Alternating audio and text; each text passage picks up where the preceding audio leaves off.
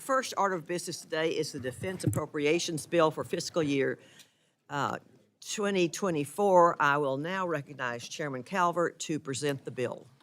Thank you, Chairwoman Granger. I appreciate your leadership and your continued support for our men and women in uniform. I want to recognize my friend, our subcommittee's ranking member, Ms. McCollum. We have been each other's chair or ranking member for many years now, and I appreciate our relationship. The fiscal year 24 Defense Appropriation Bill provides $826.45 billion for the Department of Defense and Intelligence Community. This is $286 million above the President's request, $27.8 billion above fiscal year 23 enacted level. The stated mission of the Department of Defense is to provide the military forces needed to deter war and ensure our nation's security. Our bill does exactly that by focusing on DoD's most vital task, protecting our homeland and our national interests. Despite the administration's late submission of its budget request, the Defense Subcommittee held 6 hearings, 7 classified sessions to inform the fiscal year 24 funding bill. When I became chairman of the subcommittee, I made it clear to the department they would not receive any blank checks. Any request that lacked adequate justification, was early to when funds were needed, had unjustified cost growth, or did not directly support DoD's mission would not be funded in this bill. In total, the bill cuts approximately $20 billion in the President's request, reinvests those funds into war-fighting capability and additional support for our service members. It's important to emphasize that providing funds for a program without stringent oversight often leads to bad outcomes. I know that all of us here today take seriously our constitutional role to ensure taxpayer funds are used wisely. This continued oversight is a critical function of our role as appropriators. In many cases, reductions were made because the department failed to justify the request. One example is the department's request for economic order quantities for certain munitions tied to multi-year procurement. As many of you know, multi-year procurement is a contracting vehicle used to achieve savings and send a strong signal for the industrial base. The subcommittee sees value in the use of these contracts when appropriate, which is why this bill authorized multi-year procurement for 5 critical munitions. However, the department failed to justify why they also need $2 billion in fiscal year 24 to shore up contractors who have received a steady demand signal through the funds provided in annual appropriation bills and recent supplementals.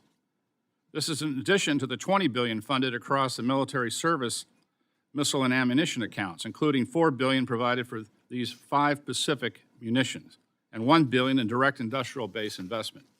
Because of the poor justification, other urgent unfunded needs, and sufficient enduring support for the munitions industrial base, the bill does not fund this request. But let me be clear.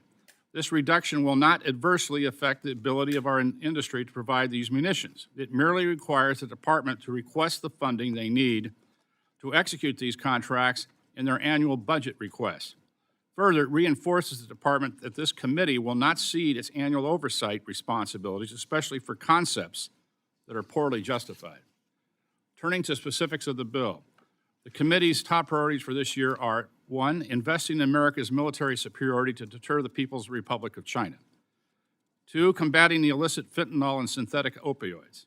3, shaping a more efficient and effective workforce. 4, creating a culture of innovation.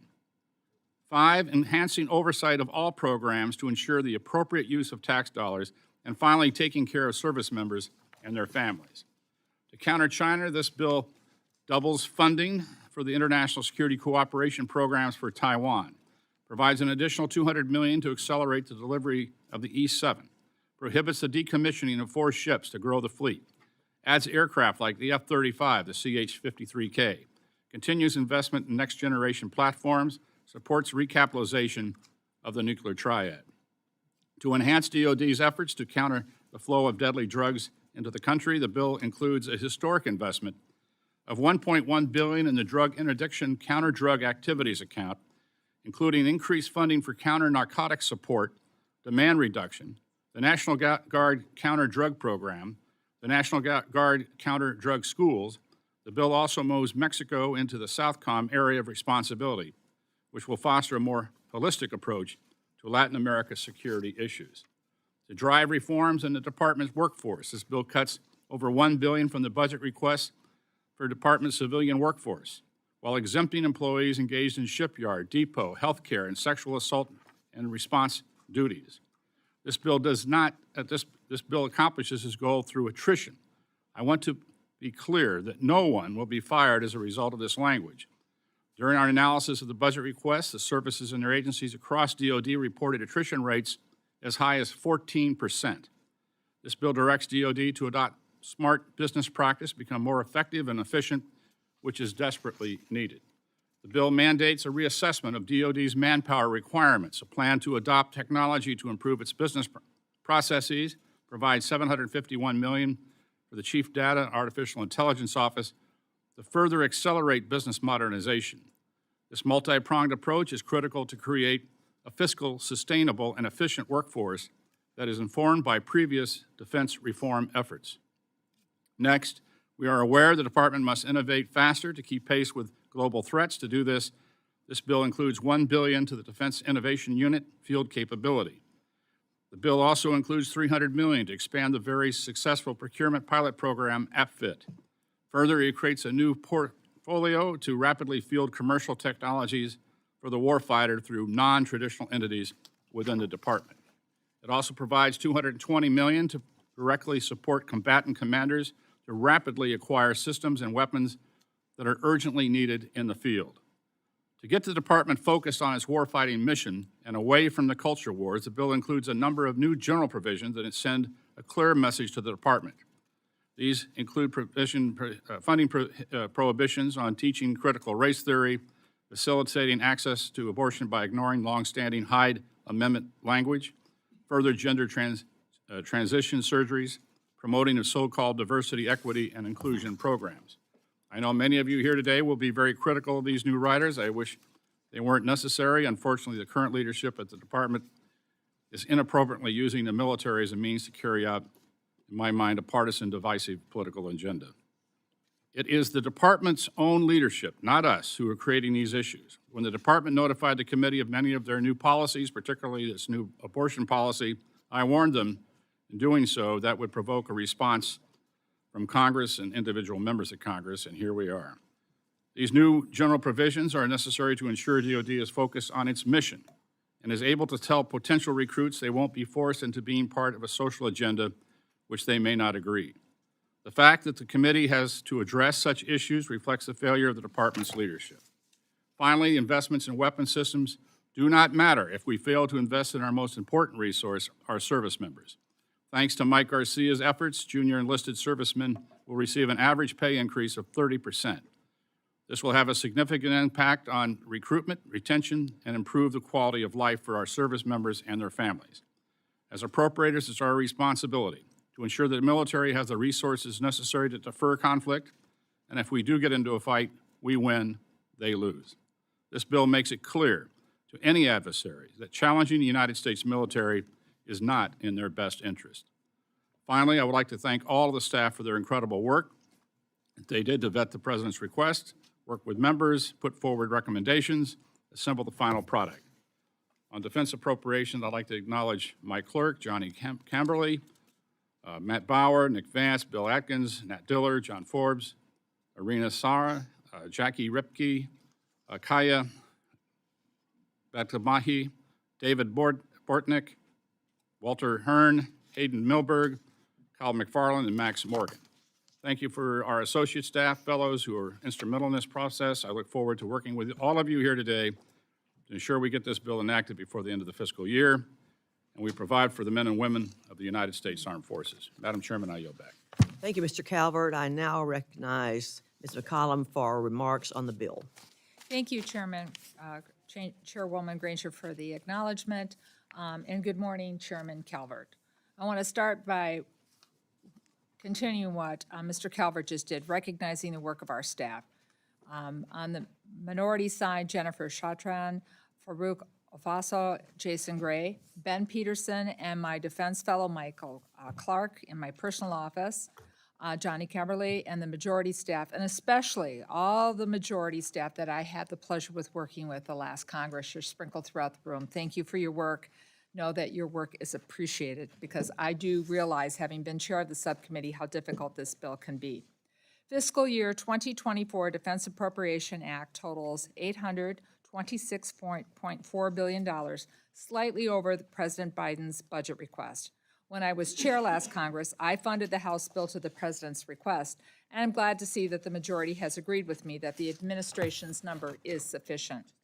However, I do have deep concerns with this bill and how it will impact our readiness. And let me start with the numbers. The $1.1 billion cuts to civilian personnel. I know that these reductions and what they will do to the force, because we tried something like this once before. In fiscal year 2013, Congress directed DoD to cut civilian personnel by $10 billion over 5 years. What was the result? And I'll quote the Deputy Secretary of Defense, Kathleen Hicks, and I quote, "The Pentagon failed to substantiate that it had received those savings. The reason those efforts rarely succeed is that it merely shifts the work being done by civilians to others, such as military personnel or defense contractors. In other words, we didn't save any money. We increased delays, wasting taxpayers' money in oversight and execution of acquisition contracts, and something I believe we should want to avoid. There is also $714 million in cuts to climate resiliency programs and a ban on essential climate impacts on the department. Last week in Milcon's markup, I listed 3 severe weather events that did $10 billion in damage to military installations because we were unprepared. One example was when Camp Lejeune had more than 900 buildings flooded, and we know for a fact that readiness was impacted. Cutting these cost-saving programs will leave installations vulnerable, waste taxpayers' dollars, and leave our force less ready. But this is the Appropriations Committee, and we are supposed to disagree about the numbers, and we will. But we always get our job done, and we will do that, the chair and I, as we move forward. But I would also like to turn to my fundamental concerns with this bill. Mr. Chairman, I must be honest with you. I did not see any of these new general provisions coming, especially on the defense bill. I was shocked when I read them, because I knew they would distract us from our task as appropriators. To execute our job, we have to be laser focused on training and equipping our troops so they can perform their duties, come home safe, and ensuring that our service members and their families have their needs met at home. I was disappointed. Disappointed because I fear these provisions will leave us a force that is smaller in size and poorly reflect of the America it serves to defend. Members, I want you to clearly understand why I feel so strongly. 12 days from now, we will commemorate the 247th anniversary of our independence. We will celebrate as a nation that grew from 13 meager colonies to the most powerful nation in the world. A nation that has struggled, but has always tried to live up to the promise of the values enshrined in our Constitution, to give every American a better life, a part to play in our nation's story. The history of America's military is no different. Time and time again, we have struggled through periods of political and social conflict to expand opportunities to serve more Americans. This year is the 75th anniversary of racial integration of the services. In 1948, President Truman's executive order recognized what was always true, that Black and brown Americans have served honorably in every military conflict since the Revolutionary War. From the Civil War heroes of the 54th Massachusetts Volunteer Infantry Regiment to the Harlem Hellfighters in World War I, the famous Red Tails, Black Americans have always been there. They've always been serving. And that's true of Americans of every race. The war in the Pacific could not have been won without the Navajo and Sioux Nation code talkers. Japanese Americans fought the fiercest battles in Italy, despite the horrific policy that interned their families here at home. The services took years to comply with President Truman's order, but when they did, they made our military stronger. Truman also did something else in 1948. He signed the Women's Armed Services Integration Act into law, allowing women to formally serve in the U.S. military, though a ban serving in combat would not be lifted until 2013. That was only 10 years ago. This law recognized another enduring truth. Women have always stood up for our national defense. In 1776, Margaret Coburn disguised herself as a man to serve in the Continental Army, firing her cannon even after being shot 3 times at the Battle of Fort Washington. 350,000 women served in uniform during World War II, from WASPs to WAVES to those in the nursing corps. And the list goes on. And we are stronger for letting them raise a hand to serve. In 2011, Don't Ask, Don't Tell was repealed, a policy that forced gay, lesbian, and bisexual Americans to have to lie about who they were in order to serve their country. And I'll repeat Mr. Pocan's powerful story. Leonard Malkovich, an Air Force technical sergeant who was discharged in 1975 because he was gay, despite being awarded a Purple Heart and a Bronze Star for his service in Vietnam. And his tombstone reads, "When I was in the military, they gave me a medal for killing 2 men, and they gave me a discharge for loving 1. Similar words will not be added and should never be added to another grave, because Americans chose acceptance and inclusion over fear. History is an important part because this bill serves a military that was not built in 1 year, not built in 5 years, but it stands on the history and the foundation strengthened by our conscious decisions to include others. In every instance, expanding opportunities for more Americans to serve has strengthened our armed forces, and it speaks to one of my core concerns today. These provisions added by the majority do not reflect a volunteer military that we have today, or honor the struggle that it took to build it. These provisions divide, not unite. They will have harmful consequences for recruitment and retention and readiness. Here are some examples. Our current force is nearly 20% women, yet there are provisions that restrict service members and civilians and dependents from seeking basic reproductive health care. 80,000 women stationed in states. They are stationed in states that reproductive health care and access is denied. These provisions will endanger the safety and support our service members deserve. It is often said, we recruit the soldier, but we retain the family. This provision does neither. The consequences will be far-reaching. Young women will refuse to raise their hand to serve. Women service members will exit the force. We will lose husbands and fathers who do not want to serve in states where their families will be impacted. Consider what drives an individual's decision to serve in the military. And let me be very clear. We do follow the current DoD policy which safeguards personal choice within the boundaries of federal law. Or do we do today what the majority proposes, which removes personal choice, especially one related to one's health or the health of their family? I've been talking to women's service members, and the answer is clear, how they feel about this. But let's also remember what it means to be a diverse force, in the spirit of the Red Tails, the Navajo Code Talkers. What message does it send to Black, Brown, Asian, Latino, and Native Americans to defund the Deputy Inspector General for Diversity, Equity, Inclusion, and Accessibility programs, or ban all funding for these programs within DoD? A ban on critical race theory is included in here. But the majority's definition reads more like a ban on teaching American history, and I find it uncomfortable. As a former history teacher, I find it alarming that this bill seeks to determine what history the military can and cannot teach.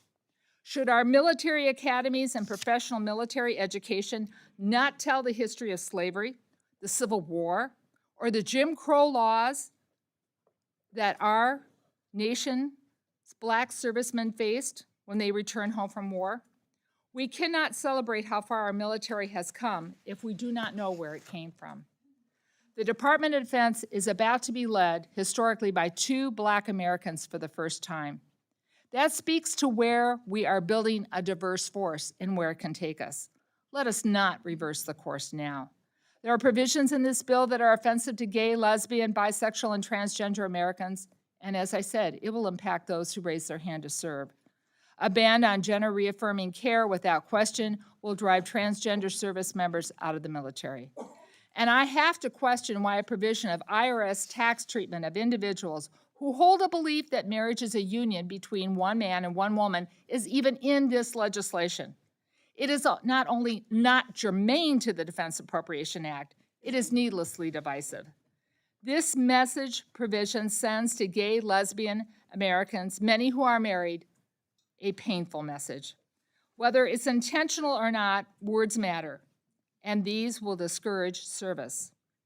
I want to register also two concerns about the impact of speech. One of the bans is the use of funds to classify any communications by a one bans the use of funds to classify any communications by a U.S. person as mis, dis, or malinformation. Our foreign adversaries use social media to spread disinformation here at home. Depriving the department of the responsibility to set the facts straight is dangerous. It is the role of this committee to ban individuals.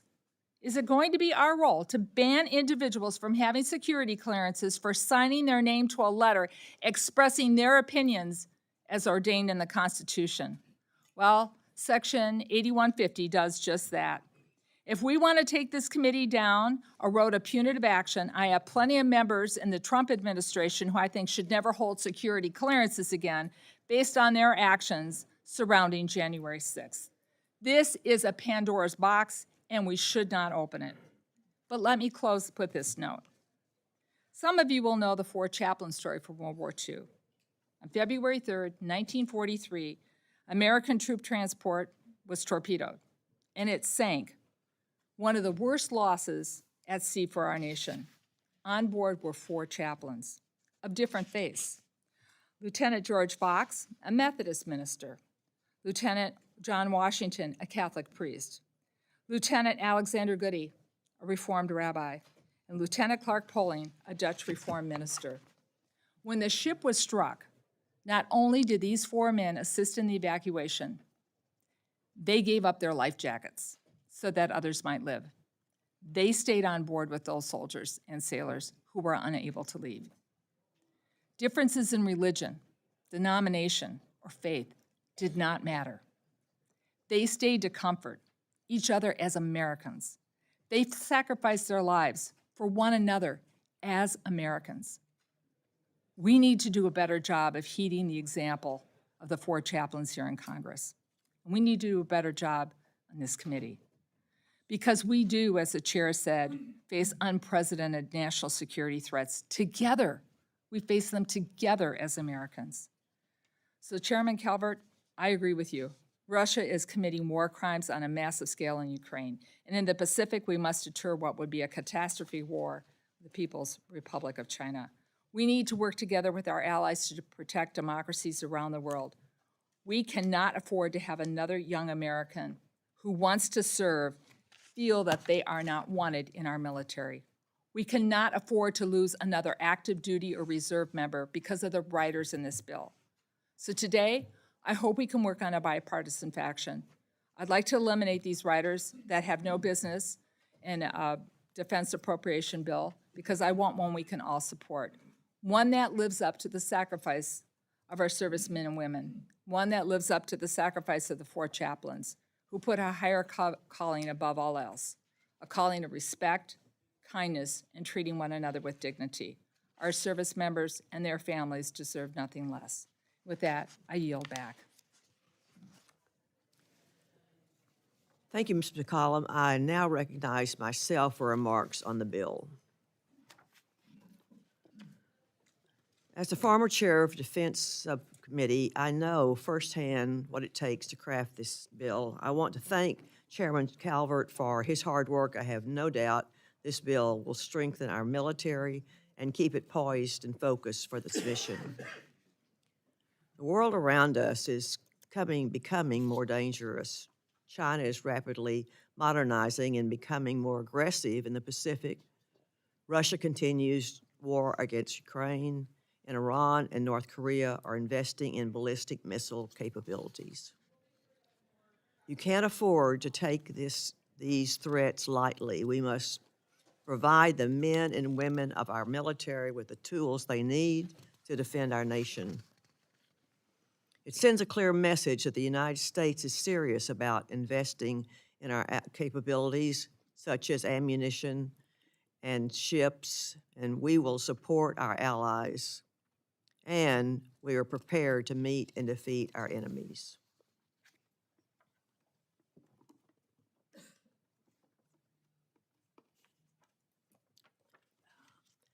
Ms. Letlow is recognized. Rise to engage the chairman of the Defense Subcommittee in a colloquy.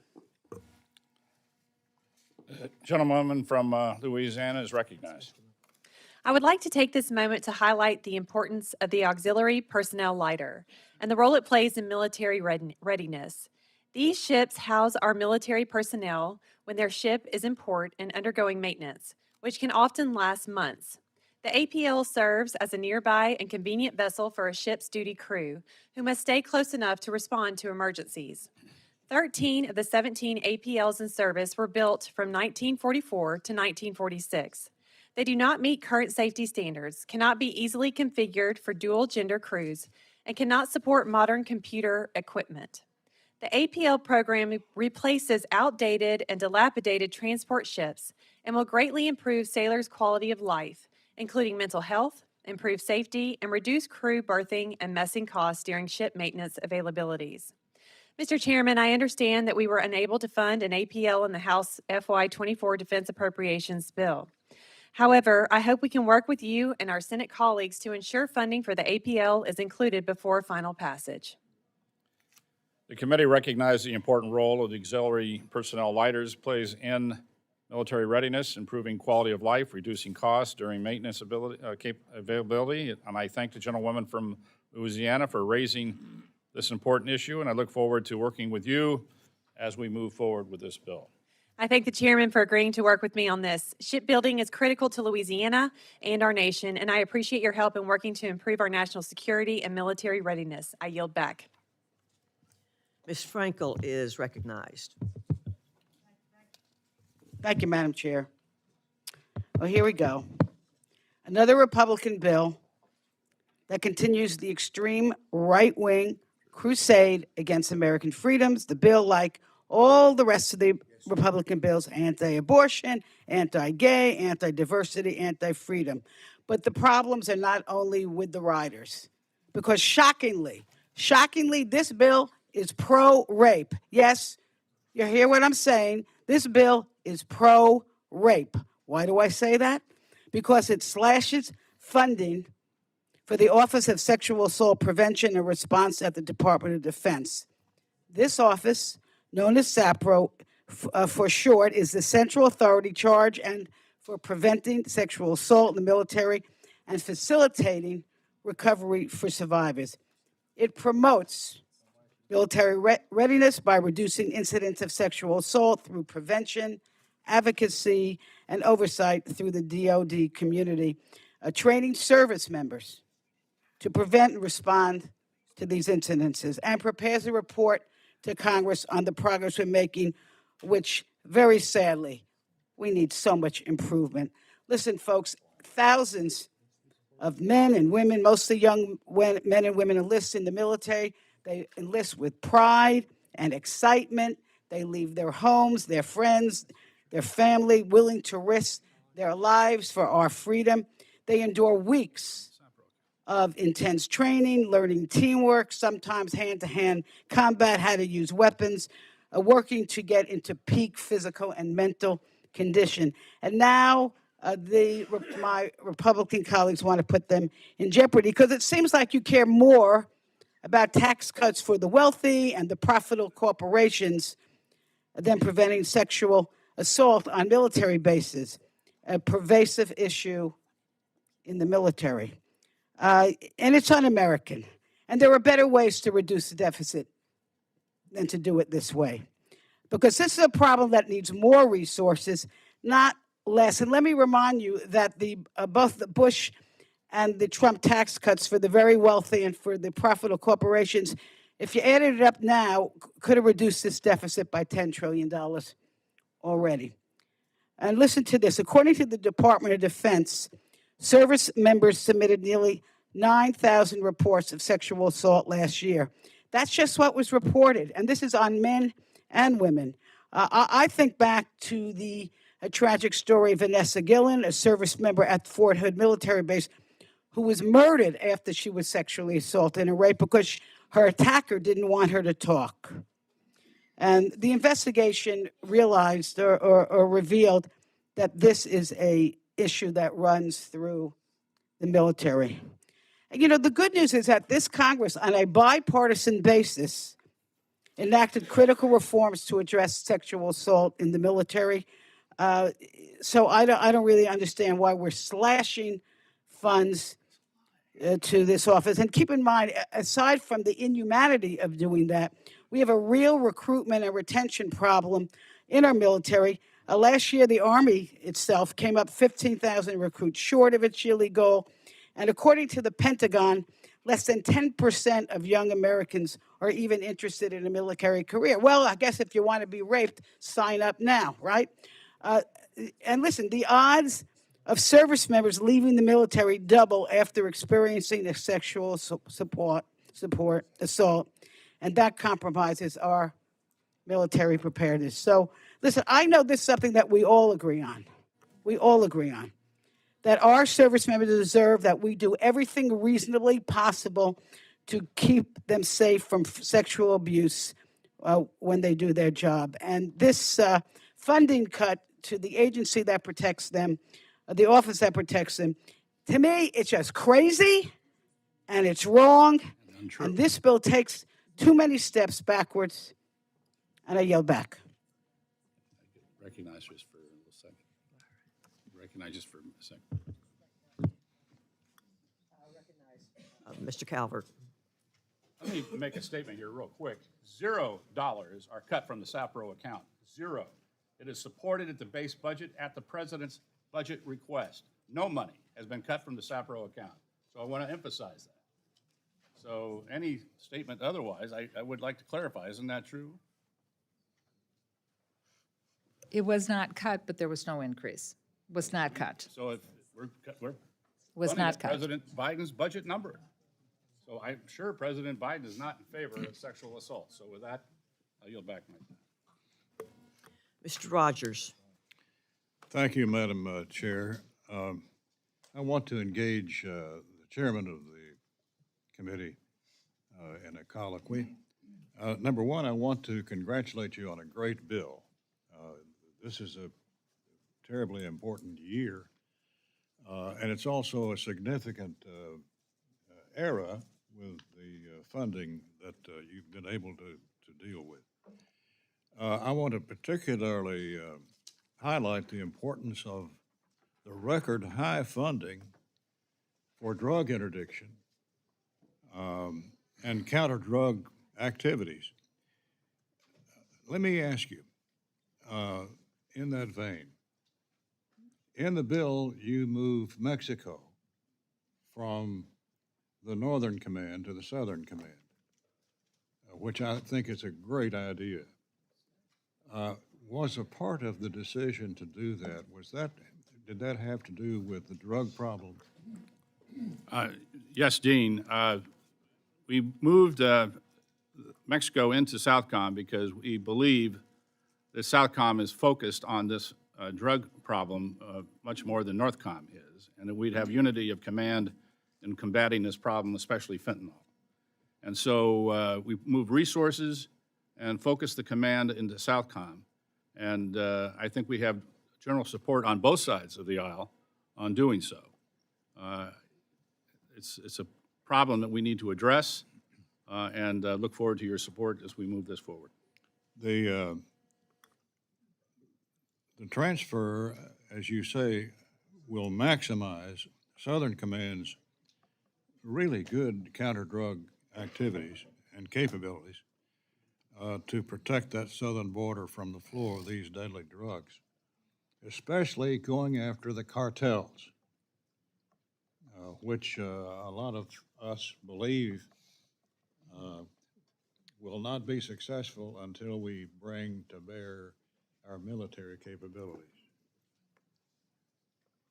I agree with the dean. We need to have unity of focus on this problem, especially the two primary cartels in Mexico. There's others also, and their interaction with the Chinese Communist Party and laundering those funds for illicit purposes.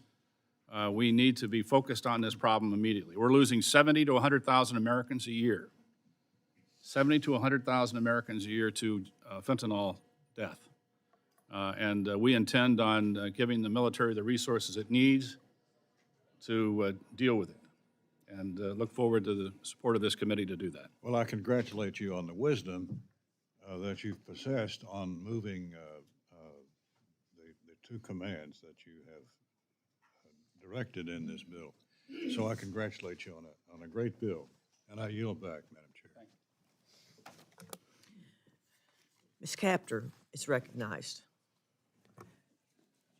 Thank you, Chairwoman Granger and Ranking Member DeLauro, Chairman Calvert, and Ranking Member McCollum. I'm grateful for the bipartisan effort you've helped lead in past years. That has been a hallmark of our Defense Subcommittee. However, in reviewing this bill, the committee is considering today, I'm left deeply disappointed. Looking at the recruitment challenges that the Department of Defense has, and knowing the challenges that we face globally, I have to say America and our allies are grappling with an increasingly dynamic and dangerous world. Russia is openly working to undermine free world security. China has positioned itself as a significant geopolitical competitor since the fall of the Soviet Union. And global challenges, including climate change and the development of artificial intelligence, threaten to further destabilize the world order that we rely on for liberty and prosperity. The United States military is key to maintaining our security in an ever-changing world, and it's our responsibility to ensure we are prepared to surmount these new threats head-on. While this bill provides important provisions, including support for research, testing, and manufacturing of space technologies that will define how future wars might be fought, many of these technologies are being developed in my home state of Ohio, the bill overall fails to meet the moment. When we could be capitalizing on what would be important steps forward for our national defense, the majority, sadly, has produced legislation that prioritizes divisive political provisions over policies that would ensure the safety of our nation's most important defense asset, our brave men and women in uniform. Instead, this legislation focuses on divisive distractions like banning diversity and inclusion programs, targeting women service members and our LGBTQ+ service members, and preventing the Department of Defense from addressing the very real dangers of disinformation campaigns and extremist rhetoric in our military. Enacting these proposals would have disastrous consequences for the morale and readiness of our armed forces and make it more challenging for military branches to overcome the unprecedented recruitment shortages they already face. Additionally, this legislation falls short of fulfilling our security commitments to our crucial allies by fully funding key regional security initiatives. The largest war for liberty since World War II is being fought in Ukraine, on the European continent as we speak.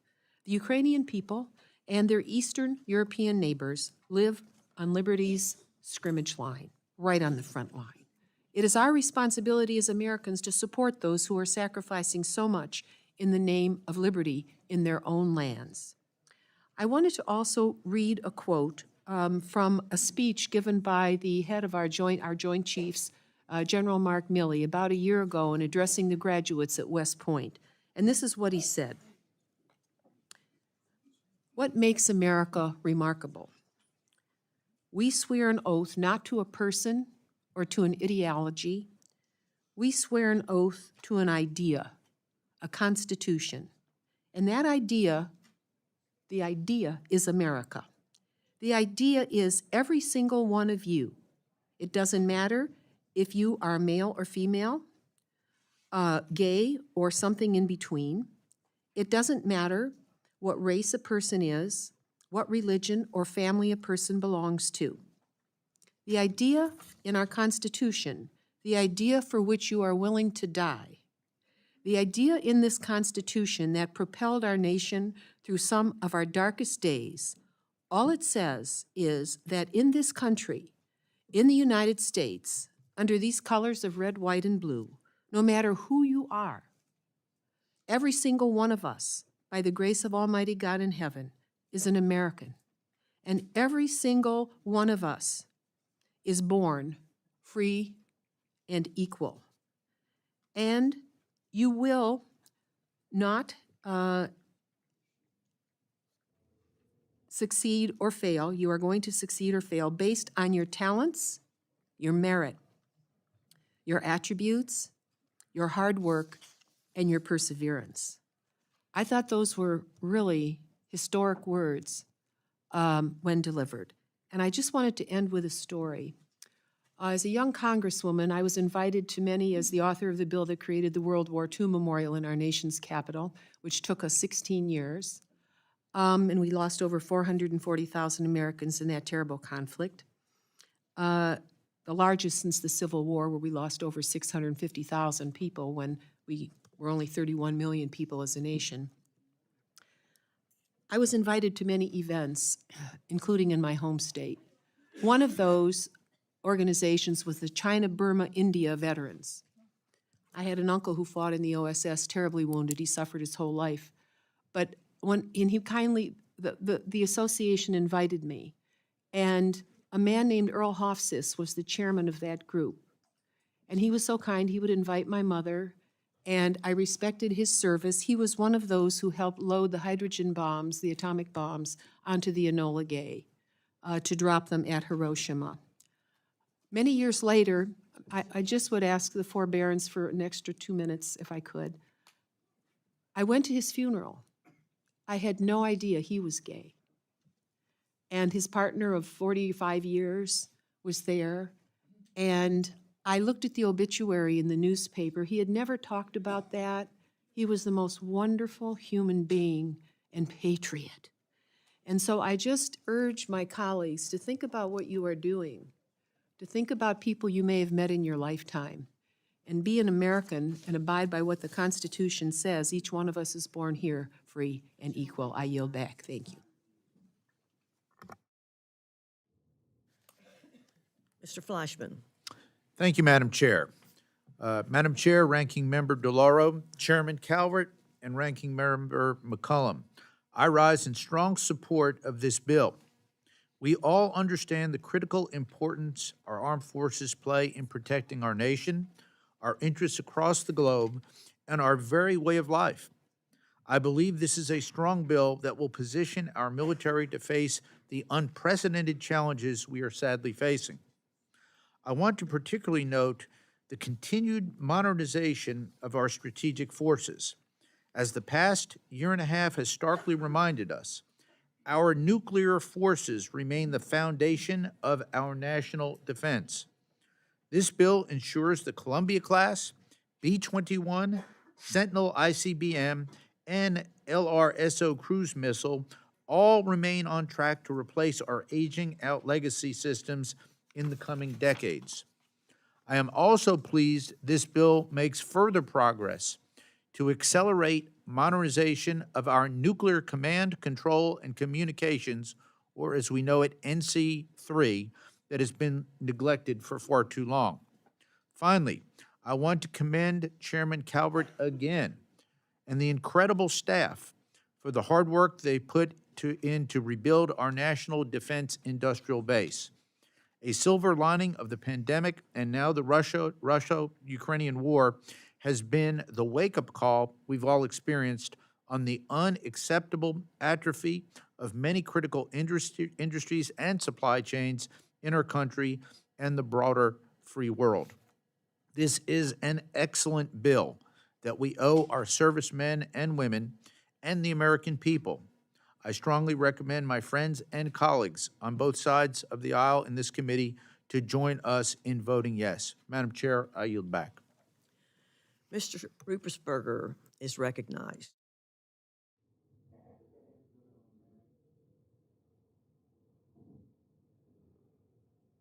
Hello? Got it. Okay. Thank you, Chairwoman Granger, for recognizing me. I do want to acknowledge the work that Rep. Calvert and also Rep. McCullen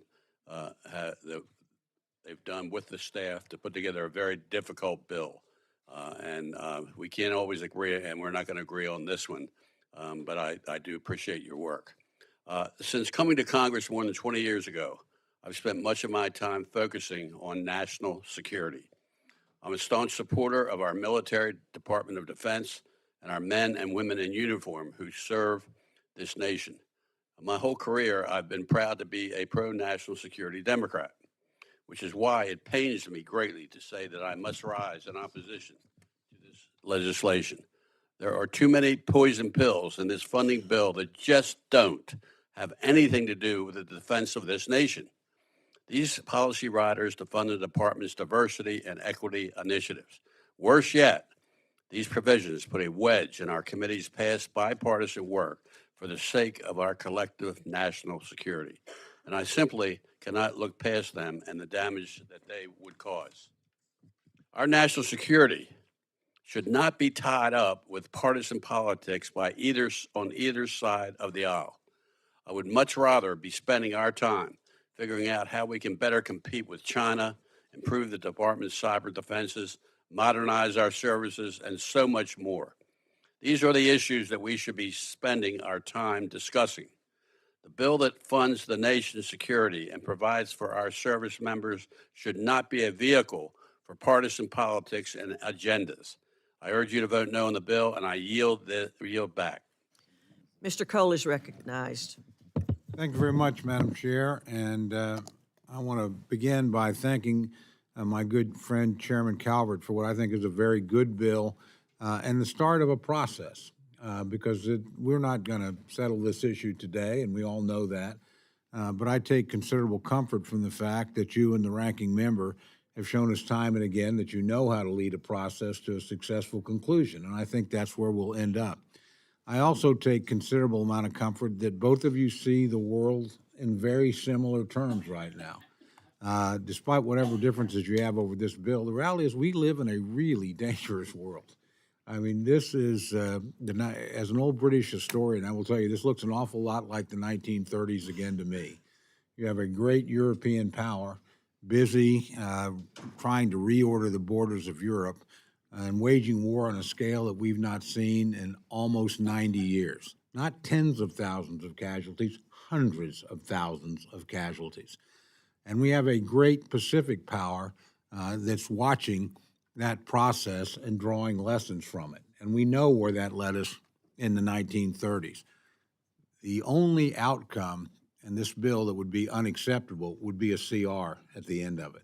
In a situation like that, the signal that we would send to our enemies and adversaries, and frankly to our friends around the world, would be absolutely unacceptable. I think this is the most important thing we will do this year, is the passage of this particular piece of legislation. And again, I'm very heartened that we have a chairman and a ranking member that see the world for what it is, a very dangerous place, and also have a history of working together and producing a product that unites us not only across partisan lines in our own chamber, but across the rotunda with our friends on the other side of the building that we seldom see but often have to deal with. And I think they'll get us there. I do want to particularly thank you, Mr. Chairman, for having a strategy behind the bill. I've seen a lot of bills that are just a collection of things. This bill has a strategy. The chairman very clearly laid out the priorities in his opening remarks. And I think if you look at them, they're not priorities that anybody in this room would probably disagree with, even if you disagree with this particular or that particular. That's what the negotiation will be about. That's what the dialogue will be about, both internally and with the Senate. But again, I would just urge all of you, no matter where you're starting on this bill, to understand how catastrophic it would be if we fail to pass this piece of legislation. I want to thank you personally for adding to $200 million to the E7. So we have a new framework for, as my friend knows, the AWACS are based out of Tinker Air Force Base. Those are old airframes. They're old 707 airframes. It's a critical part of our fleet. Should have been modernized a long time ago. You've picked up the ball, not only done what the president asked, but accelerated this, because if you actually look at what's happening, we're retiring them too fast. They need to be retired, but they need to be replaced as they're retired so we don't lose the capability. And we're not short-term blind or less than 100% capable and have be overtaken by a process.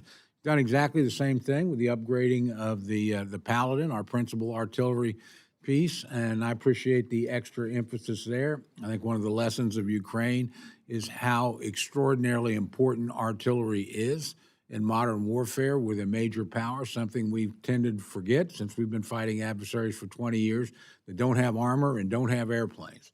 That's not likely to happen if we stumble into a conflict in either Europe or in the Western Pacific. This bill is a very thoughtful bill. But in the end, what I count on is the collaboration between the chairman and the ranking member and the good sense of this committee to recognize whatever our partisan differences over things. And these are important. I don't diminish anybody's concerns. We cannot end up in a CR. We cannot send that message.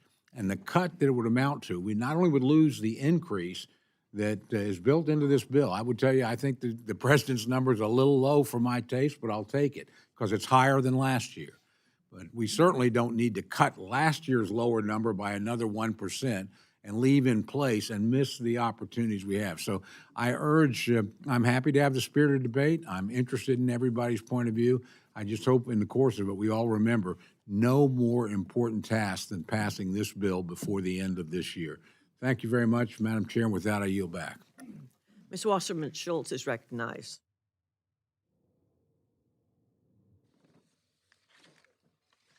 Thank you, Madam Chair. I just want to address very quickly what the exchange between Mr. Calvert and Ms. Frankel. The issue is that for sexual assault funding, even if it's at the president's budget, just like in MilCon, that amount, without adding the funding that Congress always adds, is less than the enacted, which is a cut from the last fiscal year to this year. So let's just be very clear, regardless of what we always add money because we have a massive sexual assault problem in the military, and you funding it at the president's budget level is a cut from enacted. Moving on, I rise today in opposition to this bill. Here we are once again considering a bill that has no chance of becoming law. It's loaded with extremist policy riders that won't be in the final product. Not only does this bill divest from critical programs that address grave threats to our national security, like climate change, but it is also riddled with the Republican culture war riders that undermine and politicize the military and the rights of those in our all-volunteer force. My colleagues across the aisle were tasked with crafting a defense bill that supports all of our service members, not just those who are white, straight, and conservative. And they failed miserably on that mission. Everyone in this room knows that we have a real recruitment and retention problem, and cutting sexual assault funding doesn't help that. Yet this bill sadly undermines the past investments we made to improve the lives of all members of the military.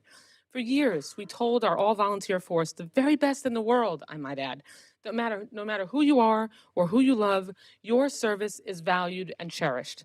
But this year, the defense bill includes a $100 million reduction in funding for diversity, equity, and inclusion programs, and it does it by using language that stunningly reeks of the homophobic policies of the past, including a ban on gender-affirming surgery.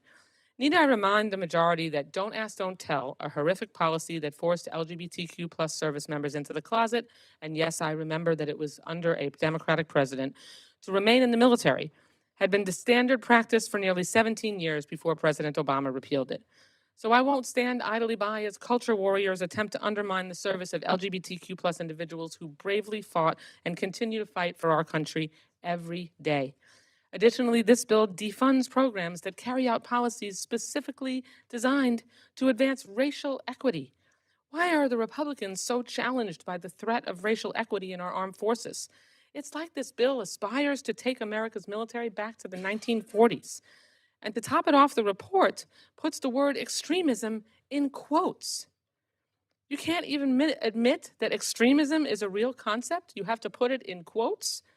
Now, we know the vast majority of men and women in uniform serve our nation honorably, but we cannot ignore that nearly 1 in 5 people charged over their alleged involvement in the attack on the Capitol on January 6th appear to have served in the military. The programs we invest in and the policies put forward by the administration serve as a deterrent to prevent extremists from preying on service members. Education and awareness are critical.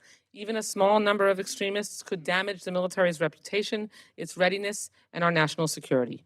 I plead with my Republican colleagues to put forward a defense bill that focuses on the real needs of the members of our military and stop using this critical bill, one that we literally count on to keep every American family safe, as a divisive wedge to pass partisan discriminatory policies. Thank you. I yield back the balance of my time. Mr. Womack is recognized. Thank you, Madam Chair. I'll be very brief. I rise to associate myself with the remarks of my friend Tom Cole, who spoke the truth about what we're trying to accomplish with this particular bill. But we need to remind ourselves that there is no protection for national security against a potential government shutdown on October 1st. Now, there's language in the debt ceiling agreement that addresses the failure of Congress to do 12 appropriation bills. It's not just one. We can pass defense today and celebrate that, but that makes no difference with the debt ceiling arrangement that we have all agreed to. That by January 1st, we have to have all 12 bills finished, or that sequester goes into effect sometime between then and the 30th of April. So if we believe that this is an important bill, and it is, then we need to put emphasis on the other 11 as well, because it all gets undone if we can't get our work accomplished. So I say again, at the risk of sounding like a broken record, the appropriators have a very heavy lift on their hands right now, given the divisions, and we've got to accomplish our work. It's what we do, and we need to do it with dispatch so that come October 1st, that we're not trying to rely on a continuing resolution, which seems to be where we're kind of headed in a short space of time, but certainly by the 1st of January. We have to move these 12 bills, or we're going to get hit with a 23 enacted minus 1%. And that is unacceptable. It's unacceptable given the security issues that are going on around this world. And so I hope that everybody will kind of lock arms. We're going to have some divisions in here, and we're going to have to negotiate, and both sides are probably going to have to give up a little bit in order to get where we need to go. So with that, Madam Chair, as Forrest Gump said in that famous movie, that's all I got to say about that. Thank you. Mr. Bishop is recognized. Thank you very much, Madam Chair. Let me associate myself with the remarks of Ranking Member McCollum, the remarks of my good friend, Mr. Cole, as well as those of Mr. Womack. This is a very serious bill, and we have a real heavy level of responsibility facing us. But I do have to express my deep concern and opposition to the current draft of the fiscal year 24 Defense Appropriations Bill as presented today. It's not just a matter of dollars and cents, but it's at its core a statement of our national values, our priorities, and our commitments, and reflects who we are as a nation and what we aspire to be. In reviewing the bill, I, along with many of my colleagues that you've heard from have significant concerns, and there are provisions of the bill that commendably seek to strengthen our military capabilities, particularly in response to the rising global threats, and others undermine our broader social responsibilities and run counter to inclusivity and equity that we as a nation should be championing. My biggest concern lies with the proposed halt on the department's climate change programs and the diversity initiatives and the reduction of the civilian personnel budget.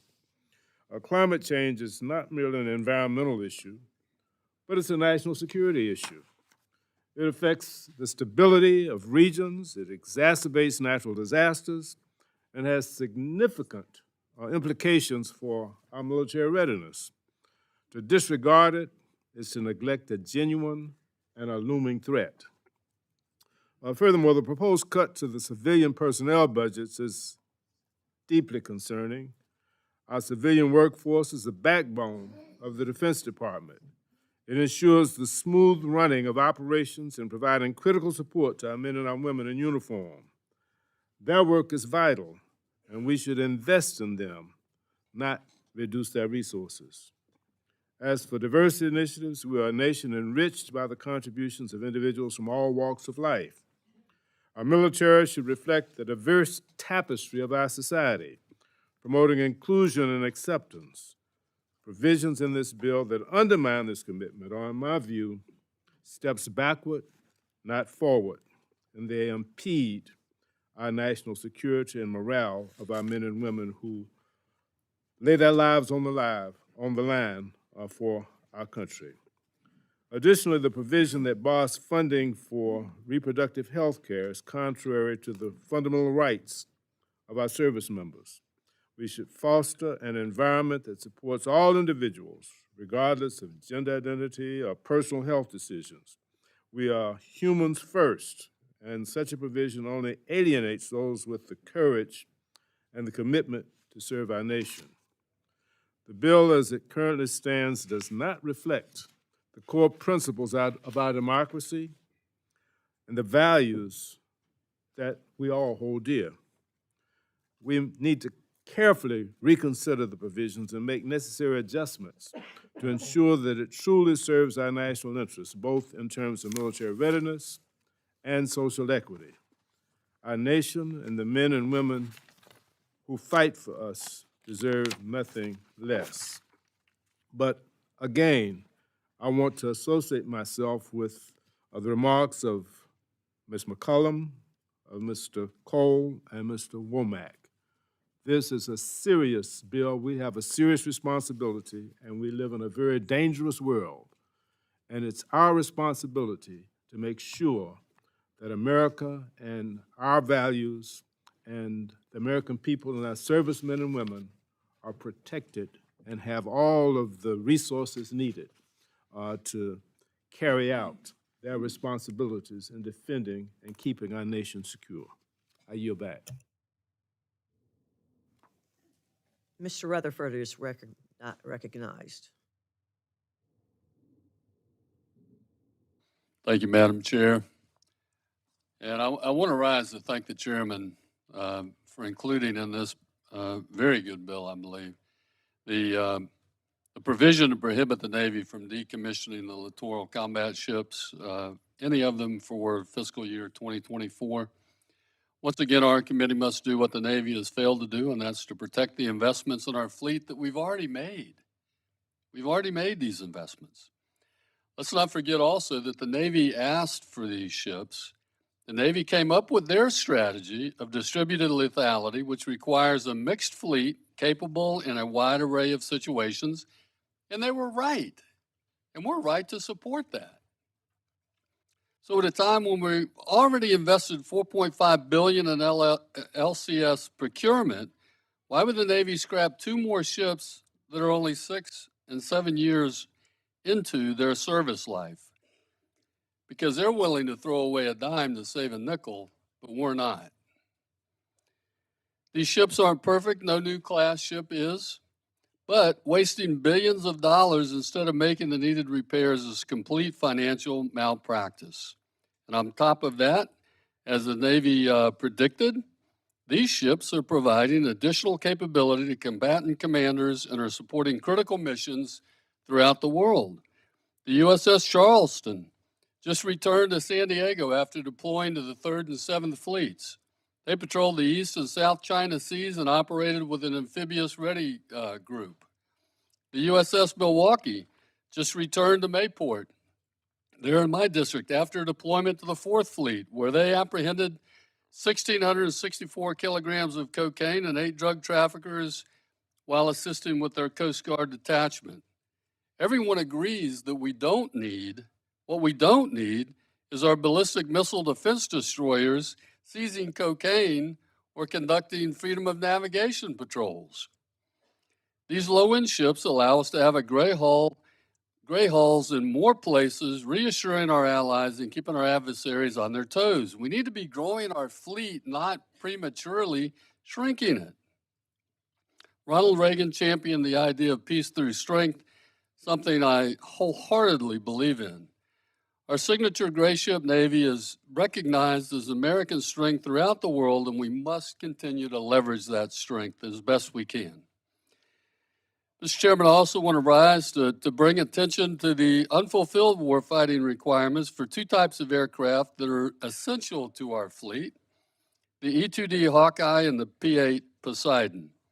The E-2D is commonly known as the quarterback of the fleet, and it's the airborne early warning and command and control for a carrier strike group. And after many years of strong support from this committee, the Navy is still short their warfighting requirement by 6 aircraft. As the program winds down, I hope that we can take advantage of a hot production line to ensure the Navy completes their requirement at an acceptable price and time frame. Additionally, the P-8 has earned the well-deserved reputation as the preeminent anti-submarine warfare platform in our Navy, the only tool in our arsenal that can find, fix, track, and target deep water submarines. The operational tempo for this platform is higher now than at any point in our history, and unfortunately, the Navy is 10 aircraft short of its warfighting requirement, which constrains our ability to confront the submarine threats from China in the Indo-Pacific. So, Mr. Chairman, I greatly respect the tough choices that we have to make in drafting this bill, and I hope that we can continue to work together to resolve some of these needs that the Navy has moving forward. But congratulations on a great bill. I yield back. Mr. Cuellar is recognized. Mayor and Mr. Chairman, Ranking Member also, thank you so much. Let me just say a few words before I talk and thank you all for adding some important provisions. Let me just talk about the legislative process. Look, we're familiar with the legislative process. We're supposed to do a very thorough examination of the legislation that we want to pass, in this case, the defense appropriations.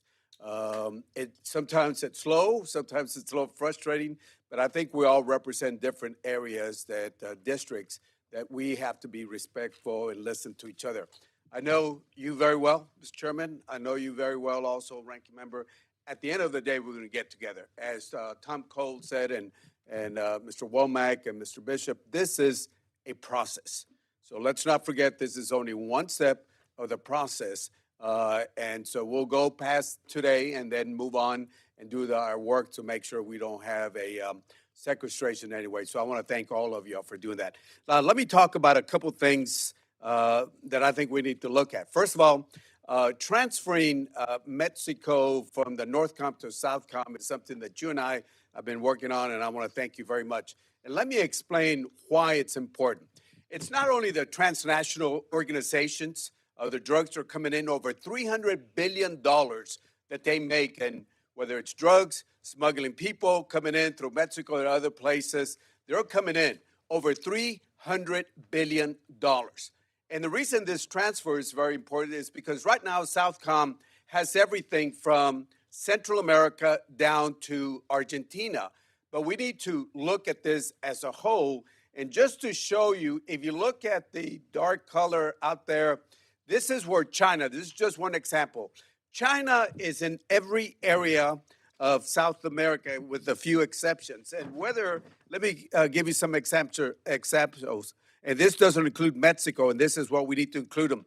They got 21 out of 31 countries in the Belt Road Initiative. Their military presence is down there also. It's not only Russia, it's not only Iran in certain areas, but especially China out there. You also have arms transfer. They also have space infrastructure. They have 11 space sites where sometimes, so for example, in Argentina, they're there for the next 50 years. They have leases for 50 years. They have safe cities projects. They have 5G developments, port projects in so many other countries there. And of course, the resources, without including Mexico, China gets 36% of its food imports from Latin America. And if you include Mexico in there, you see other things. So this is important to include Mexico as part of Southcom so we can look at this together. Can't go into some of this because they're classified, but I would tell you what China is doing in Mexico right by the border is something that should be very disturbing to us. And this is why, one of the reasons why we need to include, and I'm glad that we move Mexico into the Southcom. So thank you, Mr. Chairman. The other thing I want to thank the chairman and the ranking member also is including monies there to do human performance optimization. Now, why is this important?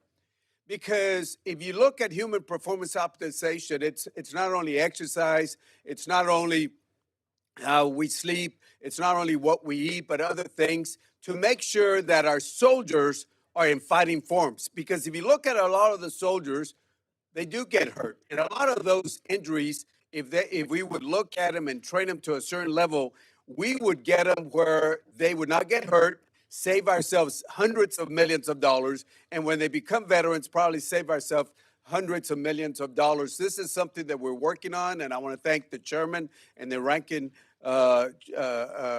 member also for the human performance optimization. And finally, I do want to say also, I want to say thank you for the work and the monies that we added for the hypersonics test range infrastructure.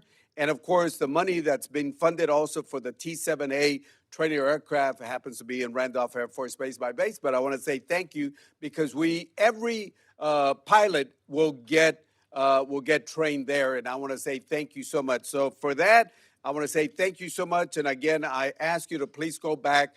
It's a process. We'll get past this. And at the end, we got to get together. Thank you, Mr. Chairman. Thank you, Madam Chairman. And again, thank you, the ranking member. Mr. Carl is recognized. Thank you, Madam Chair. Thank you, Mr. Calvert, for your work, your staff. And I stand in support of this defense bill. We need to ensure our military is ready to defend us against our peer adversary, China. China has been modernized, diversified, expanding their military capabilities around the world. China is emboldened to use military might against the U.S. interests in the Pacific region, and the Chinese Communist Party has its sights set on global aspirations. According to this administration's own threat assessment, the Chinese Navy has grown over 330 ships. Its Air Force has over 2,000 sophisticated combat aircraft, and the Chinese have assembled an army of 970,000 soldiers strong. They are continuing to build their capabilities. To be ready, we must retain our brave servicemen, recruit future warriors, and ensure we are properly trained and armed with the best equipment. This bill funds a 5.2% pay increase for our service members, huge, which includes a historical pay increase for our junior enlisted personnel on an average of 30%, and enables the Defense Department to seek talented people for critical skill sets. Invest in our next generation combat aircraft, tactical vehicles, vessels, and submarines, modernize our nuclear infrastructure, our nuclear base, and increase our space-based capabilities. This bill will redirect over $20 billion of the president's wasteful spending to address war-fighting needs, countering China, and supporting our service members and their families. I strongly support this bill, and I encourage my colleagues to do the same. Madam Chair, and I yield back. Ms. Mings is recognized. Chair, thank you, Madam Ranking Member. I rise in strong opposition to the 2024 defense funding bill. As we all know, our military has a recruitment problem. Rather than put forth proposals that seek to foster an environment where every American, no matter who they love or where they come from, would willingly put their lives on the line in defense of this nation, the bill before us instead focuses on issues of no consequence to our military. From the banning of gender-affirming care to prohibiting funding for diversity, equity, and inclusion activities, this bill is full of harmful riders. We should recognize those who are willing to serve for the sum of their skills and experiences. Diversity is one of the greatest assets our military has. We should be focusing on the basic issues our service members currently face, like inadequate housing, access to childcare, support for starting a family, just to name a few, rather than whether a drag queen chooses to serve their community by reading books to kids. This harmful bill sends the message that we would rather a weaker military than one that reflects the diversity of our country. Finally, as a member of the State and Foreign Operations Subcommittee, I want to echo an important point that Ranking Member Lee raised last week during a consideration of the 302Bs. Full funding for the Department of Defense should not come at the expense of our nation's diplomatic and development programs. As Secretary of Defense Mattis once said, if State Department funding gets cut, then I need to buy more ammunition ultimately. Let's not support more bullets at the expense of support for the world's most vulnerable. A 30% cut to state and foreign ops at the expense of an increase in defense spending is unacceptable. Madam Chair, I'll be voting against this harmful bill before us today. I yield back. Mr. Garcia is recognized.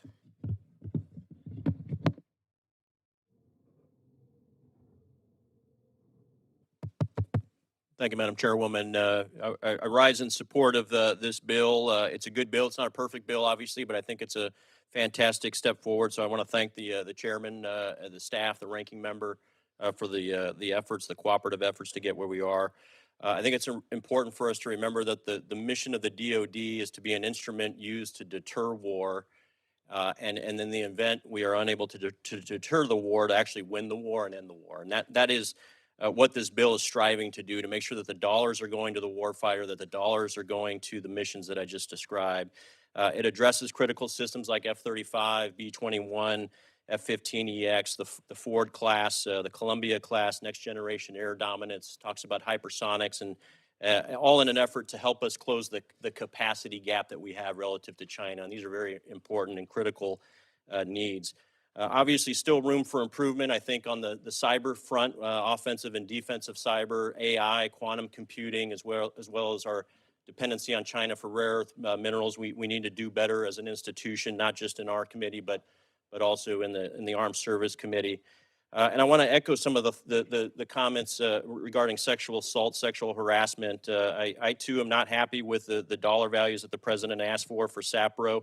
But I think it's also a policy issue that we need to discuss. And I think the DoD needs to adopt a zero defect mentality, a zero tolerance mentality when it comes to sexual assault. It should be like doing a line of coke. If you're found guilty of it, you should be separated. That's a policy thing. That's something that we need to impart on our commanders to make sure that they're adhering to, and we can talk about that offline. But I do want to talk about, as a former naval aviator, I had the opportunity to fly $80 million aircraft with 15,000 pounds of ordnance in time of conflict. But as a division officer, not as a pilot, I knew that the most critical weapon system in our inventory is our troops. And I want to applaud the chairman and frankly thank those across the aisle who last year also were helping us get this across the goal line. This pay increase for our junior enlisted is very significant. I just want to outline what it is briefly, but in the current pay tables in E1, when they first join the military, start off around $22,000 a year. When you compare that to even fast food workers, especially in states like California, that's about half of what a fast food worker makes. And so when we look at the recruiting and retention challenges, the base pay, especially for junior enlisted, is the biggest hurdle that we have. So this bill reprograms some money within the top line footprint to allow our E1s to go from $22,000 a year to $31,200 a year, which gets them effectively parity with their civilian peers working in the fast food industries at least.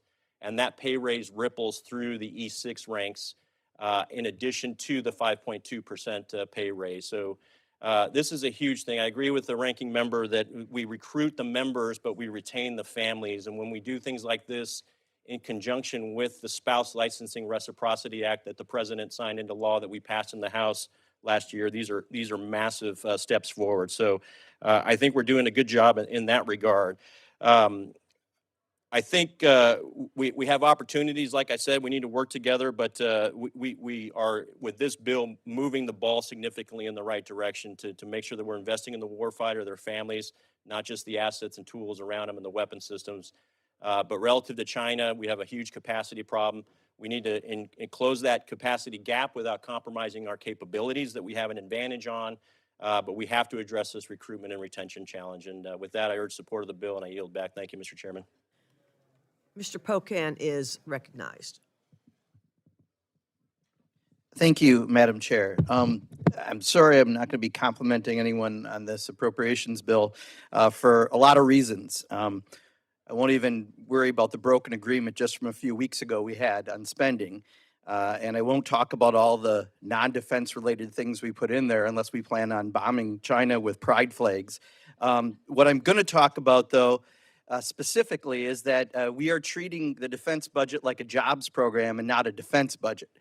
We put way too much money in without any accountability, with no response to how things are actually spent. We've spent billions on amphibious vehicles that only sink. We have the most recent class of aircraft carrier. When the toilets get clogged, we have to flush $400,000 worth of acids down the toilet, literally flushing money down the toilet. And we have no accountability whatsoever for the Department of Defense. We don't have a request for an audit, which we should have on this bill.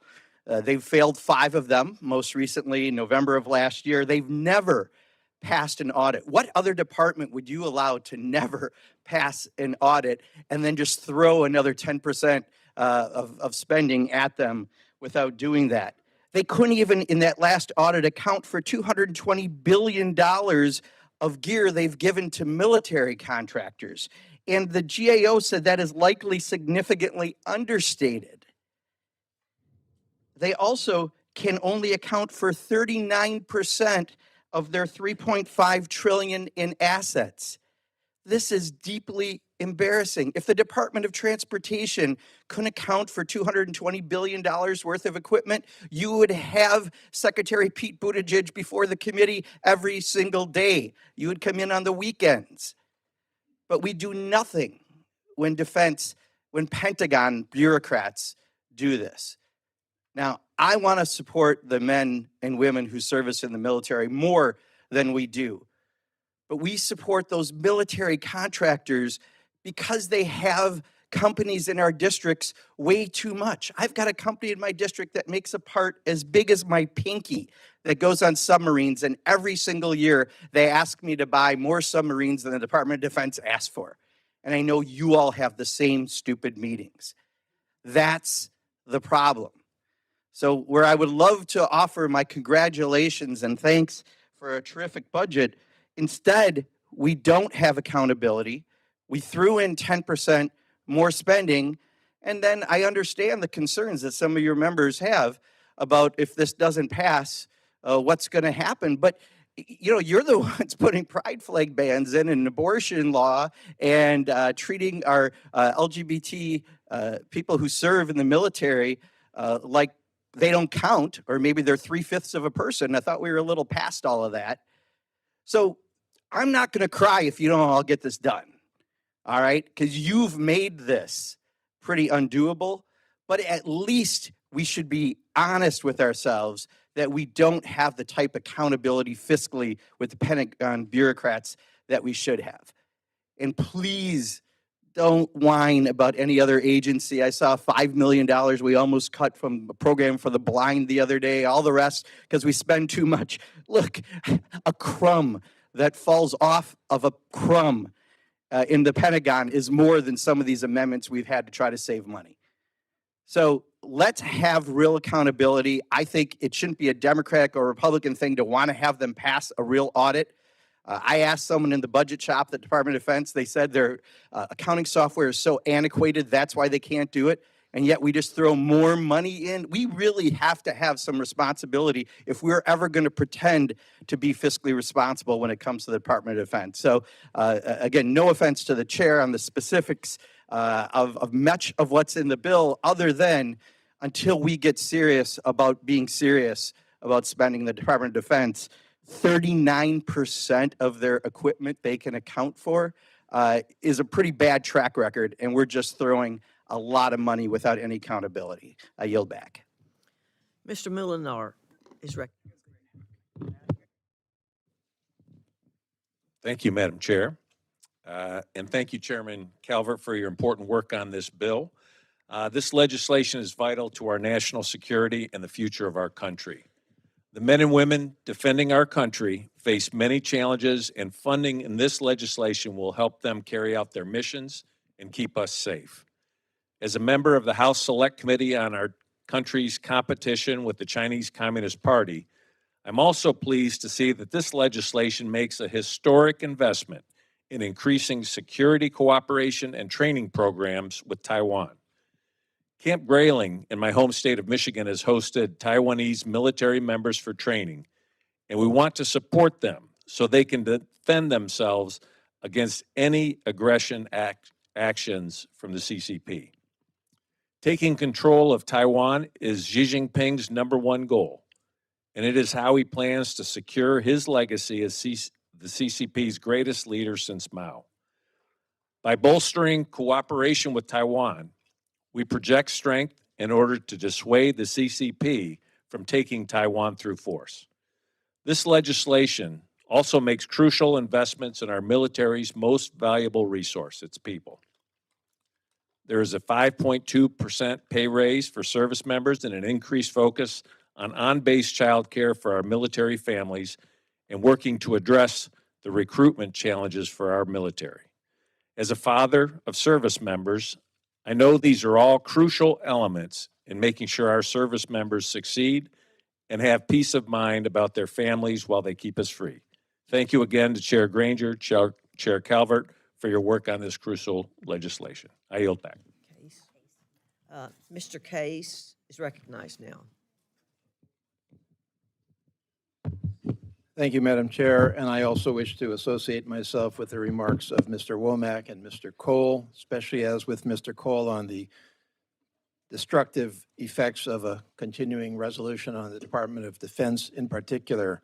As a proud member of this subcommittee, it is just deeply frustrating to see the core of a worthy defense bill, one that does meet the challenge of China, one that does position us adequately and correctly in the Indo-Pacific. Yes, one that does make the right decision on Southcom and Mexico, one that does address pay raises for our enlisted people. All of that is good. But a bill that, as it stands before us today, I believe is fatally flawed by the interjection of superfluous, divisive, regressive issues that are detracting from our ability to maintain a mainstream bipartisan approach in a subcommittee that has always prided itself on exactly that. My colleagues have spoken to some of the issues that take us in this unfortunate direction, but I wish to speak to one in particular, and that is the treatment in this bill of the Department of Defense's efforts to address the effects on our national defense of climate change. Now, I know the two words will evoke all kinds of emotions right out of the box. Deep emotions, deep divisions that are born of years of demonization and mischaracterization. In fact, I kind of think to myself, why don't we just not talk about climate change itself? At least in this committee, let's just invent our own code for talking about this so we can all get on the same page. I thought about extreme unpredictable weather risks, and let's just go EUWR, EUR. But then, I thought to myself, well, extreme is, well, too extreme. So let's just drop that and just go with EUR. Let's just talk about this in a different way that gets to the heart and the merits of the issue, which is the impact of climate change, or EUR, on our national defense. And our national defense is under no illusions. Our Defense Department has focused realistically on this issue for almost a decade now, really longer than that if you want to take it back. But really, if you want to track it back to the formal parts of this, in 2016, a directive by the Department of Defense to focus on climate change adaptation and resilience. In 2019, a Department of Defense report required by this Congress in the NDAA on the effects of a changing climate on the Department of Defense. And then in 2021, a comprehensive climate risk assessment and climate adaptation planning document that outlined 5 lines of effort that needed to be pursued in terms of climate change: climate-informed decision-making, train and equip a climate-ready force, infrastructure to support military operations, supply chain resilience and innovation, enhance adaptation and resilience through collaboration on climate change-related issues. And it also outlines some real-world examples of the impacts of climate change on our military. Let's just take, for example, our naval bases. I have a huge one in my district. Naval bases, by definition, are on the ocean. They're not inland. They're not immune from sea level rise, from shoreline resilience. You could say the same in Guam, one of our most critical areas. We are relying, for example, on the projection of air power, on agile combat, on the distribution of runways that in many cases are susceptible to the impacts of climate change, and I can go on and on. And so this bill, although it does maintain many of the Department of Defense's efforts on climate change, deducts $715 million from climate change-related initiatives by the Department of Defense. Now, it's difficult to tell exactly what that money is from the information presented right now, but the committee report does speak to the fact that the military will sometimes hide its initiatives behind the penumbra of climate change, and I'm sympathetic to that.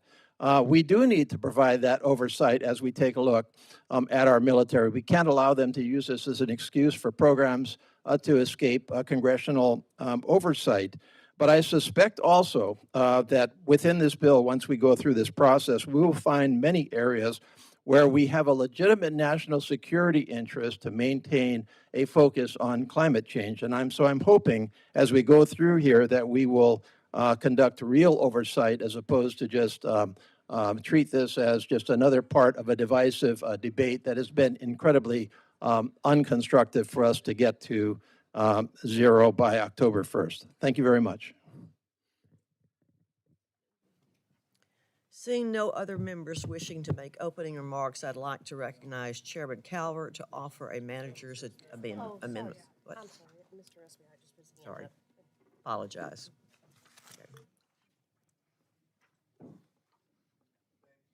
Thank you, Madam Chair.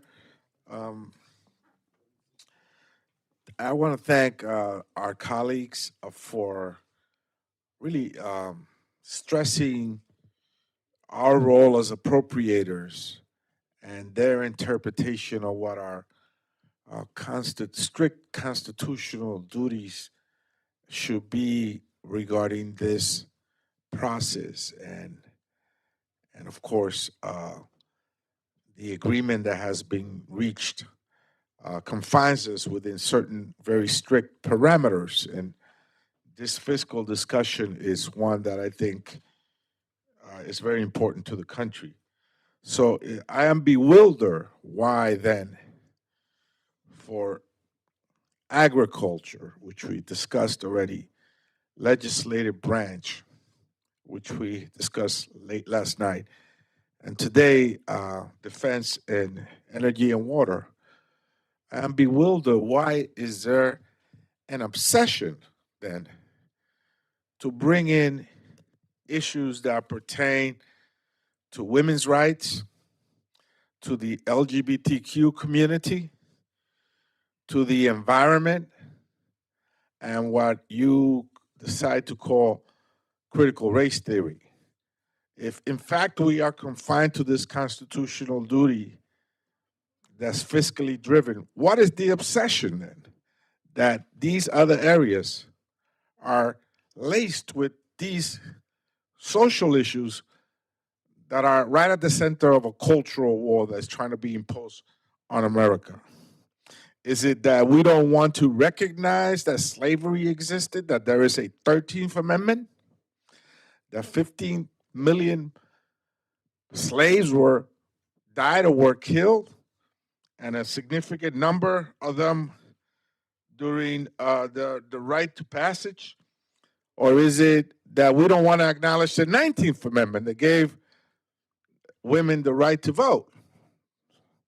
Or is it that we don't want to acknowledge, our intent is not to acknowledge the bilingual nature of our nation with states like Arizona, arid zone, Colorado, red, Los Angeles, the city of angels, La Florida, a place of flowers. Do we want to not acknowledge that? Is that the intent of lacing this fiscal exercise with this cultural war? Or is it that we want to ignore the climate disasters that are occurring across the globe?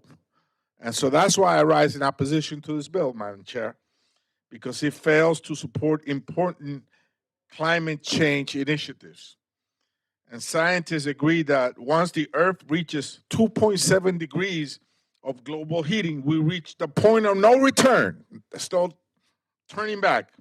According to the UN, Earth has already experienced a 2.0 degree of global heating. So we're running out of time, literally. And yet, this discussion of defense, as Putin has clearly shown his intent to potentially use tactical nuclear weapons against Ukraine. As we face that kind of danger, we are not paying attention to defense and we're getting sidetracked by these other issues that you have decided to inject into a cultural war. No, I will vote against this particular bill because it fails to address adequately the military and the future energy and water needs of our nation. And we should not be sidetracked by your obsessions. Madam Chair, thank you, and I yield back.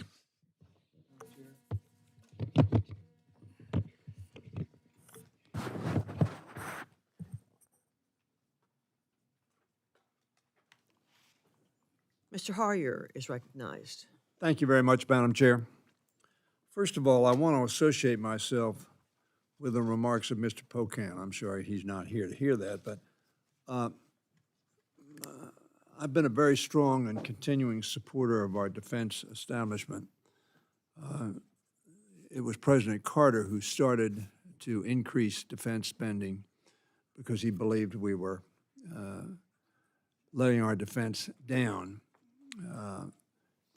Ronald Reagan continued that, and for the most part, I supported President Reagan in that effort and have continued to do that. On the other hand, Secretary Gates, Bob Gates, a Republican, when he was leaving as Secretary of Defense, as Mr. Pocan has pointed out,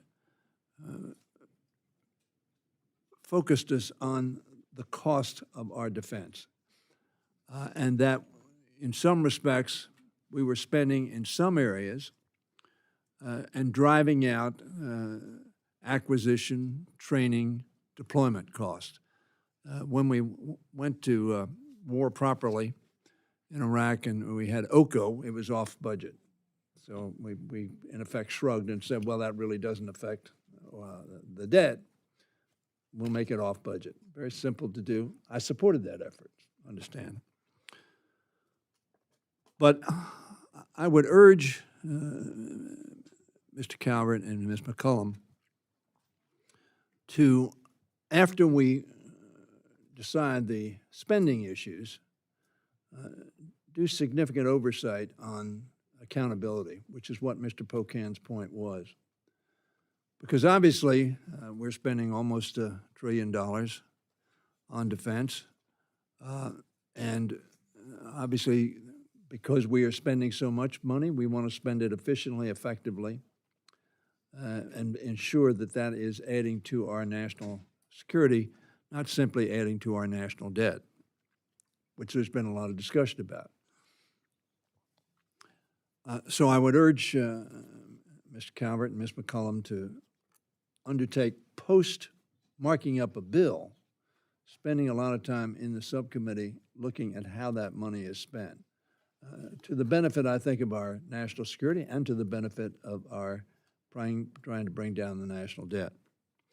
Now, I would also like to ask the chairman to yield for a question, if he might. I notice, and these are my notes, so I haven't read the language in the bill, Mr. Chairman. I want to say that first. But there are apparently two provisions. One is banning funding that may be used to classify or facilitate classification of any communication by a U.S. person as misinformation, disinformation, or malinformation. This would spread that provision. And then another provision that says we're going to ban security clearances for any signatory to the public statement on Hunter Biden emails. Now, it seems to me they're contradictory. On the one hand, you want to make sure that we can't say people are lying. We can't say people made a mistake. And on the other hand, we are taking security clearances away from people who are exercising their free speech rights. It seems to me, Mr. Chairman, they're contradictory, but that may not be the case. And I ask you the question, it seems to be that on the one hand, we're protecting free speech, and on the other hand, we are taking that away. The gentleman would yield. I yield. The information that was recently divulged through the U.S. Attorney's Office, through the special investigation, showed that information that was in the so-called Russian investigation proved to be incorrect. And that information was used, in our opinion, for political purposes. And so those individuals who signed on to that letter did so for political purposes. And so I think anyone who has the privilege of having a security clearance, as some of us do, we should not use that for political purposes. And whether you're a Republican or a Democrat, and by the way, there were a number of Republicans that signed that letter, some of which are my friends on both sides. I think it was inappropriate, and so that information, I think, was misused, and that misinformation was spread around unfortunately. So that's the reason those two items are in the bill.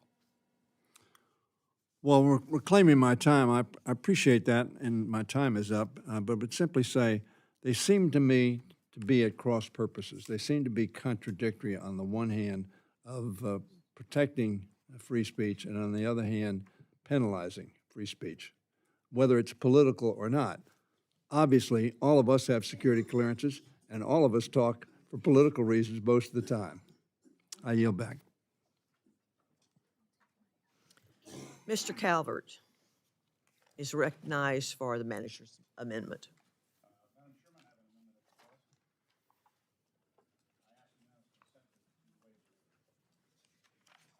Without objection, the reading of the amendment is dispensed with. Chairman Calvert is recognized. The manager's amendment incorporates various non-controversial items in the bill and report that have been cleared by the majority and the minority. I want to thank those members on both sides working with us on the various issues that have been brought to our attention. I urge adoption of this bipartisan amendment. Ms. McCollum is recognized. Thank you, Madam Chair. I rise in strong support of the manager's amendment, and I truly appreciate the work between the majority and minority on these amendments, and I support its adoption. I yield back. Mr. Rogers is recognized. Thank you, Madam Chairman. I want to thank both Chairman Calvert and Ranking Member McCollum for including a provision in this amendment encouraging the Army and Special Operations community to continue their exploration and development of lightweight stainless steel cased ammunition and ammunition links. When we consider the modern day warfighter, we often neglect to consider their ammunition traditionally made of brass. Brass casings and ammunition links have been used since the 1800s. Certainly, we have advanced beyond that technology. The continued testing of next-generation ammunition components will not only increase ammunition performance, but drastically decrease the weight of the ammunition every soldier must carry. These clear benefits are why I believe it's time to ramp up our modernization in this department. Again, I want to thank the Chair and Ranking Member for this inclusion, and I yield back. I recognize Chairman Calvert for 1 minute to close. The manager's amendments both agreed to by the majority and the minority, and I urge this passage. The question is on the amendment. All those in favor say aye. Aye. Those opposed say no.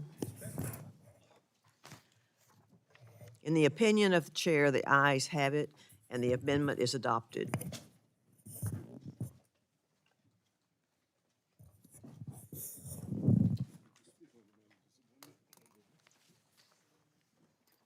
Are there any further amendments? Ms. McCollum is recognized.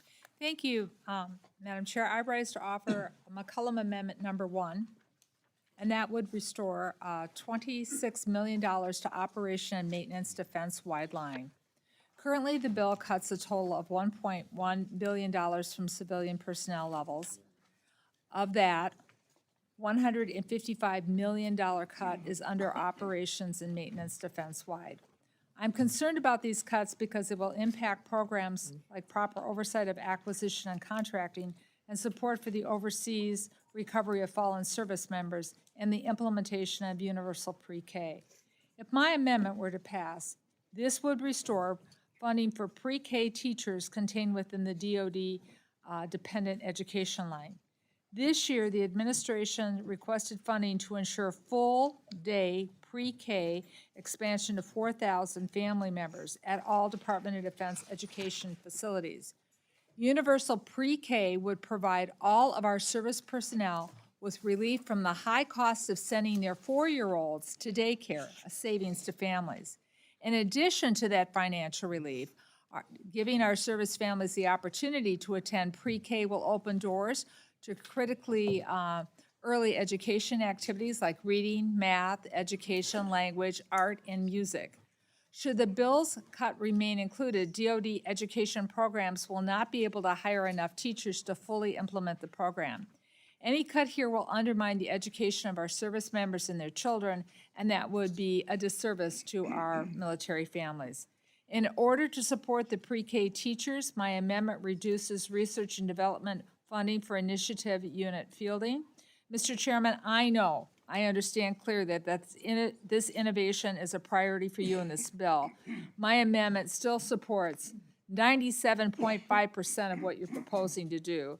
This shifts a meager 2.5% to provide for teachers that our service members and their families need. Mr. Chair, I know that you were very strategic in fencing off and protecting some areas in civilian population. I think pre-K is something we often don't think of because many of us didn't experience pre-K. It wasn't even available when my kids were young. But it is something that comes up on military bases, at home and abroad when I'm going forward, the shortage of teachers and what a difference this would make with also the shortage we have in daycare. So, Mr. Chair, I'm going to see if I can work on getting your support on that, and with that, I yield back. Mr. Calvert is recognized. I must rise in reluctant opposition to the ranking member's amendment. As she knows, we do fund child care at the PB, but I'd still like to thank my friend, Ms. McCullum, for the opportunity to discuss these two strategic challenges. The unsustainable cost of the Department of Defense civilian workforce and the imperative to prepare our military to deter great power war with the People's Republic of China. First, we're running out of time to ensure our military is equipped to deter, and if necessary, to defeat China. We cannot move fast enough with our old ways of doing business. I know that's that, and the Secretary of Defense knows that. That's exactly why he hired a senior technology executive from industry, from Apple, actually, to lead the Defense Innovation Unit into this next phase.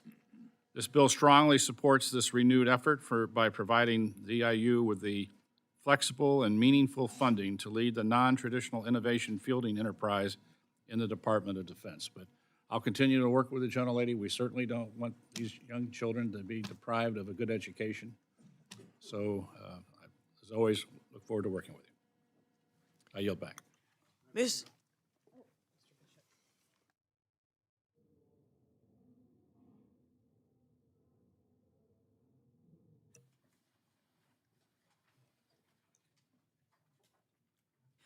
Mr. Bishop is recognized. Thank you very much, Madam Chair, for recognizing me. I'd like to rise in full support of the Readiness Teacher Amendment. As co-chair of the Congressional Military Family Caucus, it is extremely important that we consider this amendment because it underscores our commitment not just to a powerful defense, but to the well-being of our military families and their children. I'm sure that we can all agree that a strong military isn't built merely on the back of advanced weapon systems or innovative technologies. It's built on the foundation of dedicated servicemen, servicewomen, and their families. These families are the backbone of our defense, and they too serve our nation by supporting their loved ones in uniform, often under challenging circumstances that come with the military lifestyle. This amendment addresses a crucial part of that support system, education. It recognizes the importance of providing quality early education to the children of our military families. By investing in the pre-kindergarten teachers, we are investing in the future of our nation. We're providing these young minds with the resources they need to thrive regardless of their family's duty situation. Yes, it will mean reducing funds for the Defense Innovation Unit, but it is a calculated, and I believe, a wise trade-off. While I fully support and understand the significance of the Defense Innovation Unit in advancing our military technology, we must remember that innovation doesn't occur in a vacuum. It relies on a well-educated, diverse workforce.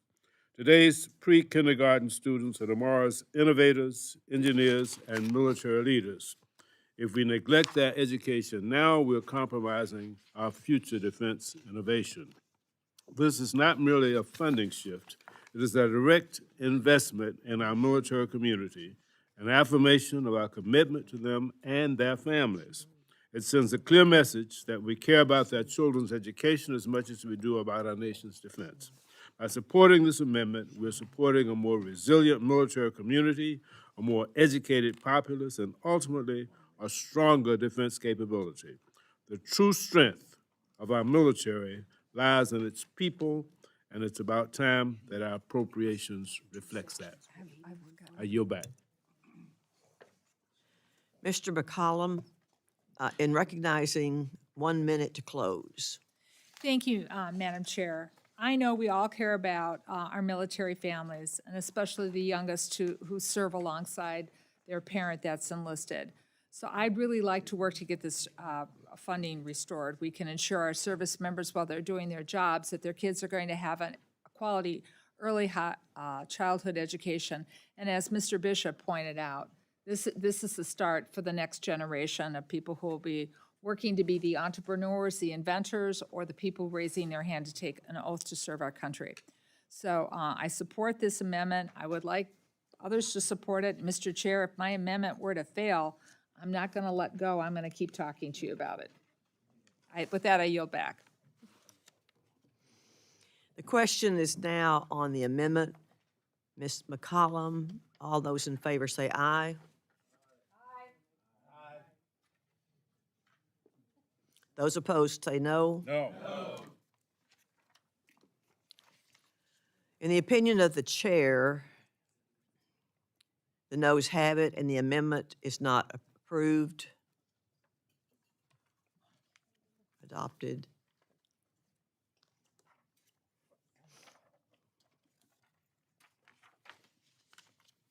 Are there any further amendments?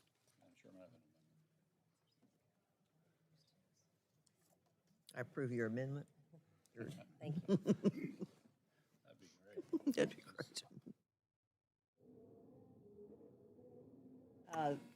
There's an amendment at the desk. The clerk will read the amendment. I ask unanimous consent to waive the reading of the amendment. Without objection, the reading of the amendment is dispensed within, and the member is recognized for opening remarks on the amendment. This is a Republican en bloc amendment. The amendment would make changes to the bill and report, for example, amend Section 8141 to further restrict the promotion of the divisive social policies that are hurting recruitment by defunding the DoD Chief Diversity Officer. It adds a new general provision that limits the flags flown by DoD to the U.S. flag, state and territorial flags, and flags which are mission-related. It provides increased funding for the Inspector General to establish a Special Inspector General for Ukraine assistance. I urge adoption of this amendment and yield back the balance of my time. Ms. McCollum is recognized. Mr. Chair, I'm going to rise in opposition to this amendment. This amendment is nothing more than a collection of bad ideas. This base bill, as I pointed out, is already full of partisan riders, and we know these will not become law. This amendment only adds to a collection of bad ideas, and we're supposed to be about putting forward a spending platform on how we could be more effective and more efficient with our military in defending our democracy and working with our allies around the world. So this, let me tell you what's in this collection of bad ideas. It's banning the pride flag. It wastes $1 million for an IG when there's currently an IG that's capable of doing work. It blocks the renaming of defense bases with Confederate names and cuts more funding from diversity programs, and it bans the department's diversity office. I just want to take a second and talk about one particular thing that I really do object to, and that is the issue of banning renaming further bases. This is something that the NDAA, we were involved in. We knew about it moving forward, Mr. Chair. One example that has moved forward is the removal of the name Fort Bragg to Fort Liberty. Oh, I'm sorry, Mr. Chair, I had misinformation. That's not in here. That's coming up later. I want to apologize to the folks here in the committee that's going to come up later. So that's one bad idea that's not in this part of the amendment. So, I'm hoping I can stay tuned and it won't come up later. But I still oppose the amendment. Thank you.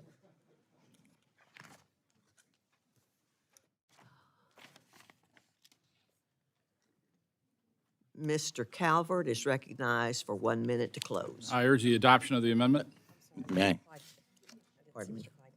May I speak on the en bloc? Thank you, Madam Chair and Chairman Calvert. Part of this Republican en bloc amendment would completely cut funding for the Department of Defense's dedicated diversity and inclusion activities, which is a very good thing. Despite facing what a military spokesperson describes as the most challenging recruiting environment since the start of the all-volunteer force, the Biden administration's Department of Defense has doubled down on their woke diversity, equity, and inclusion policies that deter capable recruits from volunteering to defend our nation and our precious freedoms. As a Navy combat veteran, I understand that a woke military is a weak military.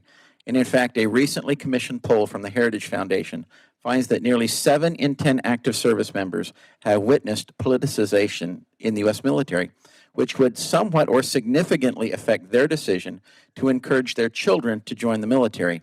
You know, and a history of family service in the military is very important to recruiting. And I'll just give you my family for an example. I joined because my brother joined, and my brother because my father joined. My father was a World War II veteran and a Korean War veteran. My brother, a service warfare officer in the Navy.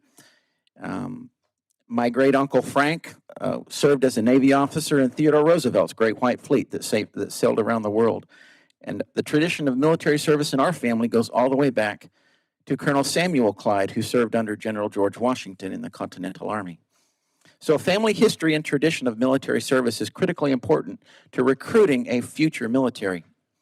Yet DEI training has infected our military with wokeness, and that is harming recruiting. Just one example is in the Navy. The Navy is using a drag queen as a digital ambassador. Seriously? We think that that's going to bring more people into the military? Prioritizing service members on the basis of race, gender, or sexual orientation divides our military. It does not bring them together. The military's sole focus should be to protect and defend the United States, not to obtain some arbitrary diversity goal that seeks to circumvent promotions on merit. One thing is clear: the continued embrace of woke ideologies in our armed services is dangerous and unsustainable. It is the primary reason recruiting numbers are cratering, and the cure is to defund the wokeness. Because traditionally, patriotic recruits are avoiding enlisting. So you defund it. And I applaud Chairman Calvert's efforts to reduce the Department of Defense's more than $114 million budget for dedicated DEI activities as part of the en bloc. I believe our taxpayer dollars are best used protecting and defending the American homeland. As a combat veteran, our military must focus on being the most lethal and combat-trained, not DEI-trained military in the world. That is the only way we stay a free nation. Every dollar appropriated must prioritize that goal of combat training, and that goal only. And I urge all my colleagues to join me in supporting this common sense en bloc amendment to prioritize America's national security over the Biden administration's obsession with radical DEI policies. Thank you, and I yield back. Mr. Calvert is recognized for 1 minute to close. I recommend passage of Madam the Chair. amendment. Madam Chair? Madam Chair? And Mr. Hoyer, both of you? Yeah. Okay. Whatever order the chair chooses. We're sorry. Mr. Hoyer is recognized. Thank you very much, Madam Chair. I want to make some remarks in response to Mr. Klein's observations about this woke stuff. When Harry Truman decided that if you were a person of color, you ought to be treated the same as a white person ought to be in the armed forces of the United States. The response to that was that that's going to hurt recruitment. It was, historically, you look it up. When women were assigned to serve on ships, I represent a lot of Navy, and I got a call from a four-striper captain, called me and said, look, that's going to really hurt. When gays were included, same thing. My point is that it'll hurt recruitment, is a very old argument, and I think a very wrong argument. And why we are opposed to all these riders, we believe that America is about each individual being treated equally. And that's the issue that Mr. Pocan raises. It's the issue that our friends of color raise, but we ought to all raise it. And that is why it's so distressing when that seems to be woke. I presume Abraham Lincoln was woke. And you say he was not woke. But a lot of people from your area of the country thought that to be the case. They were Democrats. The segregationists were Democrats. They're no longer Democrats. They've migrated to another party. So I'm so glad you raised that issue. It started in 1948 when Hubert Humphrey gave a speech in New York. He was then the mayor of Minneapolis. And he said, we need to come out of the dark shadows of segregation and slavery into the bright sunlight of justice and equality.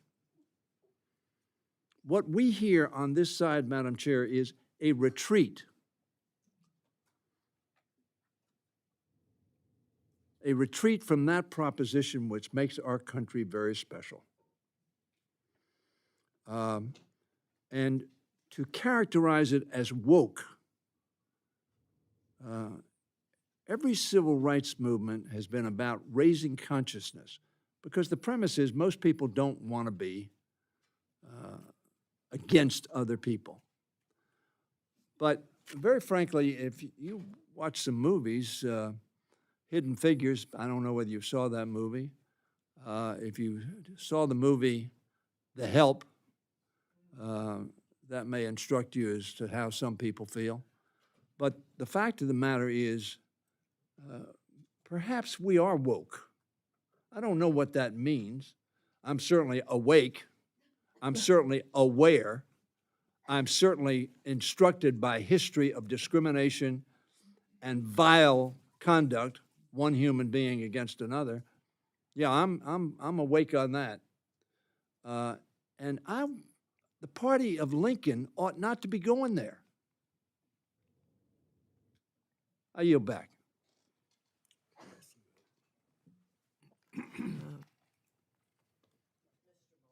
Is recognized.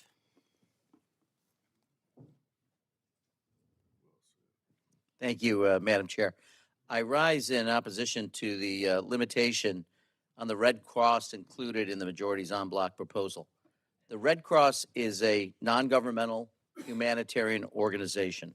I think we're all familiar with it. The assistance included in this bill has been there for decades.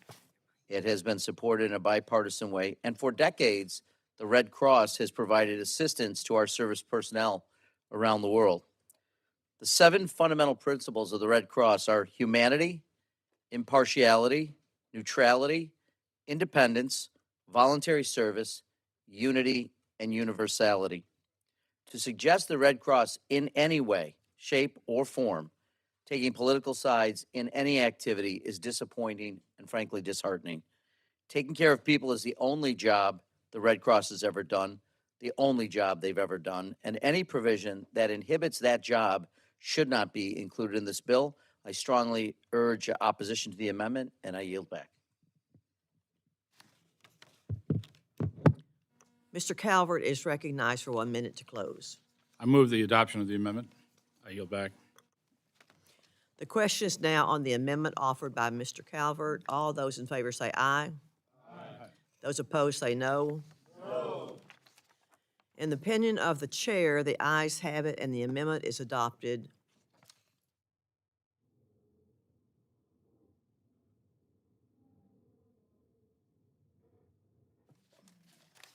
Recorded vote has been requested. All those in favor of a recorded vote, raise your hand.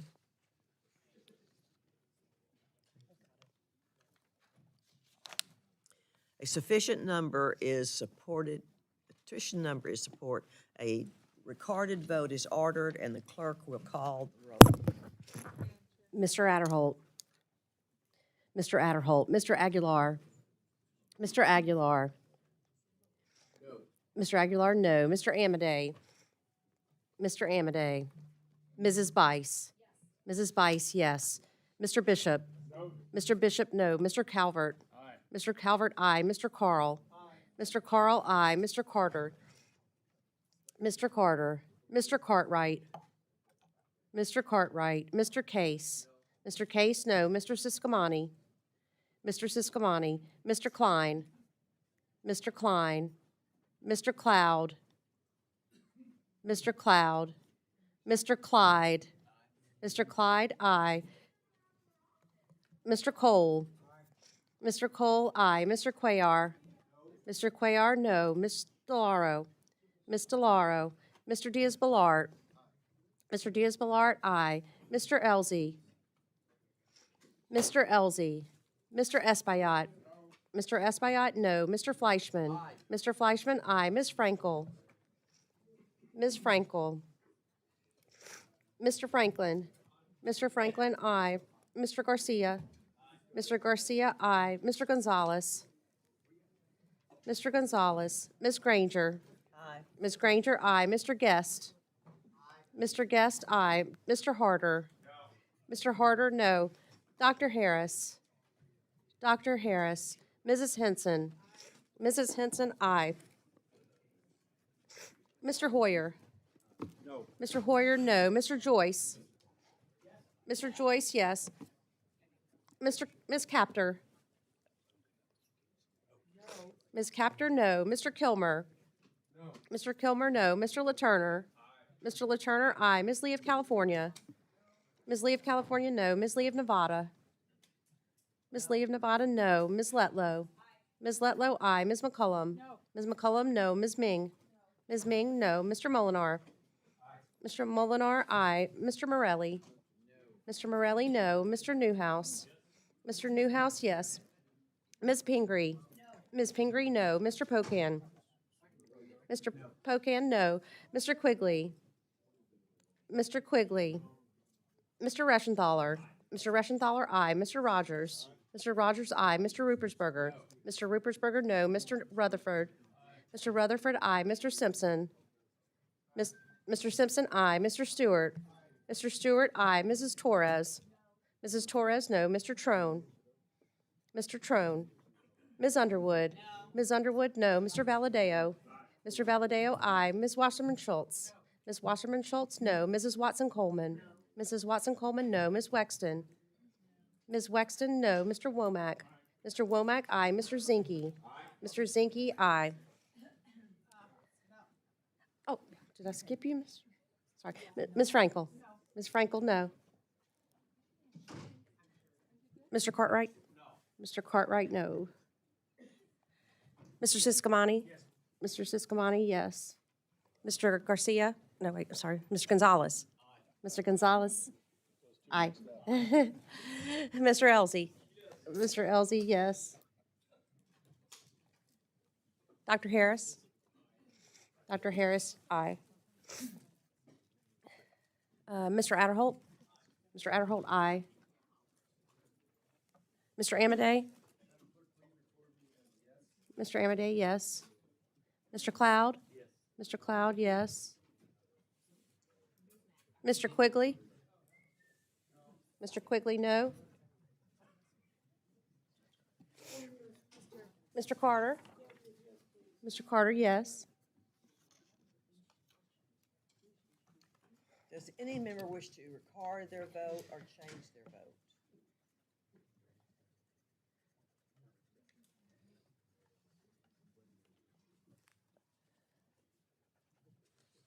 Mr. Trone's not in the room, right? The clerk will tally.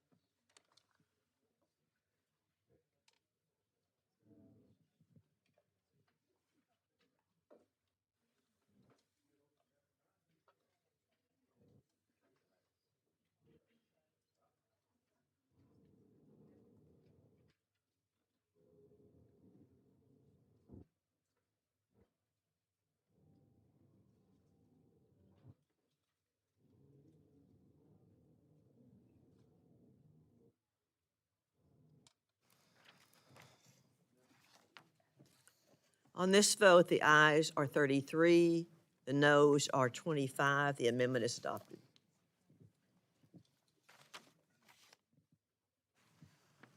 Are there any further amendments? Mr. Kilmer is recognized. Thank you, Madam Chair. I have an amendment at the desk, and I ask that it be considered read. Just this. Without objection, the reading of the amendment is dispensed with. The member is recognized for opening remarks on the amendment. Thanks, Madam Chair. I want to just talk a little bit about why prohibiting money from being spent on diversity, equity, and inclusion initiatives is a bad idea. We've actually seen the value of these investments in my neck of the woods. I represent Puget Sound Naval Shipyard, which is vitally important to our readiness. They keep our fleet running. They repair nuclear aircraft carriers, nuclear submarines. And you know, one of the keys to the success of Puget Sound Naval Shipyard? A strong and diverse workforce. But Puget Sound Naval Shipyard, and I want to thank the chair of the Defense Subcommittee for having visited the shipyard, and Ranking Member McCollum, and Congressman Wasserman Schultz, and Congressman Womack, I think, has also been there. I want to thank them for visiting and seeing some of that strong and diverse workforce. But PSNS, Puget Sound Naval Shipyard, has had its challenges. A few years back, one employee bravely shared stories of what they referred to as toxic behavior within the workforce. We're talking about inappropriate comments. We're talking about harassment and even assault. More current concerns were raised related to other matters. And you know what the Navy did to respond? They did something about it, because broken culture hurts productivity, because we need all of our best players on the field if we're going to maintain the readiness of our fleet. So what'd they do? Thanks to the shipyard's first female commanding officer and some smart and strategic diversity, equity, and inclusion initiatives, they took action. More than 150 interviews were conducted, leading to disciplinary actions and dismissals. Employee resource groups began to flourish, playing a bigger role in recruitment. And while it's still a work in progress, these diversity, equity, and inclusion efforts are helping transform the shipyard's culture. Now, before you think this might be some secret leftist plot, this happened in 2019 under the last administration. These were successful diversity, equity, and inclusion initiatives that happened under the last administration that are transforming the culture of Puget Sound Naval Shipyard and other elements of our military. Now, if we toss this amendment and the bill as written moves forward, these initiatives go out the window. There is a prohibition on using any funds for this purpose. So ask yourself, is what happened at Puget Sound Naval Shipyard and the success they have had, is that somehow unique to Puget Sound Naval Shipyard or to the Defense Department? The answer is no. 80% of U.S. employers have diversity, and equity, and inclusion initiatives. As of last year, every Fortune 100 company has made a public commitment to diversity, equity, and inclusion. Why would they do that? Ask yourself, why would they do that? They do that because they believe that they are more competitive when they have their best players on the field. That we do better when we have an inclusive work environment that is able to recruit and retain our best and brightest. So this is something we can't afford not to do. We're talking about readiness. This isn't about a corporate Fortune 100 environment. This is about competing with Russia and competing with China. The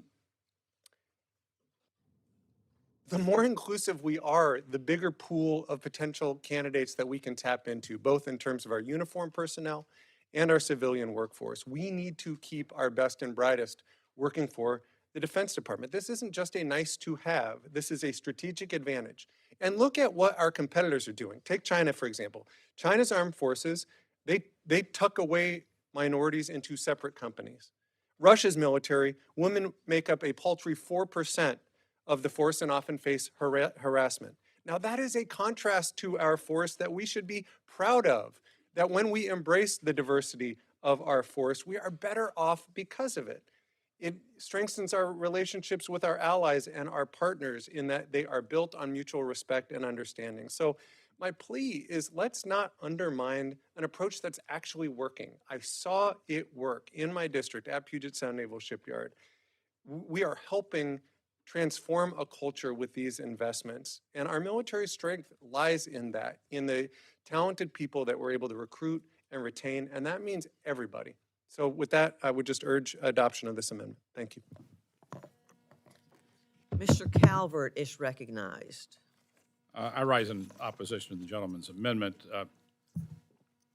Yes, I've been to the gentleman's shipyard, and we're happy in this bill to put $50 million in for dry dock repairs and another $15 million for shipyard optimization to the workforce.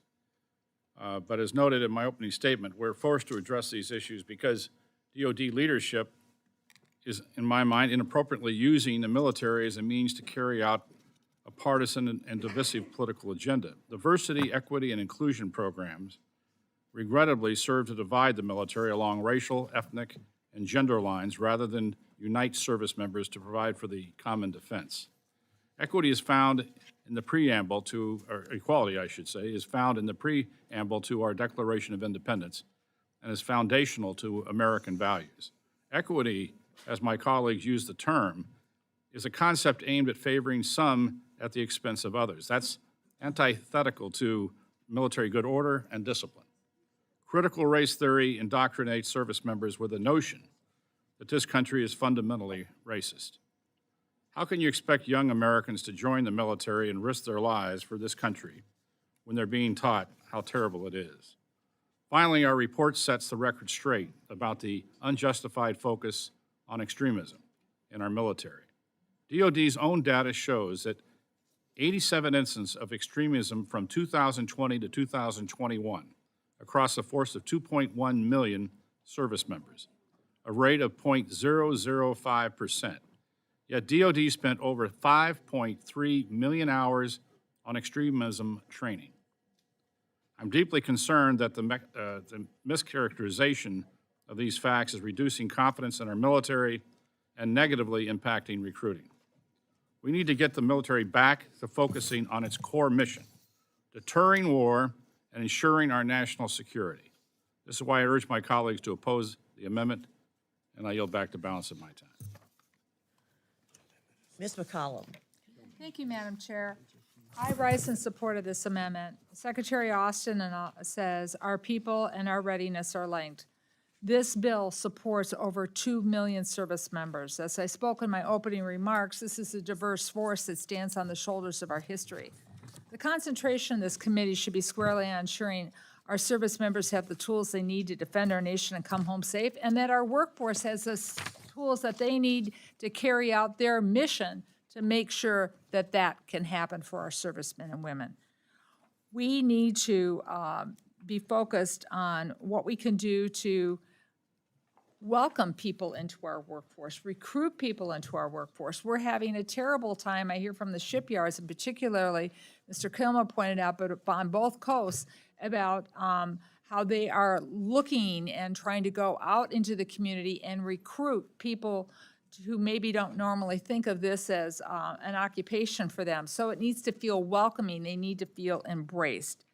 And instead, and I want to read from the language, none of the funds appropriated or otherwise made available in this act may be used to implement, administer, apply, enforce, or carry out diverse inclusion, equity, a plan for the Department of Defense of how to go out and recruit, retrain, welcome, embrace, and make sure that we can fill all the positions, not only in those who put on the uniform, but those who do all the jobs that support that.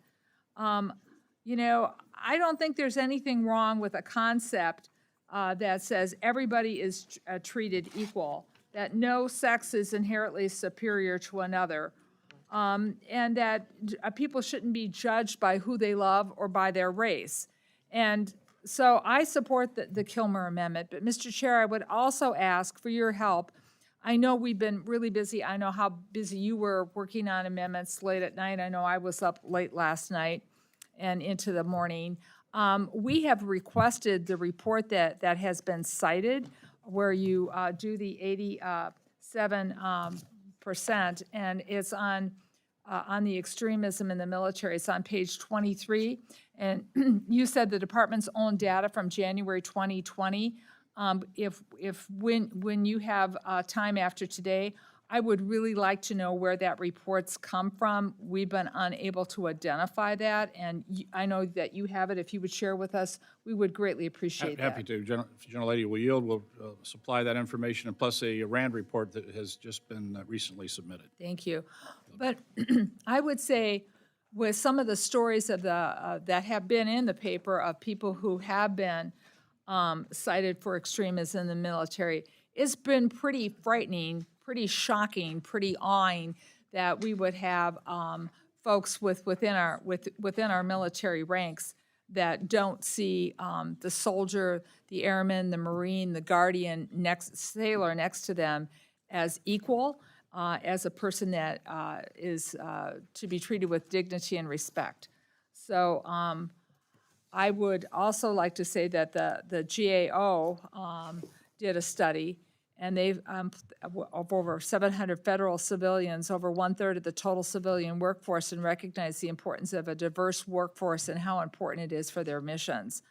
But the DoD, it continues to face challenges ensuring that its workforce reflects the diversity of the nation, and that's the way we grow our numbers. So we have the workers in the shipyards and the other support services that help our men and women, and we make our department feel welcome and inclusive for people to join. With that, I support the Kilmer Amendment, and I yield back to the Madam Chair. Mr. Garcia is recognized. Madam Chairwoman, I rise in opposition to the gentleman from Washington's amendment, but I do actually agree with almost most of the things that he said. But I want to talk about this notion of DEI, diversity, equity, and inclusion. When I was in the Navy on active duty, we had an initiative called D&I, which was diversity and inclusion, and we want that. We want diversity. We want inclusion. But there is a distinct difference between equity and equality, and our Constitution guarantees equality to what the ranking member described as the equal treatment of all, the recognition that we are all equal, that we have access to the same things. This is a fundamental right of all Americans underpinned by the Constitution. Where things get crossed is where we start talking about equity instead of equality. As we all board airplanes on a weekly basis, I use the metaphor of walking through TSA. We have the option to go up the stairs or to go up the escalator. And as Americans, with equality, we all have that option to do either the stairs, which may be a little tougher, but we may get there a little quicker, or the escalator, which may be a little easier, but we get there later. We have that option. That's equality. Equity is saying that regardless of what you choose, when you get to the top, you're going to be put back in line in where you started at the bottom. And that's not fundamentally paralleling our Constitution and the ideals of our military. So I want to start with that. No one is opposed to diversity and inclusion.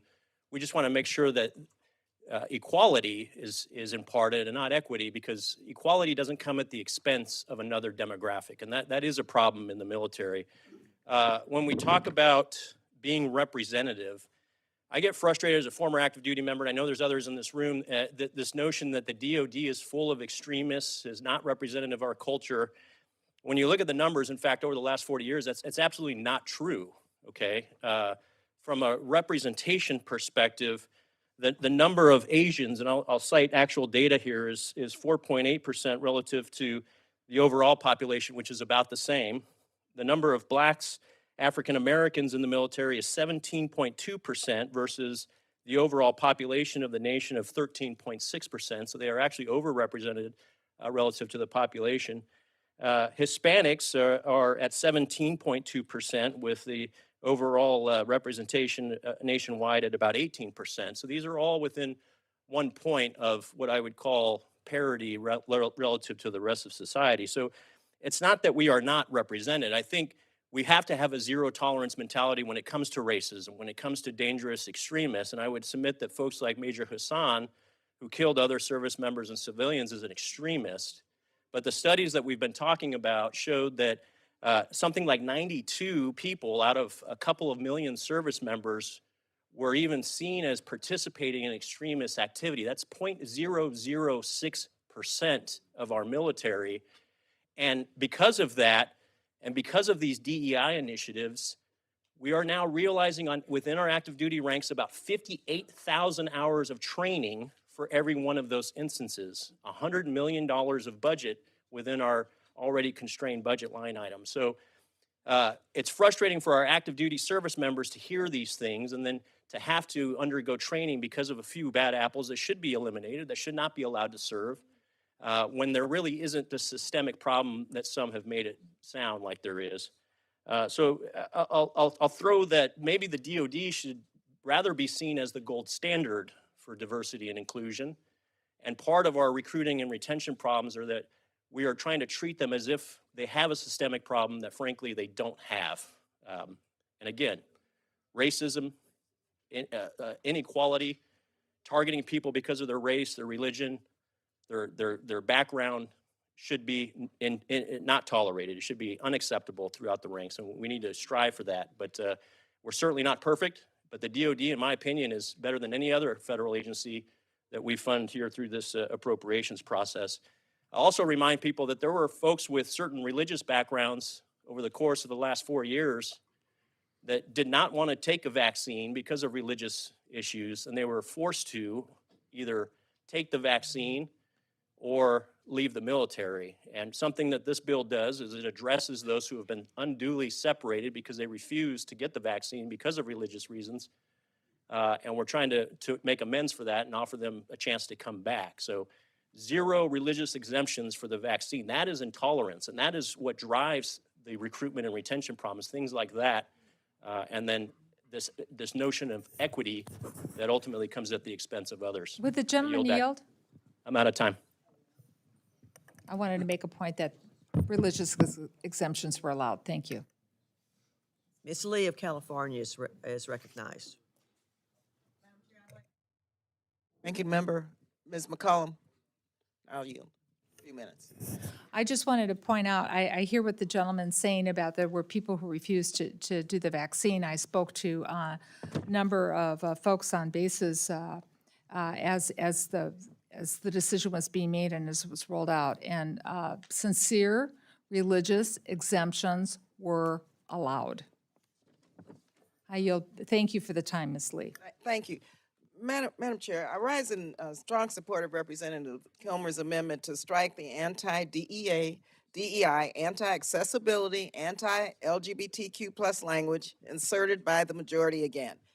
Now, it's no secret that Republicans are grasping for straws once again. Despite the majority's attempts to convince us that Americans do not care about diversity, equity, inclusion, and accessibility, we know that that is not the truth. Mr. Garcia, you had mentioned in your remarks that equality is about providing a set of stairs or an escalator for everyone, but you know, in terms of the disabled community, if you're in a wheelchair and you need an elevator, equity is about providing an elevator for those who need it, not just stairs. The truth is, America is and will continue to be one of the most diverse countries in the world. And so I hope that one day you will embrace that diversity, equity, and inclusion is good for the country.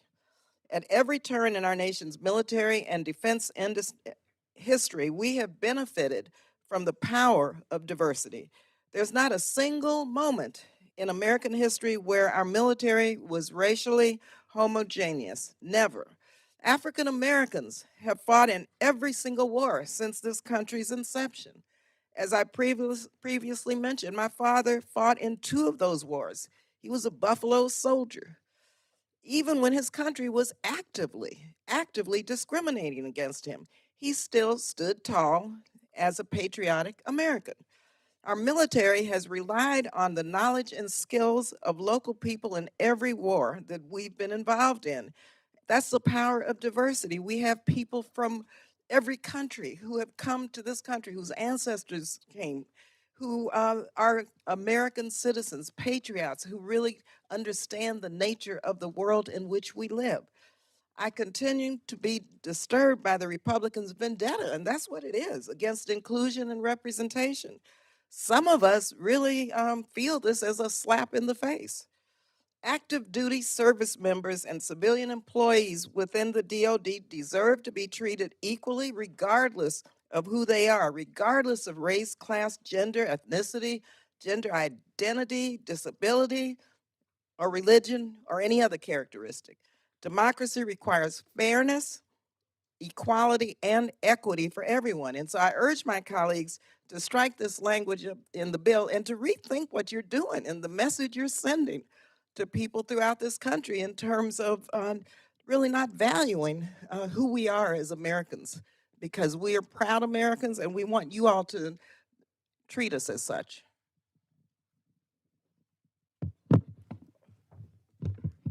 I yield the Mr. balance of my Gonzalez is recognized. There is a fight coming. There's a big fight coming. And that fight is a government shutdown or a CR. And the people in this room are going to be the ones that stop that if it gets stopped. And we got to stop finding what divides us and finding what unites us. I spent 20 years in the military. I've been my entire life a Mexican-American male, just like Juan Ciscomani and Mike Garcia. That's what God made me. When I was in the military, I led thousands of soldiers, sailors, airmen, and Marines. Not one time in my 20 years of service did somebody come into my office and say, Tony, I've got an issue with race. Since I've been a member of Congress, not one time has any constituent ever called or emailed and said, Tony, I'm an active duty military service member and I have an issue with race. I'm not saying it doesn't exist. I'm saying in my experience, both professionally in the military and professionally in Congress, it has never come up. I agree with my colleague from Washington that we need to be focused on China and Russia. If we have a CR or if we have a government shutdown, who is most going to benefit from that? China and Russia. We have to be united. I look at diversity, and this is something that could unite us, can bring us together, could focus on what makes this country great. And it has nothing to do with forcing numbers on somebody or forcing people to do X, Y, or Z. It has everything to do with allowing an environment where people can succeed.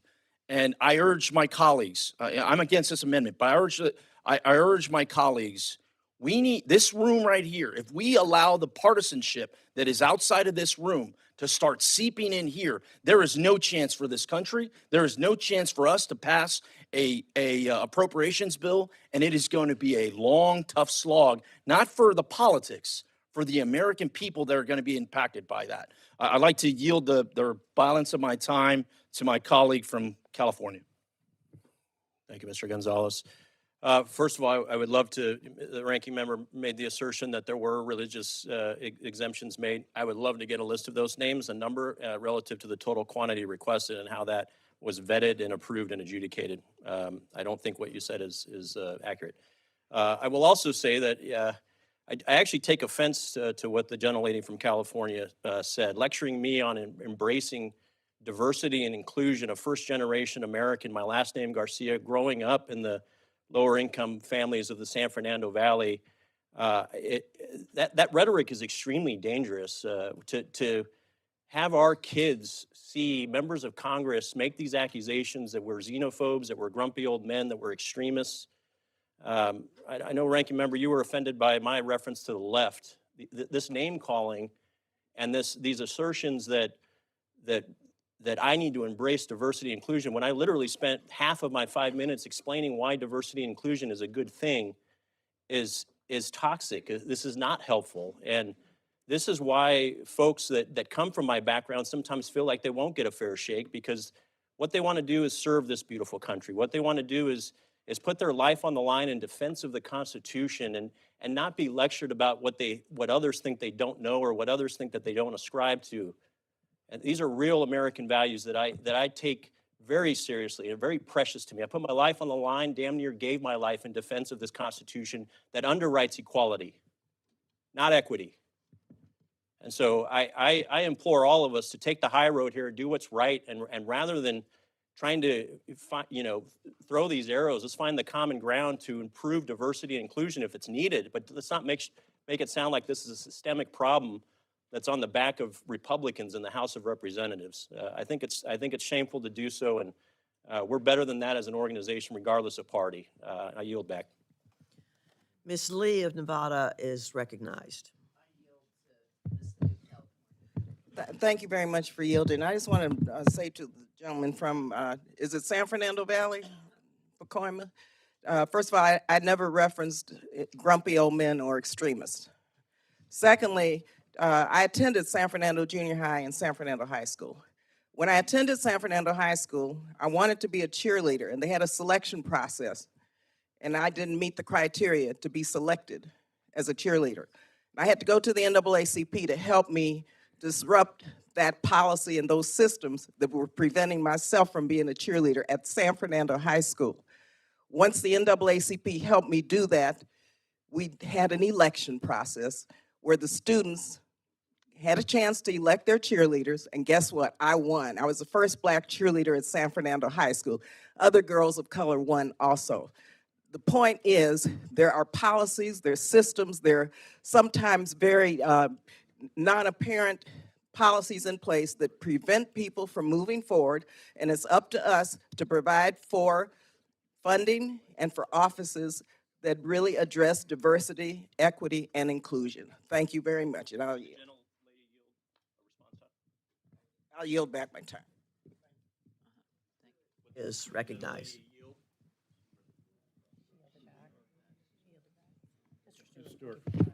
I'll yield a bit.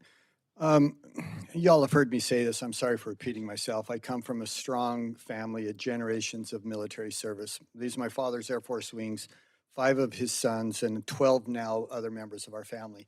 And I think what's sometimes overlooked in this is how insulting it is to our military, the conversation that the presumption is the military is worse, and in fact, sometimes far worse, in inclusion or in white supremacy or in any of the other things that we would find so offensive. By our best count, there's a couple dozen examples out of 1 million. And if we were to go to any of our districts, we would find more than a couple dozen examples of racism or white supremacy in 1 million people. I would argue the military is far better on this than we are generally. Far better on this. And where is our focus on, say, the EPA? How many white supremacists are there in the EPA? Why aren't we wondering about that? Or the Department of Justice or the FBI? Why is there this focus on the military? Again, it's insulting to our members who serve to start this conversation on the presumption that there's a problem there that's worse than it is in the rest of America. It's simply not true. And I've had a number of people in my family and other people close to me have reached out and said, why are you focusing on the military? What evidence do you have that the military is worse? And again, I would argue that they're much better. And if you don't agree with that, then let's go to your district. And let's see if we can find 12 examples, because I promise you we will. And again, the numbers are about the same. And I don't know, this is the first time I've spoken as we've had our markups on this, but this is something that I just couldn't remain silent on. The military are some of the finest men and women in our entire country. And Ms. Lee, I'm so glad when you talked about your father and the example that you gave of him being willing to serve in a country that maybe wasn't faithful to him in many ways because of his background, because we didn't and weren't as good as we should have been, and we're trying to be better. But I'm so glad that he felt like, I love this country and I want to serve in this country. That is an example of the military and the sacrifice that our military has. And again, so insulting for us to presume or to argue that they're worse than others. And therefore, we've got to address this problem with great urgency, a problem that does not exist. With that, well, it doesn't exist worse than anywhere else. With that, I'll yield to Mr. Garcia. Thank you, Mr. Stewart. I just want to, first of all, say, Ms. Lee, I know your history, and I actually honor you for what you did. My father, who immigrated here in 1959, went to school with you at San Fernando High, so I'm very aware of the pioneer that you are. But I would also submit that the sins of our past, and especially as a nation, when we experienced what we experienced in the 1860s, the 1960s, we have gotten better as a result of women like you and leaders like not just Dr. King, but those in the Hispanic communities and those fighting for women's rights. And they are reflected in the Constitution in the form of amendments. They're reflected in our rules and our orders throughout the federal government and within the military, within the DOD, in the form of UCMJ policies that are literally prosecutable offenses now. So I think what we're saying is this is not 1963. This is not 1964. This is 2023. And when we look at the data, when we look at the percentages of ethnicities and those of different religious backgrounds, they are reflective of the American fabric and culture, okay? And it doesn't mean we shouldn't always pay attention. It doesn't mean we shouldn't include as many people as we can. I think personally we need more women in the military right now, and we have issues within the DOD in terms of policy relative to sexual assault, sexual harassment that need to be improved. I mentioned in the opening comments that this zero tolerance mentality for these things needs to be implemented so that we encourage more women to come into the military. So there's opportunities to improve, but those improvements don't get realized simply because we throw $100 million at an office called DEI where people are working and not necessarily doing their jobs. If you know what I mean, that's a problem right now in the federal government. So let's hold people accountable. Let's imbue and impart the values of the Constitution, and not just all of our Americans, but our troops and our sailors and our enlisted troops, and we'll get better over time. And with that, I thank you for indulging me on this topic. Chair recognizes Ms. Underwood. Thank you so much. My colleague from California, Mr. Garcia, just referenced a few dates in our nation's history. The 1860s. 1860s, we were in the Civil War. 1860s, we had the Emancipation Proclamation. June 19th, 1865 was Juneteenth that we celebrate. The Texans in the room on both sides of the aisle should be very familiar with this iconic date, especially recognizing the federal holiday that we had this week. Juneteenth and the mid-1860s ushered in a period of history that's called Reconstruction, where we had the first ever civil rights acts in the United States. We had unprecedented access to political systems as Black people in this country. We had voting rights come into play. This is what happened in the 1860s. The 1960s was the civil rights era in this country. Civil Rights Act of 64, Civil Rights Act of 65. I call this to just make sure that all of us are clear-eyed about what has happened in our country. At times of great strife, this body, the United States Congress, has taken action to open up our society, to extend civil rights to people, and to make sure that our government is accessible to the American people. And I think that the gentleman was actually calling out those periods in history, maybe for the negative things that happened, but I just want to make sure that we are all recognizing what happened right here during those timeframes. And I think we have an opportunity to step up and do the same. Unfortunately, by the tone of this debate, I don't know that the amendments that would allow our military and our Department of Defense to ensure that all Americans have an opportunity to serve either in uniform or as part of our civilian workforce would necessarily be able to come forward if we're stripping away these important resources that extend the outreach and the human resources opportunities for issues related to diversity, equity, and inclusion. I hope that as this committee continues to do its work, maybe we will have some breakthroughs and seek inspiration from those prior members of Congress who did the right thing and passed those big civil rights bills, but perhaps today is not that day. Thank you, I yield back. Chair recognizes Mr. Franklin. Thank you, Mr. Chairman. I too would like to associate with the remarks of Mr. Garcia, Mr. Stewart, my other friends. Mr. Clyde's not here. Unfortunately, I'd like to one-up him. My family history in the military goes back, even precedes his. I had a Jonathan Franklin who served with Lieutenant Colonel George Washington in the French and Indian War. So military service has been very important in my family. I'm going to have the privilege next week to go on a Codell. They'll include Bastogne. I had a great uncle who was killed there. So it's very near and dear to me. But I'll tell you, when I Started on induction day at the Naval Academy. I looked around at my squad and I had an African American from Opelika, Alabama. I had Italian Americans from the Bronx, Hispanics from San Antonio. Had someone who I didn't know at the time was gay from Southern California who has since come out, and we've made a lot of progress on that front. But the one thing that was drilled into us that day is you shave your head, you swear your oath to the Constitution, and we all take this job together. We all bleed the same color red. There are no differences. And I was raised in a military that said we look beyond those differences. We don't highlight them. We get past those and we work together as a team. And I remember on my first deployment on the Forrestal, I had an African-American chief petty officer that took me down on the mess decks and said, you know what, we've come a long way in this military, because when I first started in late Vietnam era, you and I could not have walked these mess decks together. There were race riots on the carriers. And we as a military were the best, I think, in our country at stepping beyond the racial division that we saw then and really embodied the efforts and the goals and the aspirations of the civil rights movement. We made great progress. Are we perfect? Absolutely not. We are in pursuit of a more perfect union. And I think our military has done more than any other institution in this country to unify and try to push us beyond race divisions. We're not there, but we're headed there. These policies that we've seen over the last few years, that have been creeping into the military more and more are serving to divide us. We're tearing down the gains that we've made, and it really saddens me. And it's doing a disservice to the folks we have out there who are doing a damn good job. And I support my friend here, and I think we need to move on and unifying and figuring out how we're going to win wars for America and not figure out how to continue to make our military a social experiment. With that, I yield back.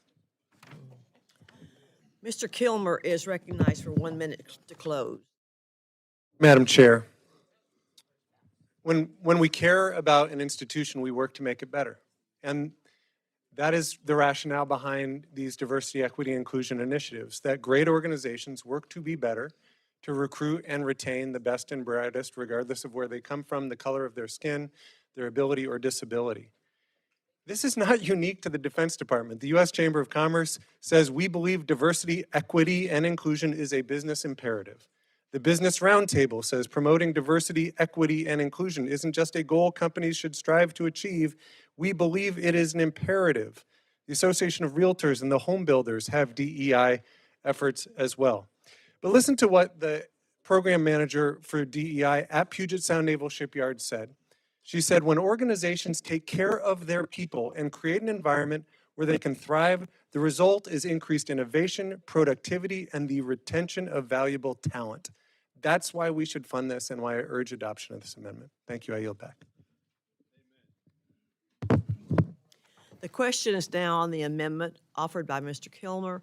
All those in favor say aye. Those opposed say no. No. In the opinion of the chair, the noes have it. And the amendment is not adopted. A roll call has been requested. All those in favor of a recorded vote, raise your hand.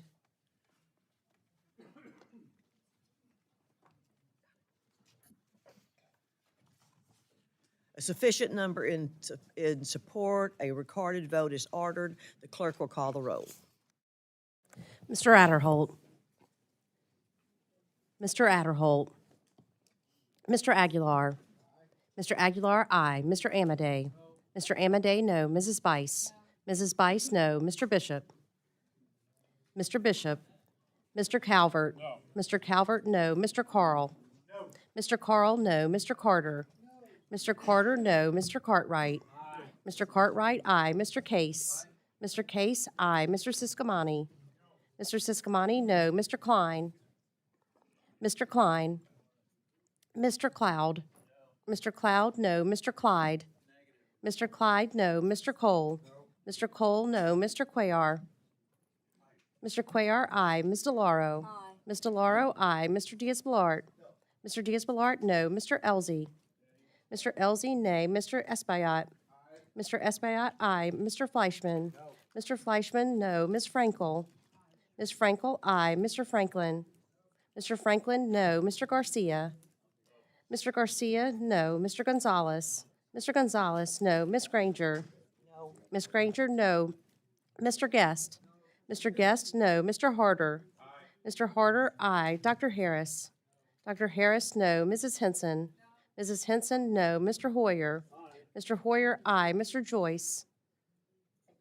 Mr. Joyce, no. Ms. Capter? Ms. Capter, aye. Mr. Kilmer? Mr. Kilmer, aye. Mr. LaTurner? Mr. LaTurner, no. Ms. Lee of California? Ms. Lee of California? Ms. Lee of California, aye. Ms. Lee of Nevada? Ms. Lee of Nevada, aye. Ms. Letlow? Ms. Letlow, no. Ms. McCullum? Ms. McCullum, aye. Ms. Ming? Ms. Ming, aye. Mr. Molinar? Mr. Molinar, no. Mr. Morelli? Mr. Morelli, aye. Mr. Newhouse? Mr. Newhouse, no. Ms. Pingree? Ms. Pingree, aye. Mr. Pocan? Mr. Pocan, aye. Mr. Quigley? Mr. Quigley, aye. Mr. Reschenthaler? Mr. Reschenthaler? Mr. Rogers? Mr. Rogers, no. Mr. Rupersberger? Mr. Rupersberger, aye. Mr. Rutherford? Mr. Rutherford, no. Mr. Simpson? Mr. Simpson, no. Mr. Stewart? Mr. Stewart, no. Mrs. Torres? Mrs. Torres, aye. Mr. Trone? Mr. Trone? Ms. Underwood? Ms. Underwood, yes. Mr. Valadeo? Mr. Valadeo, no. Ms. Wasserman Schultz? Ms. Wasserman Schultz, aye. Mrs. Watson Coleman? Mrs. Watson Coleman, yes. Ms. Wexton? Ms. Wexton, yes. Mr. Womack? Mr. Womack? Mr. Womack, no. Mr. Zinke? Mr. Zinke, no. Mr. Bishop? Mr. Bishop is not recorded. Mr. Bishop, yes. Mr. Adderholt? Mr. Adderholt, no.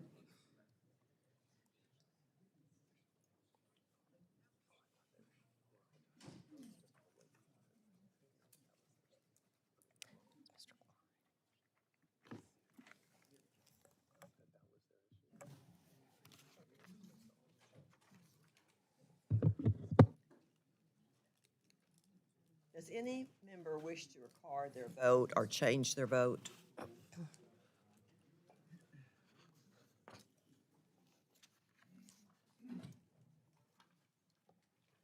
The clerk will tally.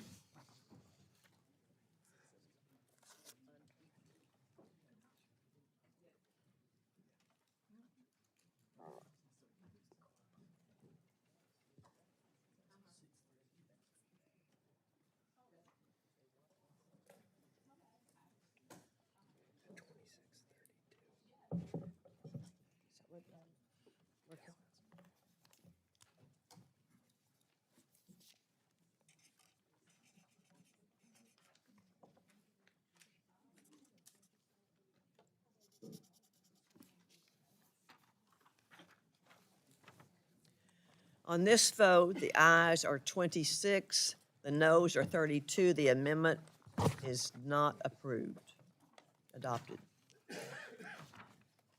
Are there any further amendments? Madam Chair?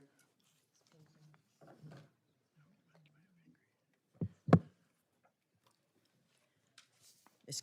Pingree is recognized. Chair, I have an amendment at the desk, and I ask unanimous consent that it be considered as read. Without objection, the reading of the amendment is dispensed with. The member is recognized for opening remarks on the amendment. Thank you. I offer an amendment to strike Section 8147 of the bill, which would block the Department of Defense from finalizing, promulgating, or implementing the disclosure of greenhouse gas emissions and climate-related financial risk proposed rule. So that's a long, complicated thing to have to say. But honestly, this is just a very common sense rule that's being removed. But this rule would require certain federal contractors to disclose their greenhouse gas emissions and climate-related financial risks and set science-based targets to reduce their greenhouse gas emissions. I have no idea why you would choose to take this out of the bill. Either it's a decision because you don't believe climate change is real, and I can't move everybody's opinion on that, but you're wrong if you don't think it's real.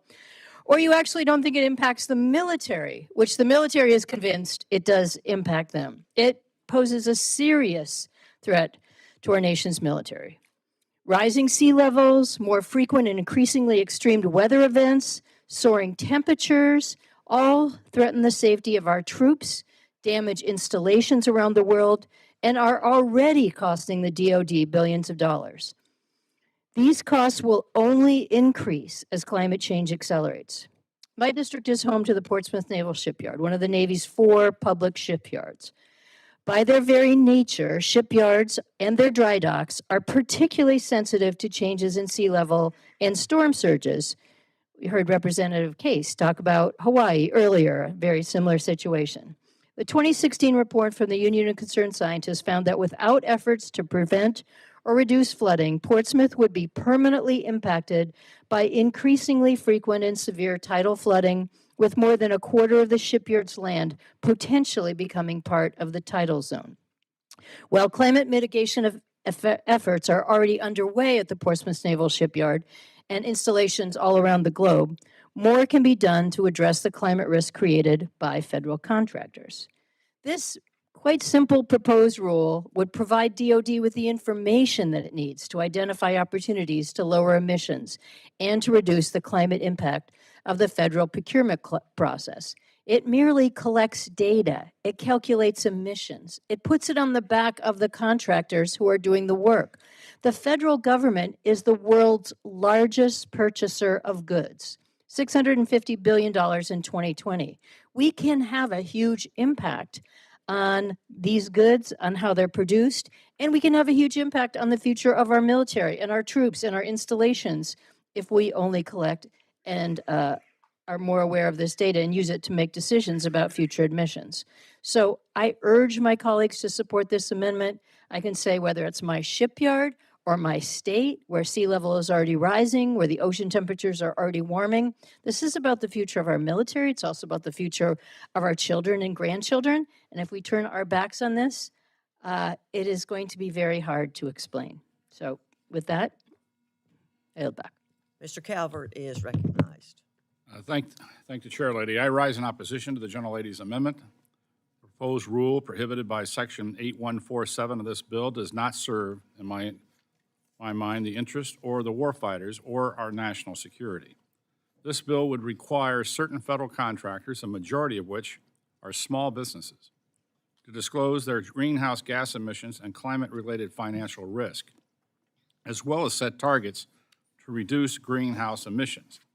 This would create a significant regulatory burden on the defense and industrial base at a time when the nation must broaden this base and speed up production of weapon systems and critical munitions.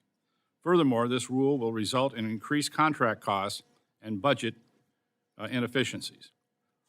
Finally, this rule suggests that DoD would prioritize reductions in greenhouse gas emissions over the best value or capability for the warfighter. Contractors not in compliance with this rule would be considered non-responsible and suffer as a result when competing for future contracts. This rule is contrary to DoD's mission and places environmental politics ahead of national security. This is why I urge a no vote on the gentlelady's amendment. I yield back. Ms. McCollum is recognized. Thank you. I rise in very strong support of the amendment to strike Section 8147. If enacted, Section 8147 would limit our ability to assess the effects of greenhouse gas emissions, the climate-related financial risks by contractors employed by the Department of Defense, NASA, and the Government Service Administration. All of us, by our very existence, we have an impact on the climate. The decisions that we make, which car to buy, whether to use non-plastics, what kind of energy we use for our home, each of these individual decisions has an impact. So why wouldn't we want to know how we are funding entities that impact the climate, their accumulation, what the impact is? Our nation has a goal to reduce greenhouse climate emissions to net zero by 2050. That means all emissions, even those down the federal supply chain, including entities that the federal government funds. And which department is responsible for the largest supply chain, as Ms. Pingree pointed out? The Department of Defense. The DoD also utilizes many elements in their supply chain. Lithium for batteries, various plastics for a variety of tools, and all sorts of petroleum-based products. We're the largest, the DoD is the largest energy consumer in the federal government. And as we've been pointing out, these are just a few examples of what the fundamental needs of our armed forces. They need all of these tools in their toolbox. No one's talking about taking it away.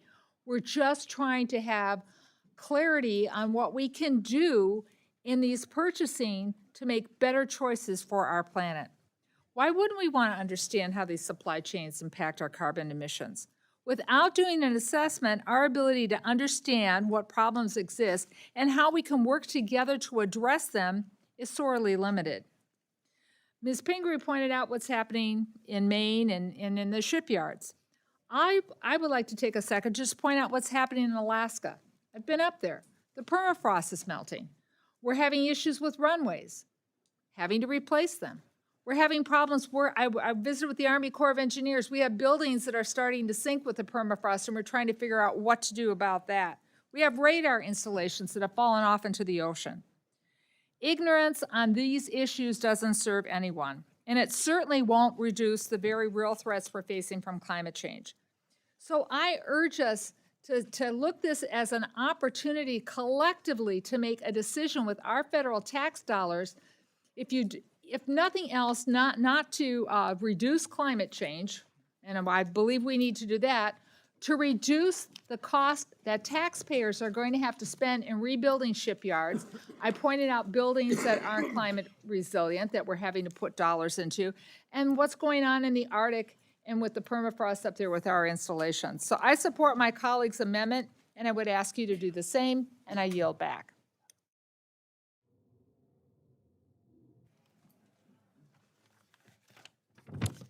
Ms. Pingree is recognized for 1 minute to close. Madam Chair, I'll just state again that the Department of Defense itself has identified climate change as a critical national security issue. We could talk about it all day, whether it's sea level rise, the impact of severe weather, melting of the permafrost. These are real costs, both to our troops and to the future of our installations. This is vital information. The DoD needs this to make decisions. We have an opportunity to both save money and have a huge impact on the future of our planet based on the impact of climate change. So I urge my colleagues to support this amendment, and I yield back. Questions now on the amendment offered by Ms. Pingree. All those in favor say aye. Those opposed say no. No. In the opinion of the chair, the noes have it. The amendment is not adopted.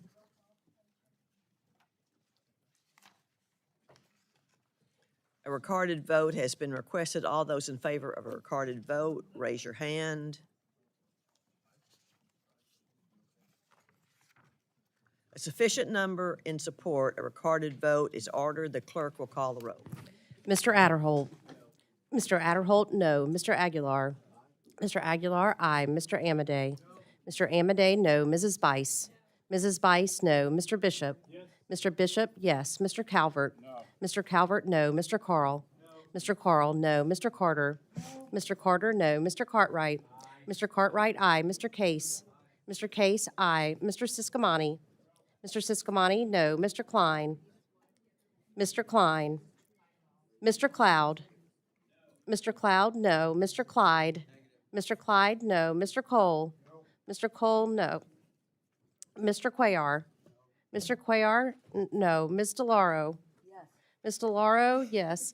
Mr. Diaz-Balart. Mr. Diaz-Balart, no. Mr. Elzey. Mr. Elzey, nay. Mr. Espaillat. Mr. Espaillat, aye.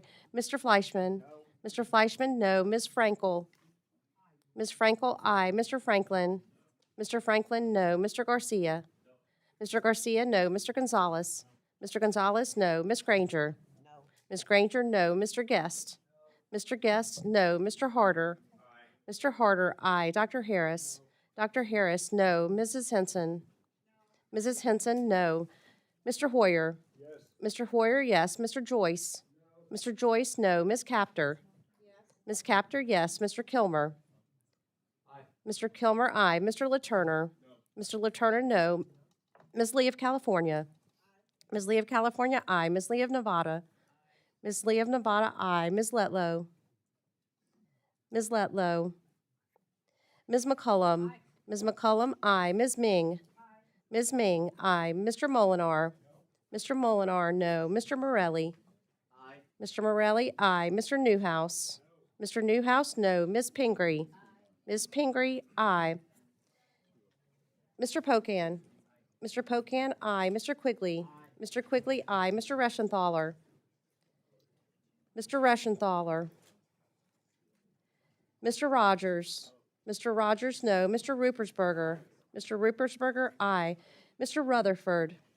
Mr. Rutherford, no. Mr. Simpson. Mr. Simpson, no. Mr. Stewart. Mr. Stewart, no. Mrs. Torres. Mrs. Torres, aye. Mr. Trone. Mr. Trone. Ms. Underwood.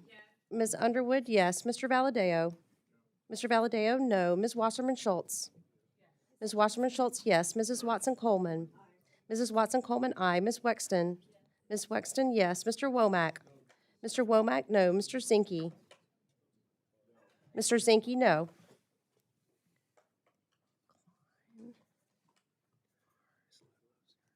Ms. Letlow. Ms. Letlow, no.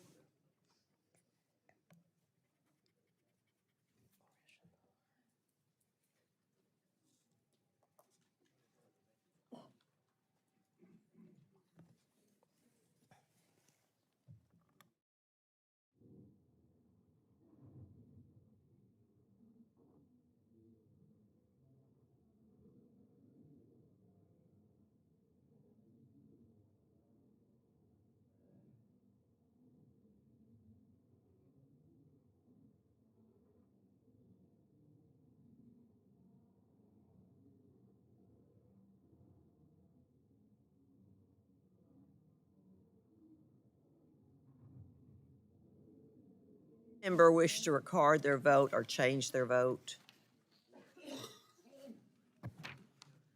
The clerk will tally.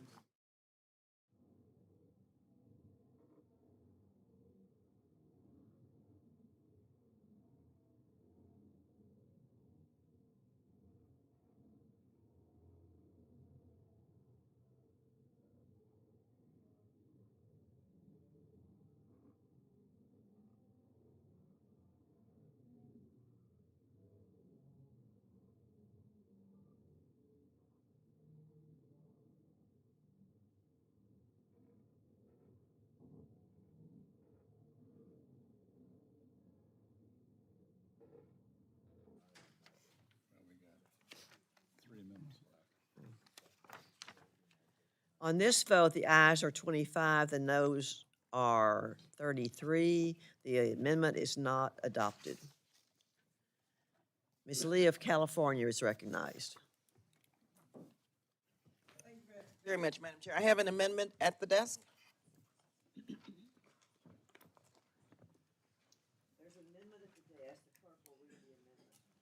I ask for unanimous consent to dispense with the reading.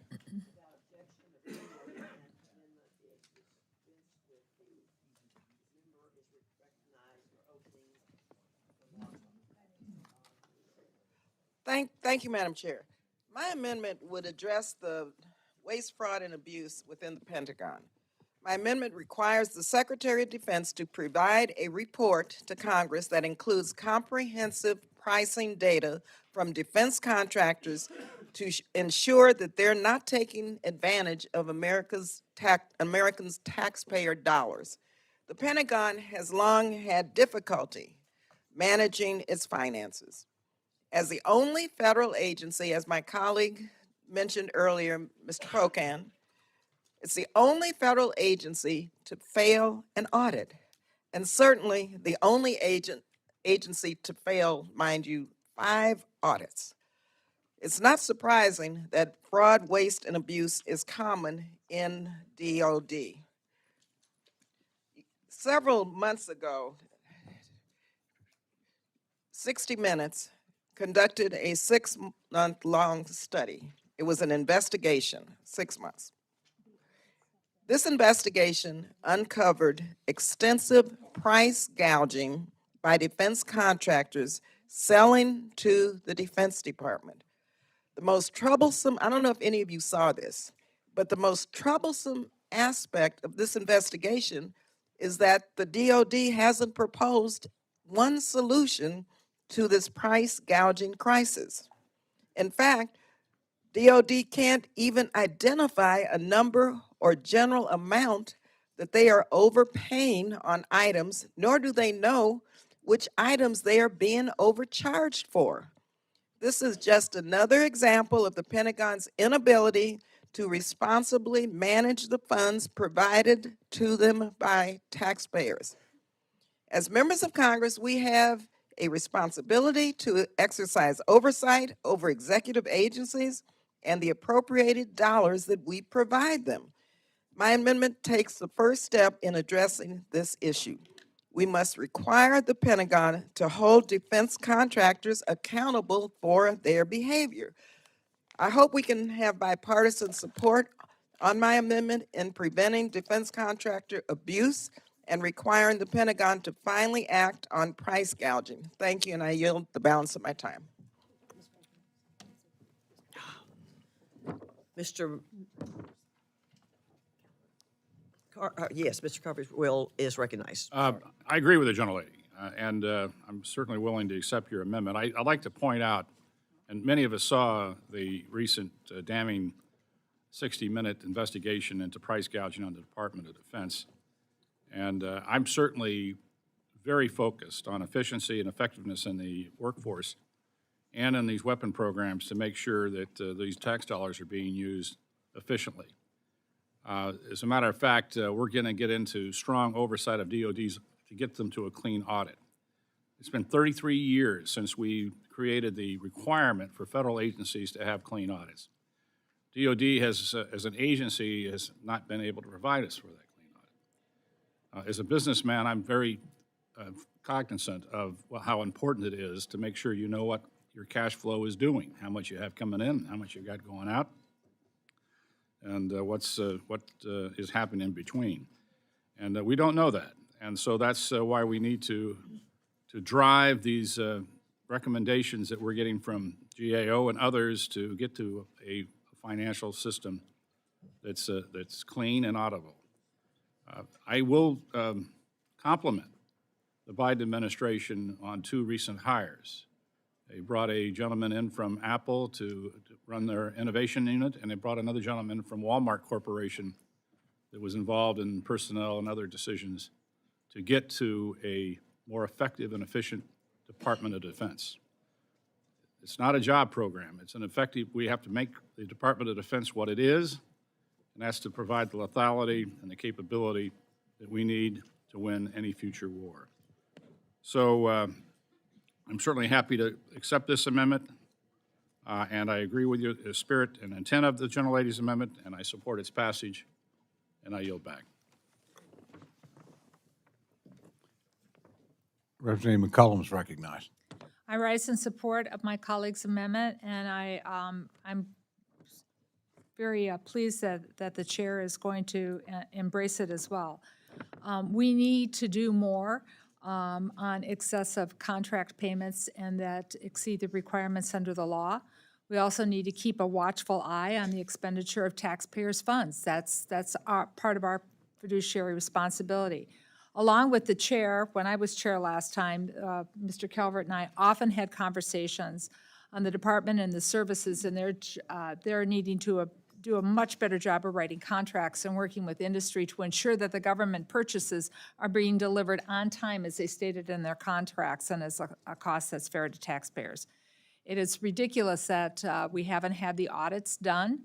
I worked also in the private sector for the majority until I came to Congress, and I worked in retail. And having someone who's worked in retail looking at these contracts, I think will be very helpful because I was held to a performance standard based on delivering on time and also doing audits to make sure that the product that was delivered we received. So I thank the gentlewoman for bringing forward the amendment, and I urge a yes along with the chair, and I yield back. Ms. Lee is recognized for 1 minute to close. Thank you very much. I'd like to thank Mr. Calvert for accepting this amendment and making this a bipartisan amendment. I think the taxpayers deserve to see us doing something together as it relates to their hard-earned tax dollars. You know, I too, I was a small business owner. A lot of people don't know that. 400 employees prior to coming to Congress. If I had failed one audit, mind you, one audit, I would have been put out of business. Here, the Pentagon, and I was a small business owner, the Pentagon has been taking advantage of congressional generosity for too long. So I thank you for requiring them to do their job and rightfully hold defense contractors and DOD accountable for these gross, really, behavior that really leads to waste, fraud, and abuse and mistrust of what our agencies are doing with taxpayer dollars. Thank you again. Questions now on the amendment offered by Ms. Lee. All those in favor say aye. Aye. All those opposed, no. The ayes have it. Amendment's accepted. Okay. The committee will now stand in recess, subject to call the chair. We'll resume consideration of the defense bill immediately following votes.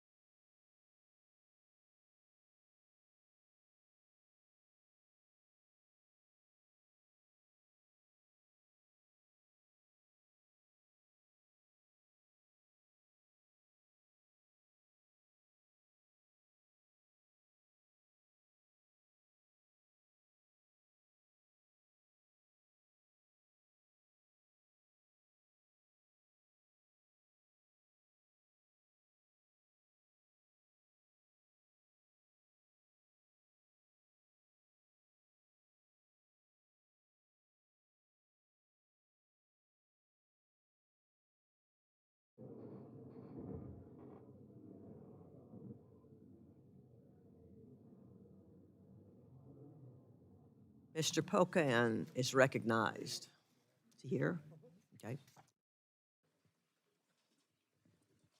Thank you, Madam Chair. I have an amendment at the desk.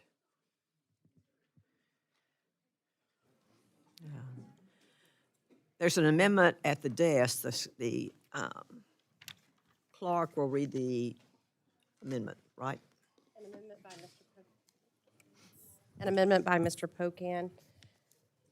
In the bill, strike section 8143 related to gender affirming care, strike section 8144 related to drag queen story hour, strike section 8151 related to the definition of marriage. Great. Thank you, Madam Chair. I was just wondering if the chair of the subcommittee might yield to a question. Gentleman yield. Yes. Thank you. So I brought up yesterday an example, and there's a few more examples in this area where, under the provisions around marriage, saying that you can't use any resources to penalize someone who who thinks marriage is only between a man and a woman. One example we had was a benefits specialist. So if you're serving in the Army and your same-sex spouse, that benefits specialist decides they don't recognize your marriage and they don't provide you the benefits, that would clearly be discrimination. If a subcontractor who maybe operates a gym space doesn't allow the same-sex partner of someone, again, there'd be no way to have any recourse against them. If a business contractor provides security services, they could actually refuse benefits to a same-sex, they could try to refuse benefits to a same-sex spouse despite the fact that that would be sex discrimination under Executive Order 11246. Can you just explain to me, I know you represent Palm Springs, which is one of the larger concentrated populations of the LGBTQ plus community in the country, how you would explain those provisions to people in your district who might be serving in the military and also be out, the 71,000 people that are either active duty or in the Guard or Reserves. How do you explain, since you have a district so unique, how does that get explained in your district? I guess that's a question. This is not a plumber or somebody baking a cake. If somebody has a deeply held religious belief, whether it's a minister, priest, pastor, rabbi, imam, cleric, who have deeply religious beliefs that they do not believe they can participate in a non-traditional marriage, then they should not be forced to do it nor be penalized for it. The same thing applies for a priest, a minister, a pastor, a rabbi who does perform non-traditional marriage. They shouldn't be penalized either way. Yeah, so if I could, it doesn't specifically say ministers. We're not saying anyone has to be gay married. We're just saying that a benefits contractor, what if that benefits person says, I'm not going to process your partner's benefits. You just served admirably and died in service. And they say, because I don't believe marriage is between a man and a man, I'm not going to offer that. Gentlemen, we yield. Sure. We have no evidence of that occurring. We do have evidence. Well, but it will under your amendment. That's exactly, okay, I'll yield back my time. That's exactly what will happen. So your answer, again, is talking about you want to make a minister have to get involved in a wedding. We're not asking for that. We're not demanding anyone get married to someone of the same sex. In the excuse yesterday that we heard from the other chairman, who, to his credit, admitted his experience in marriage is not as deep or broad as perhaps some of ours, 17 years married. This is plain old discrimination that you're putting out there. And honestly, it is spitting in the face of the people who serve this country who are out and proud. For the gay and lesbian and transgender service people. And by the way, there are 71,000 LGBT personnel in the military, 13,000 active duty, 58,000 Guard and Reserve, 8,800 active duty transgender personnel, active and Guard and Reserve, that you are discriminated against by the language. And I understand you don't want that person to have to perform in a marriage or do something if they're a minister, but you don't say that in the amendment. The amendment goes so broad, or not the amendment, the language in the bill says anything. So any benefits contractor, any contractor period, running a gym, running a food service can discriminate. So it really does go to the language. Earlier, we heard the debate that this should all be about Russia and China. The only thing about Russia is that this is Putin's agenda that we're putting into U.S. defense policy. So I understand it may be hard to describe, and perhaps the offer should be, or the invite should be, I'll go with you to Palm Springs, or I know a few folks. Let's have this conversation, right? Let's let the people in your district that you've put this in your bill understand that you may have wanted something very narrow, but the language is quite a bit broader and quite a bit more discriminatory. And I would hope that we could try to not have that spit in the face of our troops. I'm not going to yield right now because I have 25 seconds, Mr. Chairman. I apologize. But I do want to make sure that and the gender affirming care and drag queens, really, are you really seriously afraid of drag queens? Watch Tootsie or something, right? Like, this is ridiculous, the fear that is out there. My most rural conservative county has drag shows, and they don't even have a stop and go light. All right? My time is up, but this bill's time is up.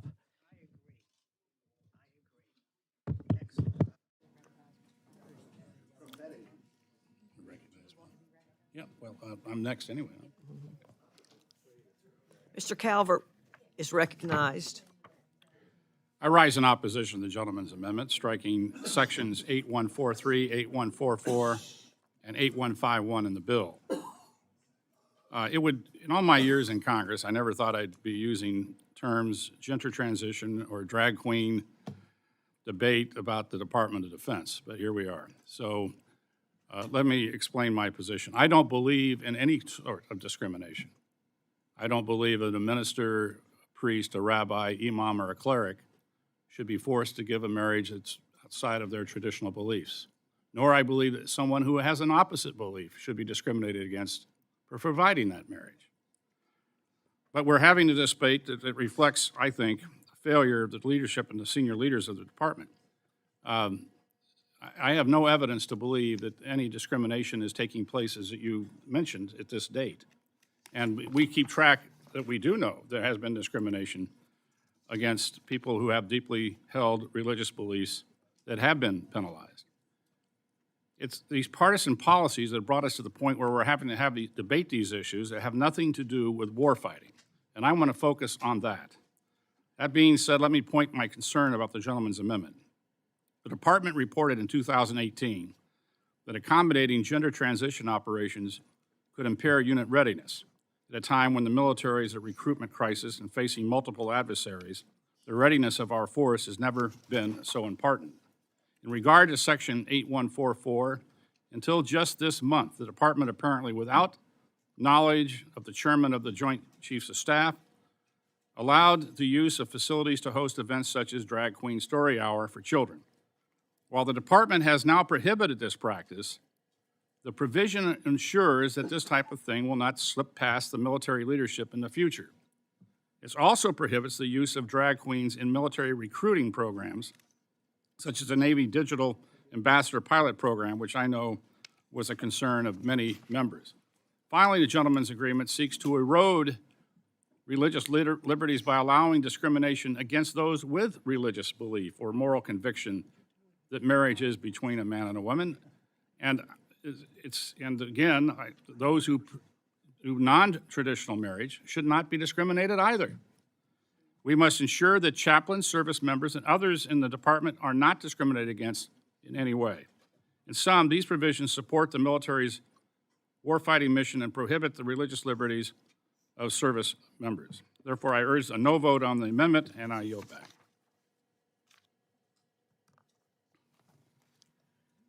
Ms. McCollum is recognized. Thank you, Madam Chair. I rise in support of this amendment, and I want to align myself with the comments made by Mr. Pocan. As I said in my opening statement, these provisions have no place in any appropriations bill, let alone a defense bill. Our nation does face real threats, from great power competition to transnational terrorism to domestic extremists who seek to undermine our democracy. Transgender Americans who just want to serve their country like any other individual should be allowed to do it. This is the 8th anniversary this week of marriage equality being the law of the land. And in those 8 years, I've attended plenty of national security threat briefings, and I've done it while serving on this committee in classified national security threat briefings. And I don't recall anyone bringing anything to my attention related to a person's marriage being a national security threat. They have no place in this bill. You can see that they're dividing us. They alienate fellow Americans serving honorably in the military right now, and frankly, I believe they're distracting from our job as appropriators. Mr. Chair, you mentioned in 2018 that there was a report about transgender and readiness. That was under the Trump administration. The Biden administration, and this is not my phone, so it doesn't recognize my face, I had it up, lifted the ban. They haven't had a problem with readiness. So, I think if we're going to quote something in the future as we move forward and as we debate this, I would like us to use statistics from the Biden administration. Mr. Pocan, thank you for standing up. And I'm standing up for Larry, and I'm standing up for Eric, who had a lie in order to serve their country. And they deserve to do it honestly, and I do it in their memories. Vote yes on the Pocan Amendment. Let's strike these provisions. I yield back.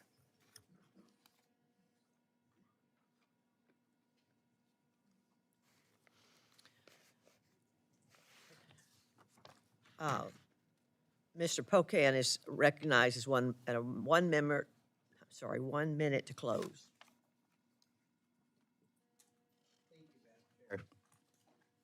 I think the provision that I really want to emphasize is the debate you keep bringing up is whether or not someone should be allowed to marry someone who doesn't have those values.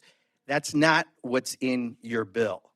You provide discrimination across every single service under the Department of Defense for anyone who's gay or lesbian, transgender, in a same-sex marriage. So if you didn't mean to do that, you might want to fix it by the time it gets to the floor, because right now, we have got a bill that earlier the debate was that we don't want to go back to our sins of past.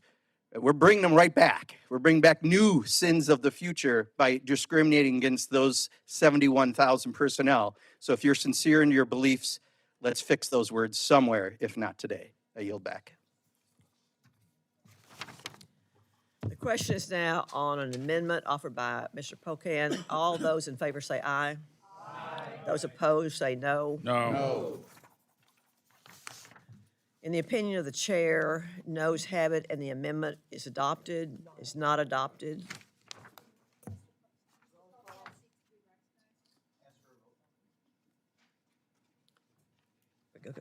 A recorded vote has been requested. All those in favor of a recorded vote, raise your hand.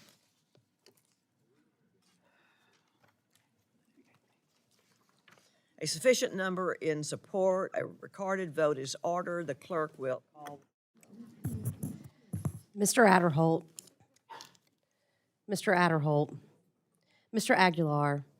Mr. Aguilar, aye. Mr. Amadei. Mr. Amadei, no. Mrs. Bice. Mrs. Bice, no. Mr. Bishop. Aye. Mr. Bishop, aye. Mr. Calvert. No. Mr. Calvert, no. Mr. Carl. No. Mr. Carl, no. Mr. Carter. Mr. Carter. Mr. Carter, no. Mr. Cartwright. Aye. Mr. Cartwright, aye. Mr. Case.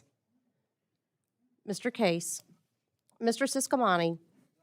Mr. Siscomani, no. Mr. Klein. Mr. Klein. Mr. Cloud. Mr. Cloud. Mr. Clyde. Mr. Clyde, no. Mr. Cole. Mr. Cole, no. Mr. Cuellar. Ms. DeLauro. Aye. Ms. DeLauro, aye. Mr. Diaz-Balart. Mr. Diaz-Balart, no. Mr. Elzey. Mr. Elzey, nay. Mr. Espaillat. Mr. Espaillat. Mr. Fleischman. No. Mr. Fleischman, no. Ms. Frankel. Ms. Frankel, yes. Mr. Franklin. Mr. Franklin, no. Mr. Garcia. Mr. Garcia, no. Mr. Gonzalez. Mr. Gonzalez, no. Ms. Granger. No. Ms. Granger, no. Mr. Guest. Mr. Guest, no. Mr. Harder. Aye. Mr. Harder, aye. Dr. Harris. Dr. Harris, no. Mrs. Henson. Mrs. Henson, no. Mr. Hoyer. Aye. Mr. Hoyer, aye. Mr. Joyce. Mr. Joyce. Mr. Joyce, no. Ms. Capter? Ms. Capter, aye. Mr. Kilmer?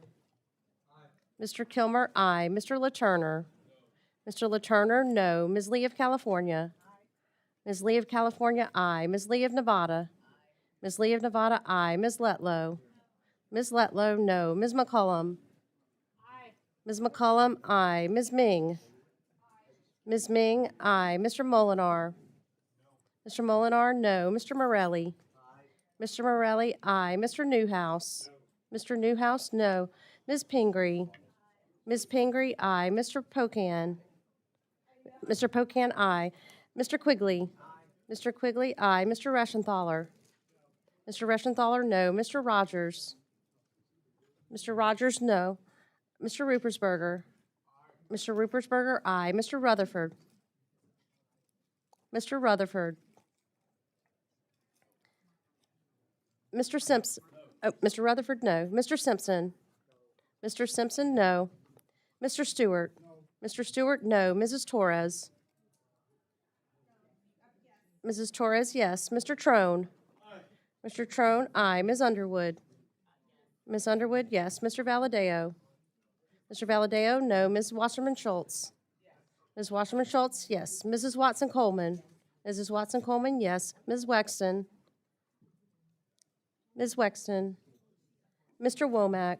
Mr. Womack, no. Mr. Zinke? Mr. Zinke, no. Mr. Case? Mr. Case, aye.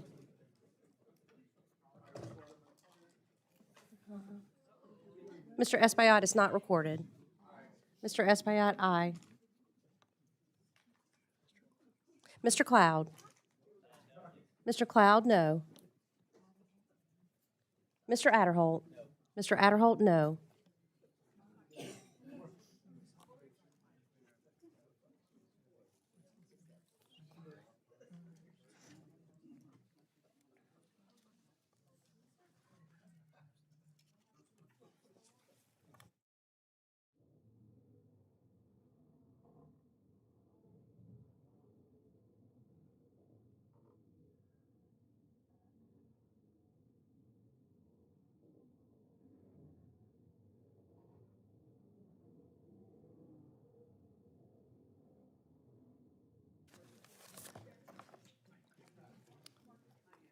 Does any member wish to record their vote or change their vote?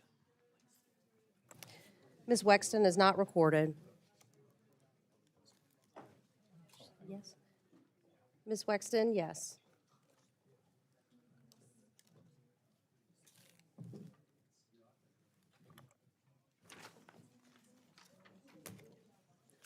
The clerk will, the clerk will tally.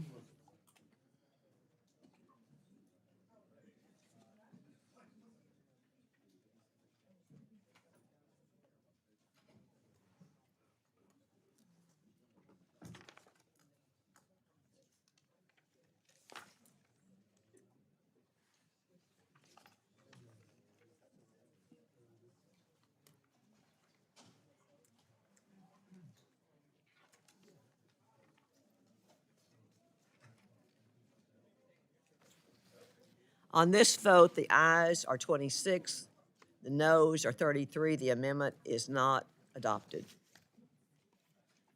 Ms. McCollum is recognized. Thank you, Madam Chair. My amendment would strike Section 8146 and restore the ability for service members and their families to receive reproductive health care they need. I want you to imagine you and your spouse have just received the worst news of your life. The pregnancy that you had planned, that you had deeply cherished, is terminal. The fetus has lost its heartbeat. It's devastating news. Then you're told by your physician that because you live in a state with a total abortion ban, they will not perform the surgical procedure to remove the deceased fetus because a culture of fear that has been created in the wake of the Dobbs decision. That's within the possibility because the doctor could be prosecuted and the doctor decides it's not worth the risk. Not only do you put the mother's life at risk for urinary infection or death, but there's also psychological harm. And any of this is unbearable. And I personally know women that this has happened to, but they've been able to seek medical care. But what I stated before is no longer hypothetical. It happened to a woman in Texas last summer. I have the documentation. And as I said in my opening statement, nearly 20% of our service members are women. And just like men, women serving in the military do not get to choose where they are stationed. And approximately 800,000 of them live in states that have limited or banned access to reproductive health care. Texas and Florida have major defense installations and have enacted severe abortion restrictions. And here's another documented story. Earlier this year, a woman in Florida carried a fetus without kidneys for 13 weeks to term earlier this year because she was unable to get an abortion. The baby died shortly after. Women's lives have been impacted by the Dobbs decision and the decision states are making on how medical procedures will happen and when they will be allowed. These stories are horrific. They're ramifications at the end of Roe v. Wade, and the damage that is done will not be limited to a civilian population. Approximately 40% of the active duty service women have no access or severely limited access to reproductive health services based on where they're stationed. These women are pilots, mechanics, gunners, medics, medical professionals. The list goes on and on. What our national defense needs is for them to focus on executing their mission, not worrying about whether they'll be able to receive needed health care. And that's precisely what the department did. It has a policy to ensure that every service member and their family has access to administrative absence and allowance for basic reproductive health. This includes the wife of a service member who must now travel to another state. She might need a place to stay. If she has children at home, she'll need someone to care for them. And the current DoD policy prevents such a circumstances from causing any more undue physical, financial, or emotional stress while seeking care. And the policy is legal under federal law. Make no mistake, if this provision's enacted, women service members will leave the military. I've been having discussions with them. And their husbands will not want to be stationed where their wives or their daughters' health care is severely limited. If Section 8146 is enacted, the impacts will go beyond the current force. A young woman who is considering military service is going to think otherwise, perhaps, knowing that her health care needs are not equal to her male colleagues. Why would she put herself in such a position? This is a decision that the woman should be making with her loved one, with medical advice, and a person of faith, if she has one that she consults. She has all those opportunities in the private sector. Now, I'm quite surprised that the majority did not consider retention and recruitment risks that are inherent with this provision. Vote yes on this amendment and strike this harmful provision. Let's give our service members and their families the health care that they deserve, all of them, that they are available to currently under the law. I yield back. Mr. Calvert is recognized. I thank the Chairwoman. I rise in opposition to the gentlelady's amendment that strikes Section 8146 of the bill, which prohibits funding for implementation of the Secretary of Defense memo, provide leave and paid travel to get an abortion. The Hyde Amendment, I knew Henry Hyde quite well, which prohibits federal funding for abortion, has been included in bipartisan legislation for decades. The spirit and intent of the law is quite clear. Yet last year, the Secretary of Defense directed that service members and their dependents receive non-chargeable leave and reimbursement for travel expenses to get an abortion. This represents an end run around Hyde. The provision in our bill simply ensures continued adherence with the spirit and intent of Hyde. Nothing in the provision prohibits the Department from exercising its authority under existing law, which allows for abortion in the case of rape, incest, or the life of the mother. So if a life of the mother is in danger, she could obtain an abortion at the military facility. Nor does it prohibit service members from using their own leave and money to travel for an abortion, something they have done for years if stationed in countries without abortion providers. What it does, it prevents taxpayer money from paying for facilitate access to abortion, which is in line with the spirit and intent, again, of Hyde. I urge a no vote on the amendment, and I yield back.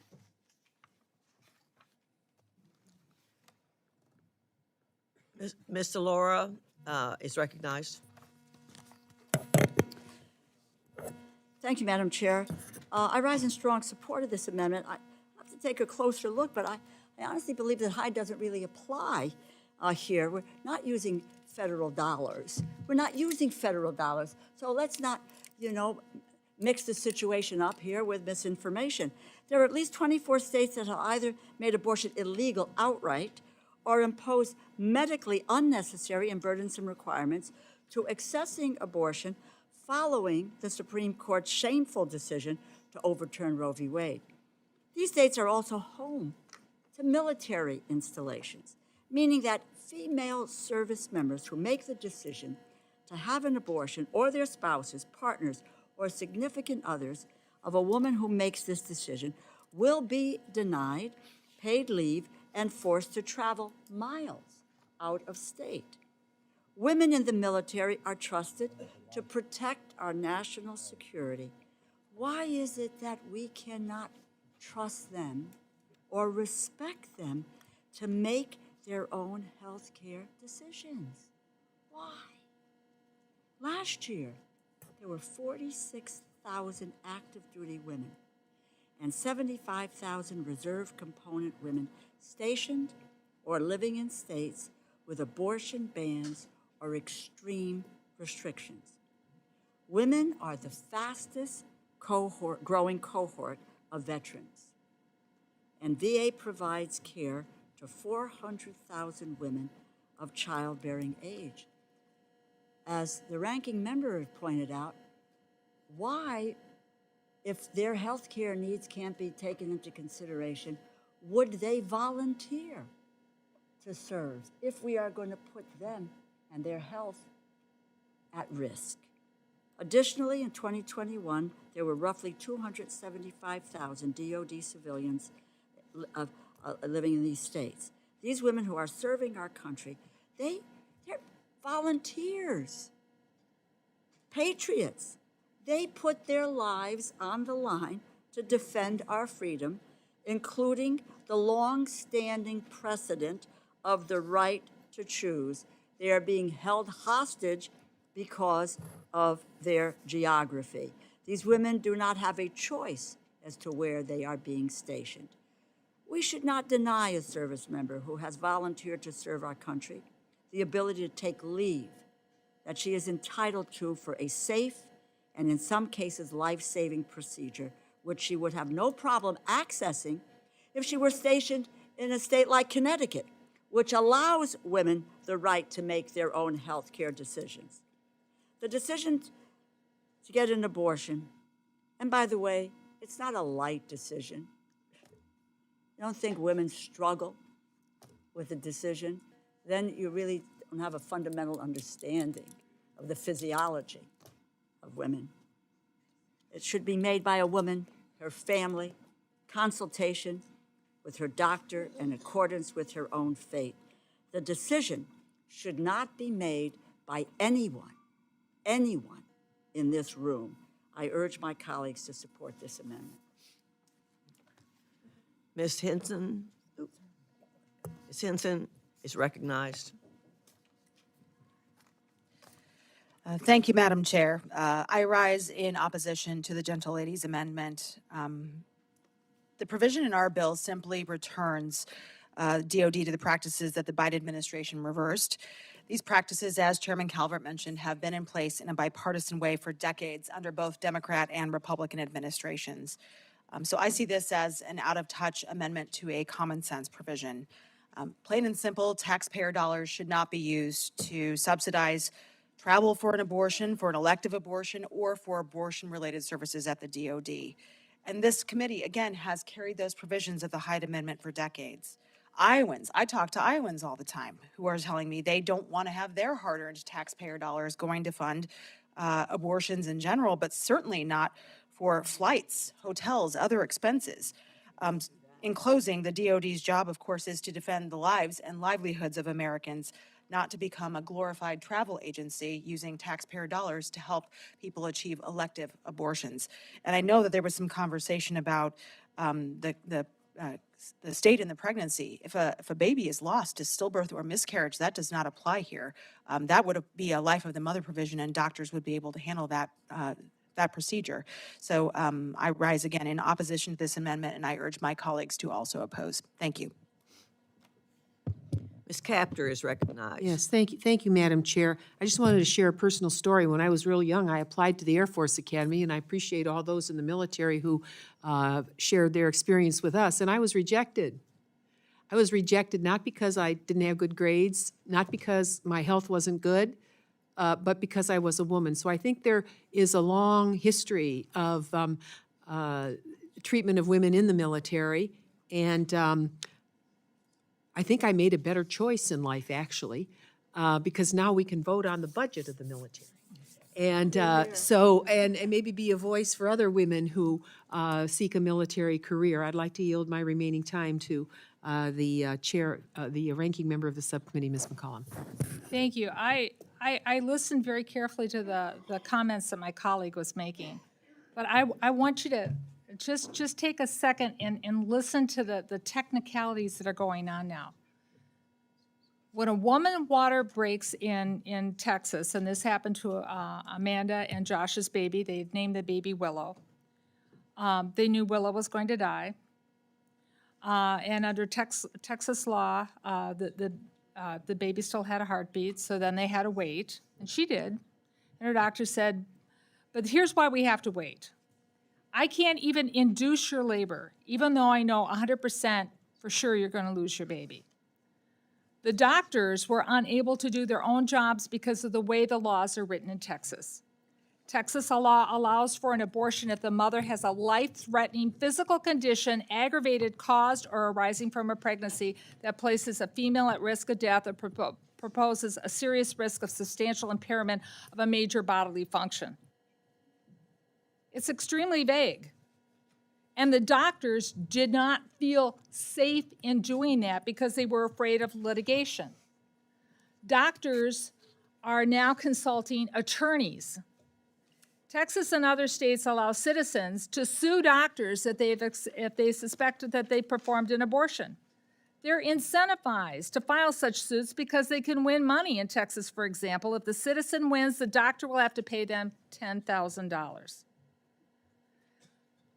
This is why we need to be able to have women in the military who are stationed in a state who find themselves in these kinds of circumstances and these states be allowed to travel.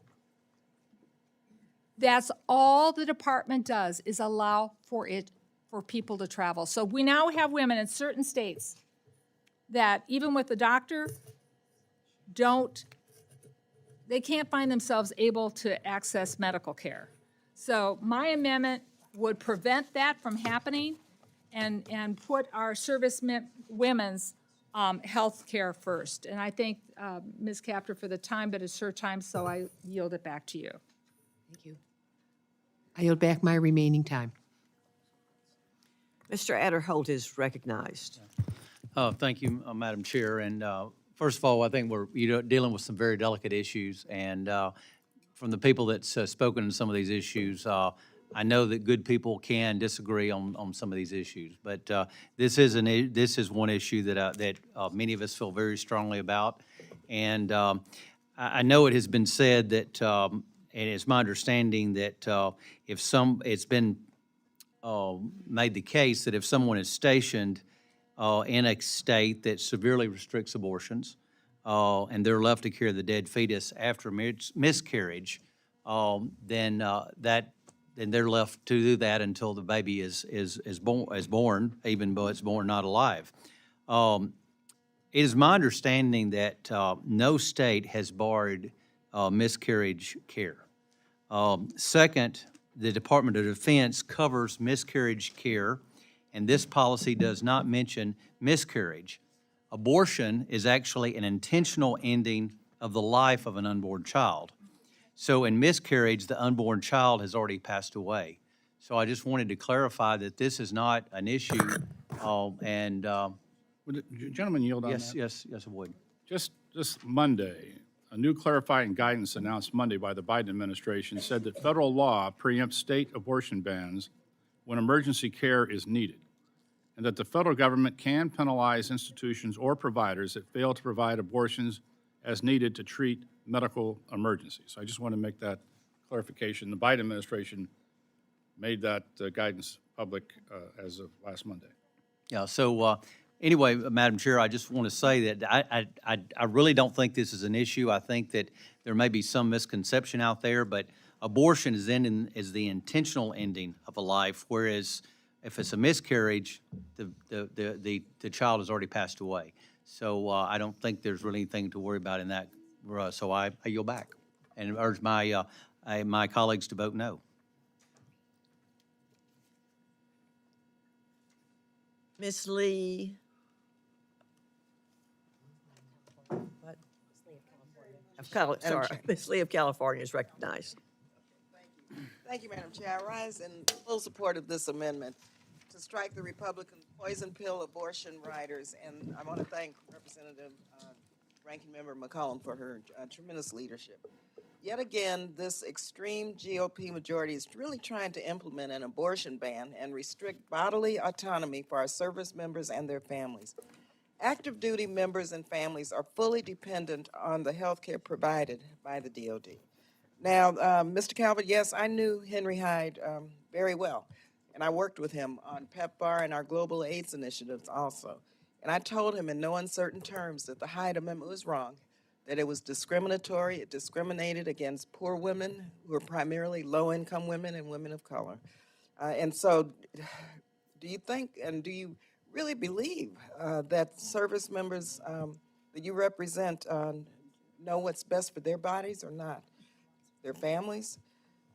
It's hard to imagine that you think that they don't have the right to make personal medical decisions for themselves and consult with whomever, their doctors, whomever, their healthcare providers. And it's hard to believe that you don't believe that the American people who sent all of us here resoundingly support reproductive freedom. We have to trust women. It's their decision to make decisions about their own bodies. It's not your decision, it's not my decision, it's not any elected official's decision. It's a woman's decision only. Vote no on this amendment, please, and I hope every colleague in this subcommittee understands that trust women. That's all that has to do. So I hope you vote yes on this amendment, excuse me, no on the bill. Ms. Letlow is recognized.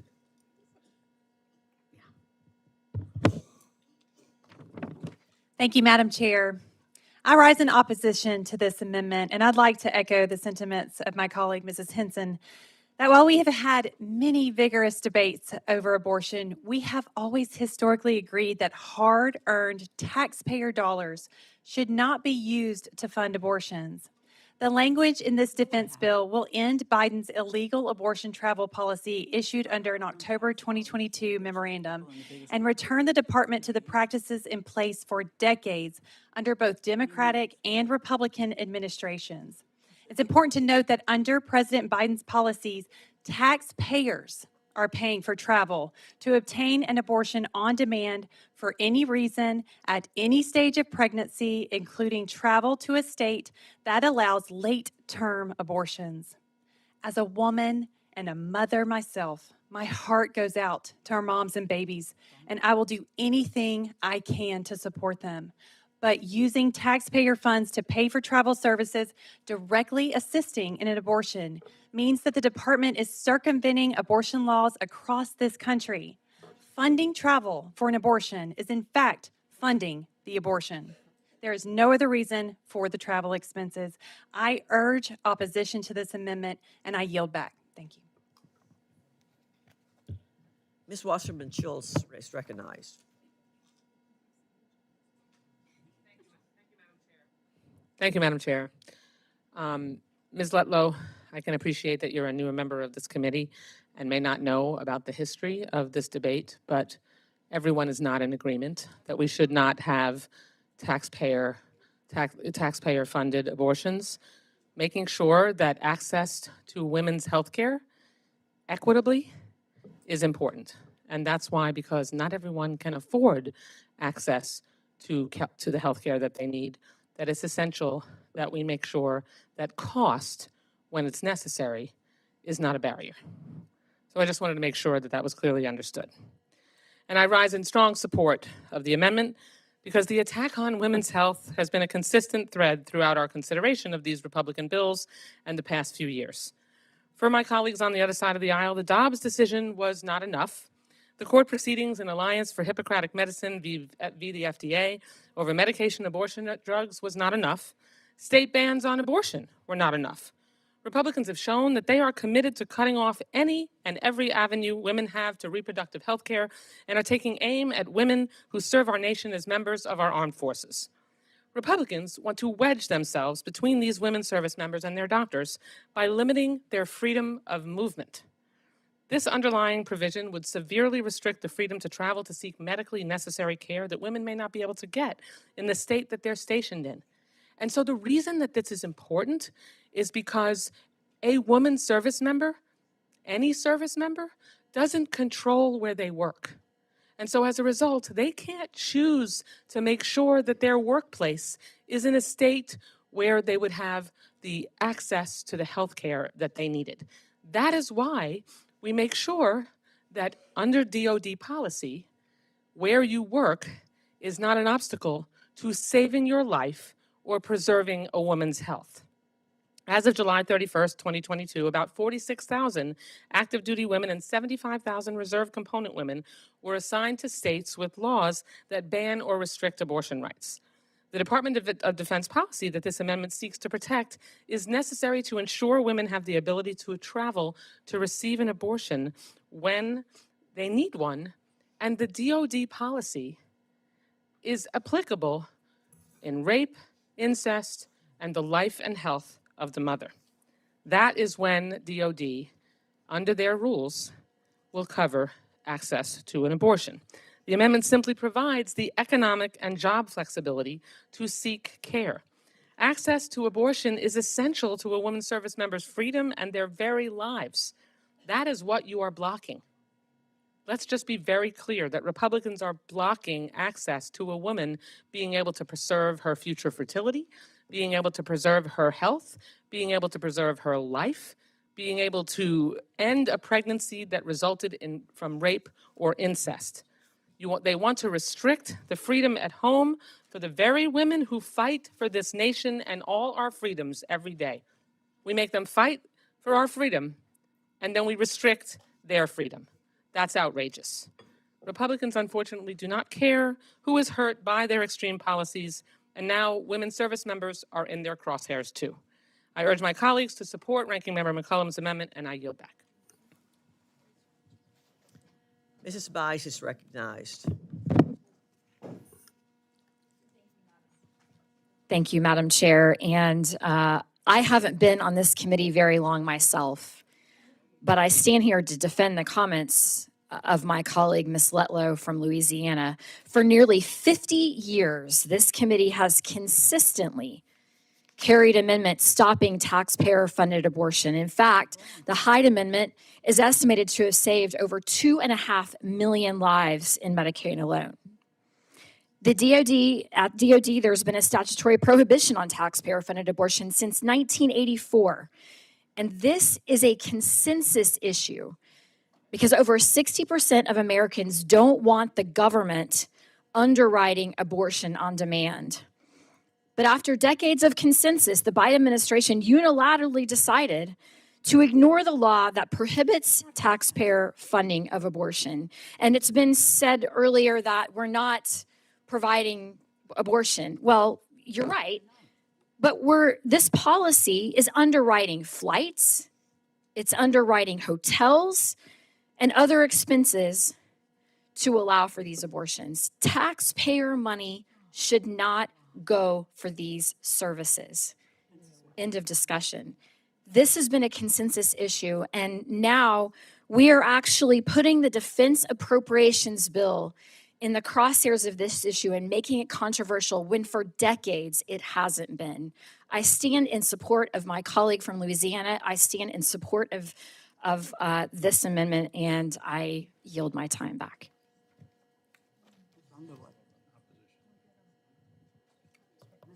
Sorry. Ms. Lee of Nevada.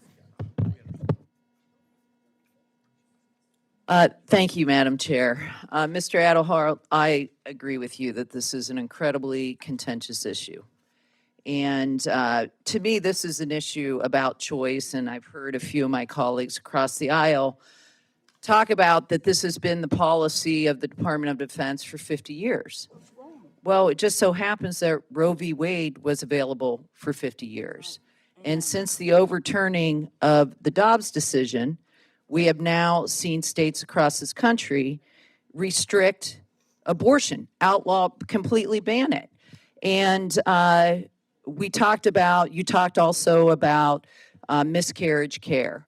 I've had several miscarriages. I've had DNCs. The problem with your argument, sir, is that you have to have a doctor, physician. First of all, OBGYNs are the most sued physicians in the medical industry. Their medical malpractice is through the roof. That's why we have an OBGYN shortage in Nevada. And so you have the other issue of an OBGYN who is going to be willing in a state which a woman does not have the choice to be in. She is told where she should go, to have to make the decision that, yeah, we have this ban on abortion. I know that the baby's life's at risk, but your life isn't at risk. This is a miscarriage. I'm going to do it anyway. There are doctors, and we've seen it, and there's more evidence of that happening where doctors choose not to do it and have the woman suffer unnecessarily because they don't want to be sued. Okay? And so to me, this amendment, which I strongly support, is about choice. Imagine you are a young woman. You want to serve this country. I've heard many of my colleagues across the aisle talk today on how we need to recruit more and more women. Let's say you're a young woman. You enlist. You get your orders. You're going to go to Maxwell Air Force Base in Alabama or Barksdale, Louisiana, Fort Hood in Texas, Vance or Tinker in Oklahoma, Gulfport in Mississippi. And you're like, wait a minute, I'm childbearing age. I might be in a situation where I'm going to need an abortion. And again, this is not a flippant decision, okay? And I don't have the choice. And to me, this is about giving women the ability. We're not asking for the DOD to pay for abortions. That's already in law. It is to accommodate women to access health care so they can go out of state because they are told where they must serve.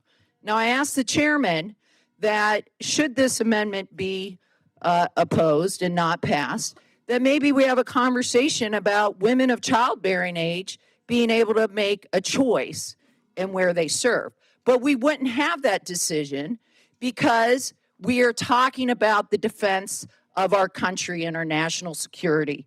And right now there's 80,000 women serving at dozens of bases across 14 states that absolutely restrict abortion.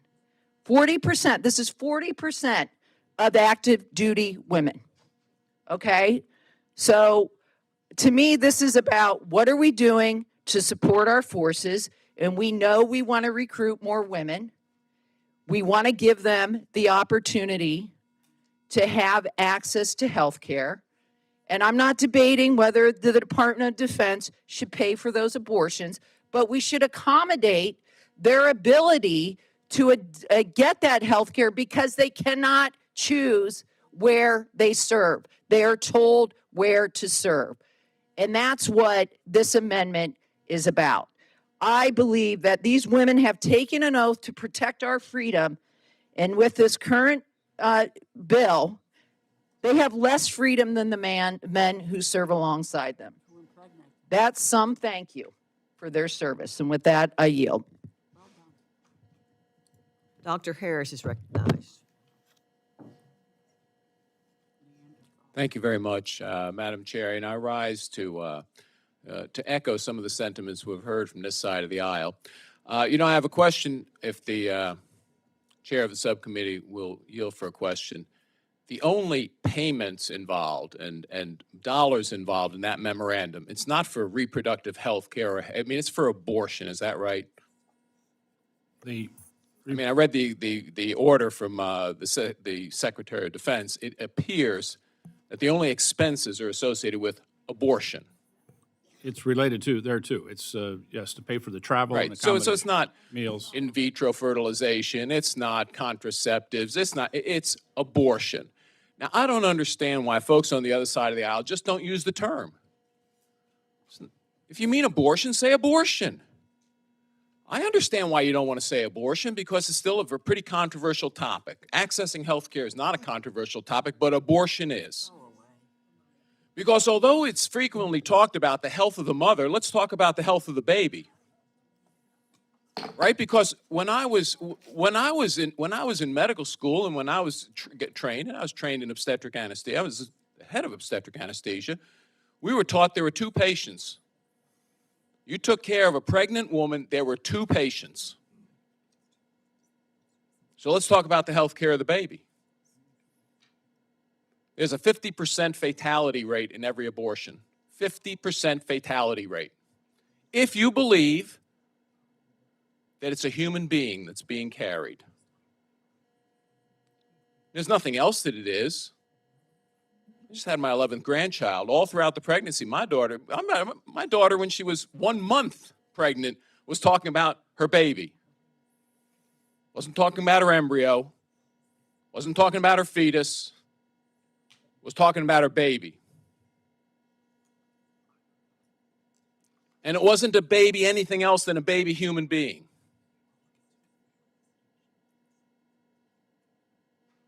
So look, what this is about is whether or not you're going to spend federal Department of Defense dollars, taxpayer funds, to pay not for reproductive health service, not for reproductive health, to pay for abortion. It's a highly divisive topic. We should talk about topics that unite us. That doesn't unite the country. In fact, I know the polls. Look at the polls. The vast majority of Americans believe you shouldn't spend taxpayer dollars on abortion. This amendment wants us to spend taxpayer dollars on abortion. We already have hide exceptions in the Department of Defense, as the chair has noted. If it's rape, incest, life of the mother, you can get it at a military facility, which, let me tell you, having been in the military is sometimes a problem in and of itself. Because you can, and we discussed this about 10 years ago in this committee, you can actually coerce. It could be coercive to providers. I was on bases, assigned to base, where I was the only anesthesiologist. You might have to be asked to participate in abortion under current law, but that's not what this discussion is about. This discussion says, look, we've said we allow abortions in DOD facilities, life of the mother, rape, and incest. Taxpayer dollars, we got it. The Secretary's memorandum goes far, far beyond that. And funding travel for an abortion is a use of taxpayer funds for an abortion. It's not the medical fee, not the professional fee. It's using taxpayer dollars for an abortion. And there are a lot of people who believe that that baby is a baby worth consideration. I yield back.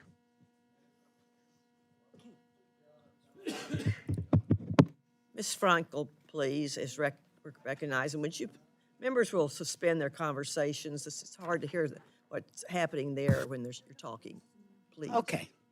First, I'm going to start by saying the word abortion. There, I said it.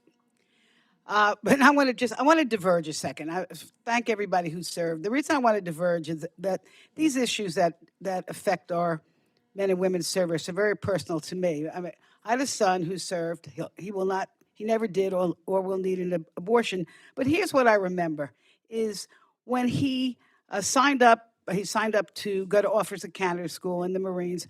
But I remember talking to him when he first went in, and the pride and the excitement. This kid even enjoyed ironing his uniform. And he just, and I think that type of attitude and patriotism is true of most all of the young men and women who go into the military. And so, including the women who are going to be affected by this bill. And this bill is an assault on the women, the service women of this country. First, Mr. Calvert, just with all due respect, my mother used to have this saying, which is, you can stand on your head and spit wooden nickels. I don't know if anyone ever heard of that, but you can stand on your head and spit wooden nickels. But I am telling you that the Republican bill cut $47 million out of the office that is supposed to protect men and women from sexual violence in the service. And that's a fact. We have added $46 or $47 million to the budget on top of the president's budget for the last 4 years.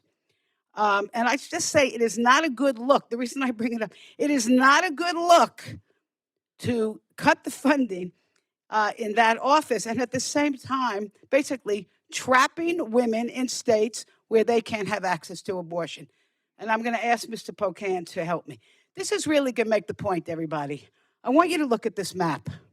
Take a look. The states that are in brown or dark red, those are all the states that restrict abortion or ban abortion. And look at those black dots. Those are all the military bases in the country. Take a look at that.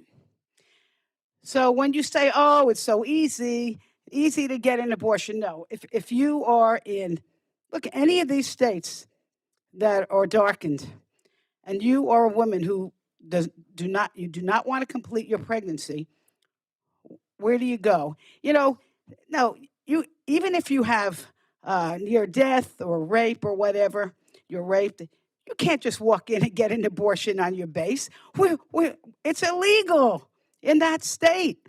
And you know what? The doctors are fleeing from those states.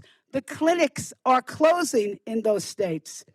And so that is why the president's policy is so humane.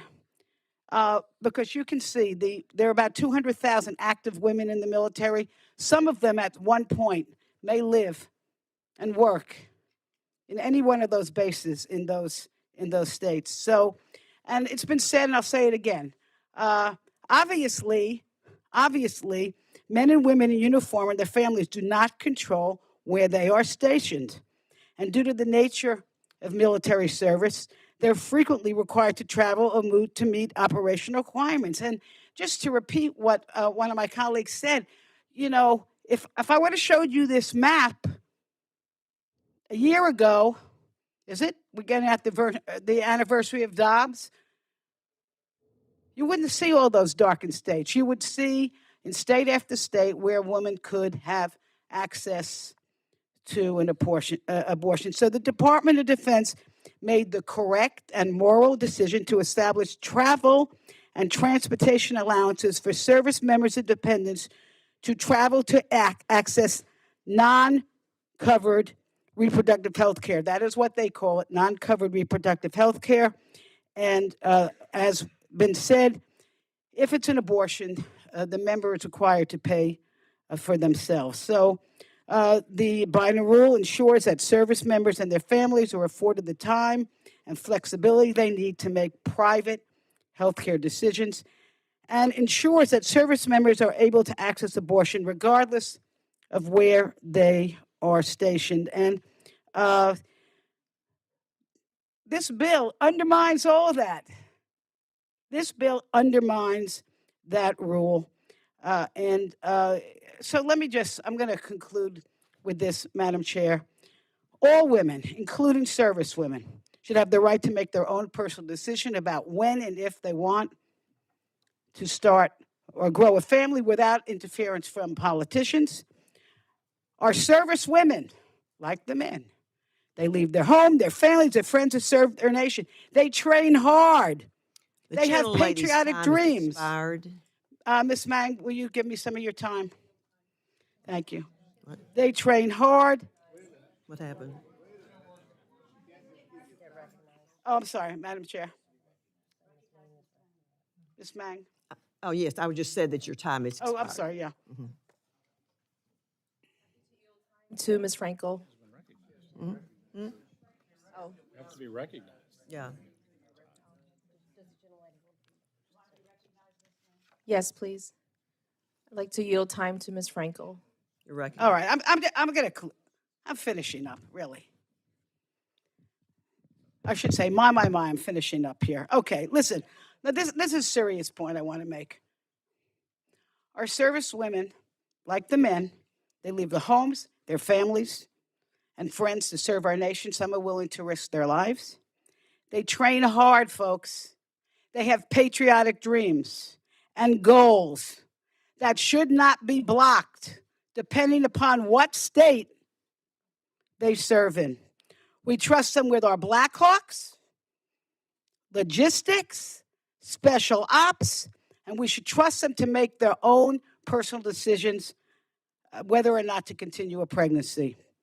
They stand up for our freedom, and we should stand up for theirs. And with that, I yield back. Ms. Underwood is recognized.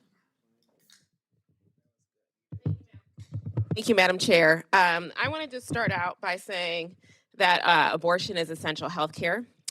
I also was struck by the conversation that we've been having this afternoon and, really think that if our military recruiters showed this conversation to the recruits, they would not sign up.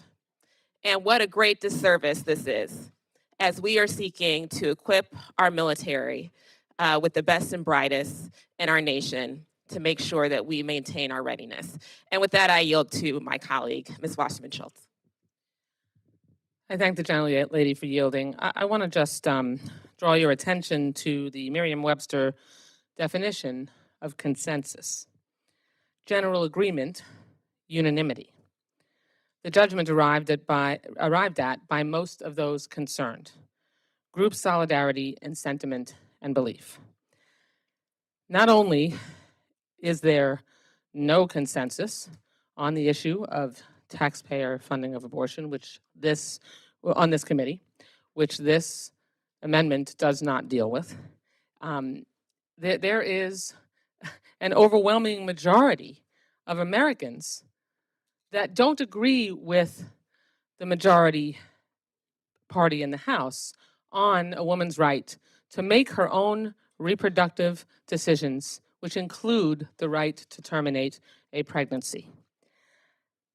More than 60%, in some cases more than 70% of polling shows that the majority of Americans believe that the severe restrictions that the ending of a woman's right to choose through the Dobbs decision was wrong, and that access to abortion should be able to continue. In fact, the polling is going in the wrong direction for the majority party here. More people since the Dobbs decision actually believe that abortion access should be easier than it now is. And as you could see when Ms. Frankel displayed that map, it is severely restricted in many, many places. I also want to point out something that repeatedly, that unfortunately does not come up. There are religious differences when it comes to the view on access to abortion. America is not a Christian nation. This government's decisions are not driven by Christian ideology, and every religion has different views about when life begins. So it is not appropriate to impose one religion's point of view or any religion's point of view on the decision, which should be the woman's about her own health care and her own body when it comes to how or whether or not to terminate a pregnancy. And all of those facts are sadly lost on the majority, and women are poorer for it. I yield back. I yield back to the gentlelady.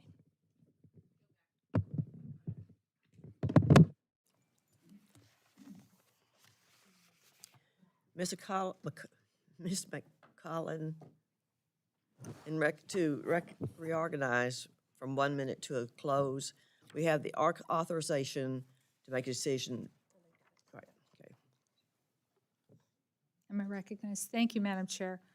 I just want to point out a couple of things. I was at healthcare facilities a couple of years ago before with Mr. Visklowski, and the Department of DOD was saying that they weren't going to provide obstetrics and gynecology in some of the hospitals anymore.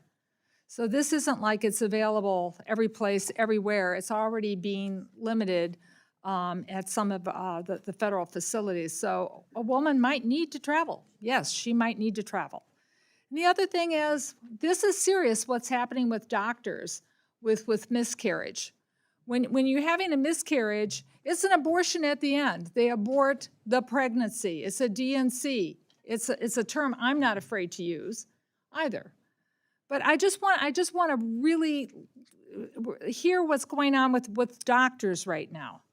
The Kaiser Family Foundation found out of 560 GYOBNs that they talked to this spring, 64% of them said that they believe the Supreme Court's ruling of Doe v. Wade, excavated pregnancy-related mortality. More than half of them said it's harder to find new GYOMBs into the field. It affects more than women.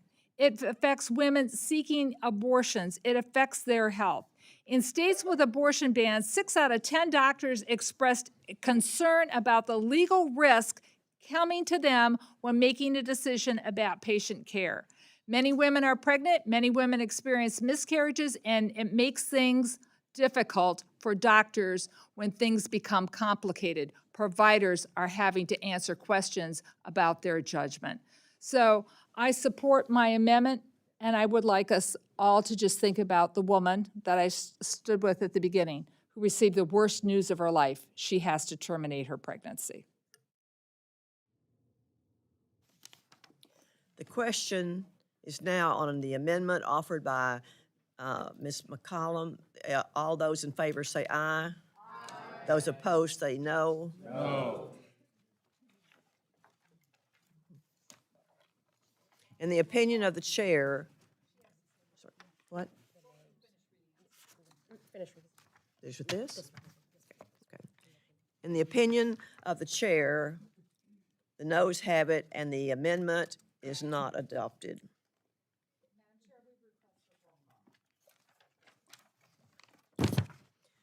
A recorded vote has been requested. All those in favor of the recorded vote, raise your hand. A sufficient number in support, a recorded vote is ordered. The clerk will call the roll. Mr. Adderholt. Mr. Adderholt, no. Mr. Aguilar. Mr. Aguilar, aye. Mr. Amaday. Mr. Amaday, no. Mrs. Bice. Mrs. Bice, no. Mr. Bishop. Mr. Bishop, yes. Mr. Calvert. No. Mr. Calvert, no. Mr. Carl. No. Mr. Carl, no. Mr. Carter. No. Mr. Carter, no. Mr. Cartwright. Aye. Mr. Cartwright, aye. Mr. Case. Mr. Case, aye. Mr. Siscomani. Mr. Siscomani, no. Mr. Klein. No. Mr. Klein, no. Mr. Cloud. Mr. Cloud, no. Mr. Clyde. Mr. Clyde, no. Mr. Cole. Mr. Cole, no. Mr. Cuellar. Mr. Cuellar. Ms. DeLauro. Aye. Ms. DeLauro, aye. Mr. Diaz-Balart. Mr. Diaz-Balart, no. Mr. Elzey. Mr. Elzey, no. Mr. Espaillat. Aye. Mr. Espaillat, aye. Mr. Fleischman? Mr. Fleischman, no. Ms. Frankel? Ms. Frankel, aye. Mr. Franklin? Mr. Franklin, no. Mr. Garcia? Mr. Garcia, no. Mr. Gonzalez? Mr. Gonzalez? Ms. Granger? No. Ms. Granger, no. Mr. Guest? Mr. Guest, no. Mr. Harder? Mr. Harder, aye. Dr. Harris? Dr. Harris, no. Mrs. Henson? Mrs. Henson, no. Mr. Hoyer? Mr. Hoyer? Mr. Joyce? Mr. Joyce? Ms. Capter? Ms. Capter, aye. Mr. Kilmer? Mr. Kilmer, aye. Mr. LaTurner? Ms. Lee? Mr. LaTurner? No. Ms. Lee of California? Ms. Lee of California, aye. Ms. Lee of Nevada? Ms. Lee of Nevada, aye. Ms. Letlow? Ms. Letlow, no. Ms. McCullum? Ms. McCullum, aye. Ms. Ming? Ms. Ming? Ms. Ming, aye. Mr. Molinar? Mr. Molinar, no. Mr. Morelli? Mr. Morelli, aye. Mr. Newhouse? Mr. Newhouse, no. Ms. Pingree? Ms. Pingree, aye. Mr. Pocan? Mr. Pocan, aye. Mr. Quigley? Mr. Quigley? Mr. Reschenthaler? Mr. Reschenthaler, no. Mr. Rogers? Mr. Rogers? Mr. Rogers, no. Mr. Rupersberger? Mr. Rupersberger, aye. Mr. Rutherford? Mr. Rutherford, no. Mr. Simpson? Mr. Simpson, nay. Mr. Stewart? Mr. Stewart, no. Mrs. Torres? Mrs. Torres, aye. Mr. Trone? Mr. Trone, aye. Ms. Underwood? Ms. Underwood, yes. Mr. Valadeo? Mr. Valadeo, no. Ms. Wasserman Schultz? Ms. Wasserman Schultz, aye. Mrs. Watson Coleman? Mrs. Watson Coleman? Mrs. Watson Coleman, yes. Ms. Wexton? Ms. Wexton, yes. Mr. Womack? Mr. Womack, no. Mr. Zinke? Mr. Zinke, no. Mr. Gonzalez? No. Mr. Gonzalez, no.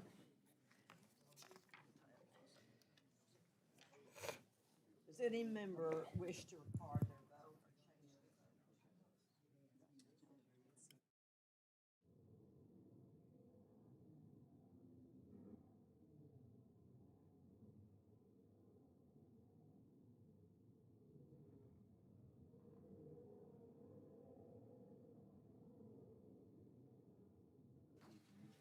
The clerk will tally.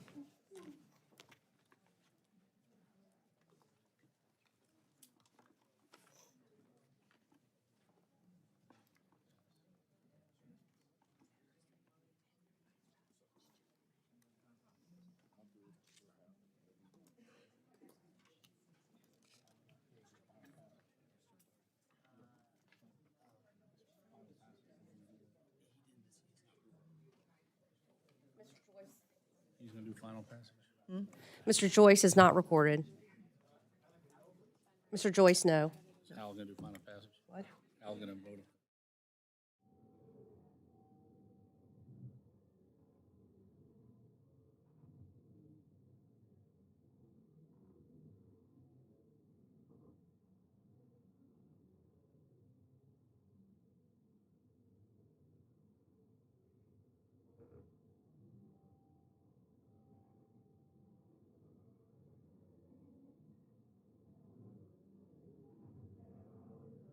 Ayes are 24 and noes 34. The amendment is not adopted. I now recognize Mr. Rogers for a motion. Madam Chair, I move to favorably report the fiscal year 2024 Defense Appropriations Bill to the House. The question is now on the motion to favorably report the fiscal year 2024 Defense Appropriation Bill to the House. All those in favor say aye. Aye. Those opposed say no. No. In the opinion of the chair, the ayes have it and the motion is agreed to.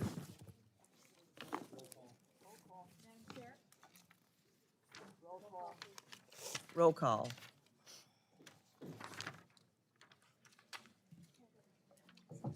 Now, Yeah. a recorded vote has been requested. All those in favor of a recorded vote, raise your hand. 6, 8, 9, 10. Okay. Okay. A sufficient number in support, a recorded vote is ordered. The clerk will call the roll. Mr. Adderholt. Mr. Adderholt, aye. Mr. Aguilar. Mr. Aguilar, no. Mr. Amadei. Mr. Amadei, aye. Mrs. Bice. Mrs. Bice, aye. Mr. Bishop. Mr. Bishop, no. Mr. Calvert. Mr. Calvert, aye. Mr. Carl. Mr. Carl, aye. Mr. Carter. Mr. Carter, aye. Mr. Cartwright. Mr. Cartwright. Mr. Case. Mr. Case, no. Mr. Siscomani. Mr. Siscomani, yes. Mr. Klein. Mr. Klein, aye. Mr. Cloud. Mr. Cloud, aye. Mr. Clyde. Mr. Clyde, aye. Mr. Cole. Mr. Cole, aye. Mr. Cuellar. Mr. Cuellar, no. Ms. DeLauro. No. Ms. DeLauro, no. Mr. Diaz-Balart. Mr. Diaz-Balart, aye. Mr. Elzey. Mr. Elzey, yes. Mr. Espaillat. Mr. Espaillat, no. Mr. Fleischman. Mr. Fleischman, aye. Ms. Frankel. Ms. Frankel, no. Mr. Franklin. Mr. Franklin, aye. Mr. Garcia. Mr. Garcia, aye. Mr. Gonzalez. Mr. Gonzalez, aye. Ms. Granger. Ms. Granger? Aye. Aye. Ms. Granger, aye. Mr. Guest. Mr. Guest, aye. Mr. Harder. No. Mr. Harder, no. Dr. Harris. Dr. Harris, aye. Mrs. Henson. Mrs. Henson, aye. Mr. Hoyer. Mr. Hoyer. Mr. Joyce. Mr. Joyce, aye. Ms. Capter. Ms. Capter, no. Mr. Kilmer. Mr. Kilmer, no. Mr. LaTurner. Mr. LaTurner, aye. Ms. Lee of California. Ms. Lee of California. Ms. Lee of California, no. Ms. Lee of Nevada. Ms. Lee of Nevada, no. Ms. Letlow. Ms. Letlow, aye. Ms. McCollum. No, not at this time. Ms. McCollum, no. Ms. Ming. Ms. Ming, no. Mr. Molinar. Mr. Molinar, aye. Mr. Morelli. Mr. Morelli. Mr. Morelli, no. Mr. Newhouse. Mr. Newhouse, aye. Ms. Pingree. Ms. Pingree, no. Mr. Pocan. Mr. Pocan. Mr. Pocan, no. Mr. Quigley. Mr. Quigley. Mr. Reschenthaler. Mr. Reschenthaler, aye. Mr. Rogers. Mr. Rogers, aye. Mr. Rupersberger. Mr. Rupersberger. Mr. Rupersberger, no. Mr. Rutherford. Mr. Rutherford, yes. Mr. Simpson. Mr. Simpson, aye. Mr. Stewart. Mr. Stewart, aye. Mrs. Torres. Mrs. Torres, no. Mr. Trone. Mr. Trone, no. Ms. Underwood. Ms. Underwood, no. Mr. Valadeo. Mr. Valadeo, yes. Mr. Valadeo, yes. Ms. Wasserman Schultz. Mrs. Wasserman Schultz, no. Mrs. Watson Coleman. Mrs. Watson Coleman.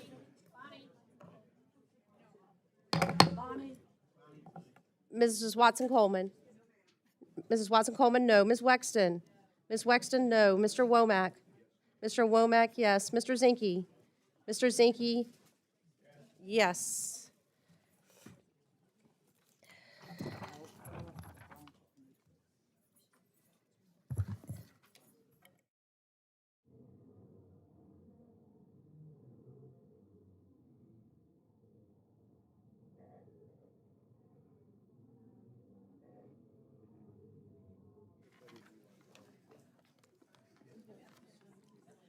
The clerk will tally. Do we know?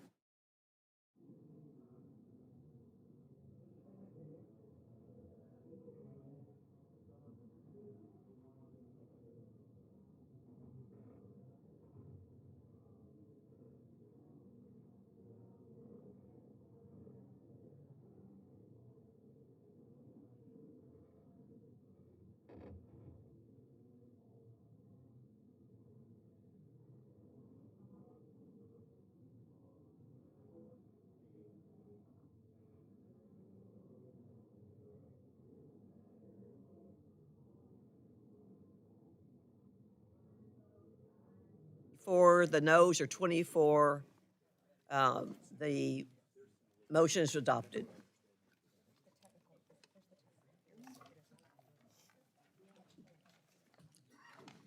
I ask unanimous consent that staff be permitted to make technical and conforming changes to the bill and report just approved. Seeing no objection, so ordered. Without objection, so ordered.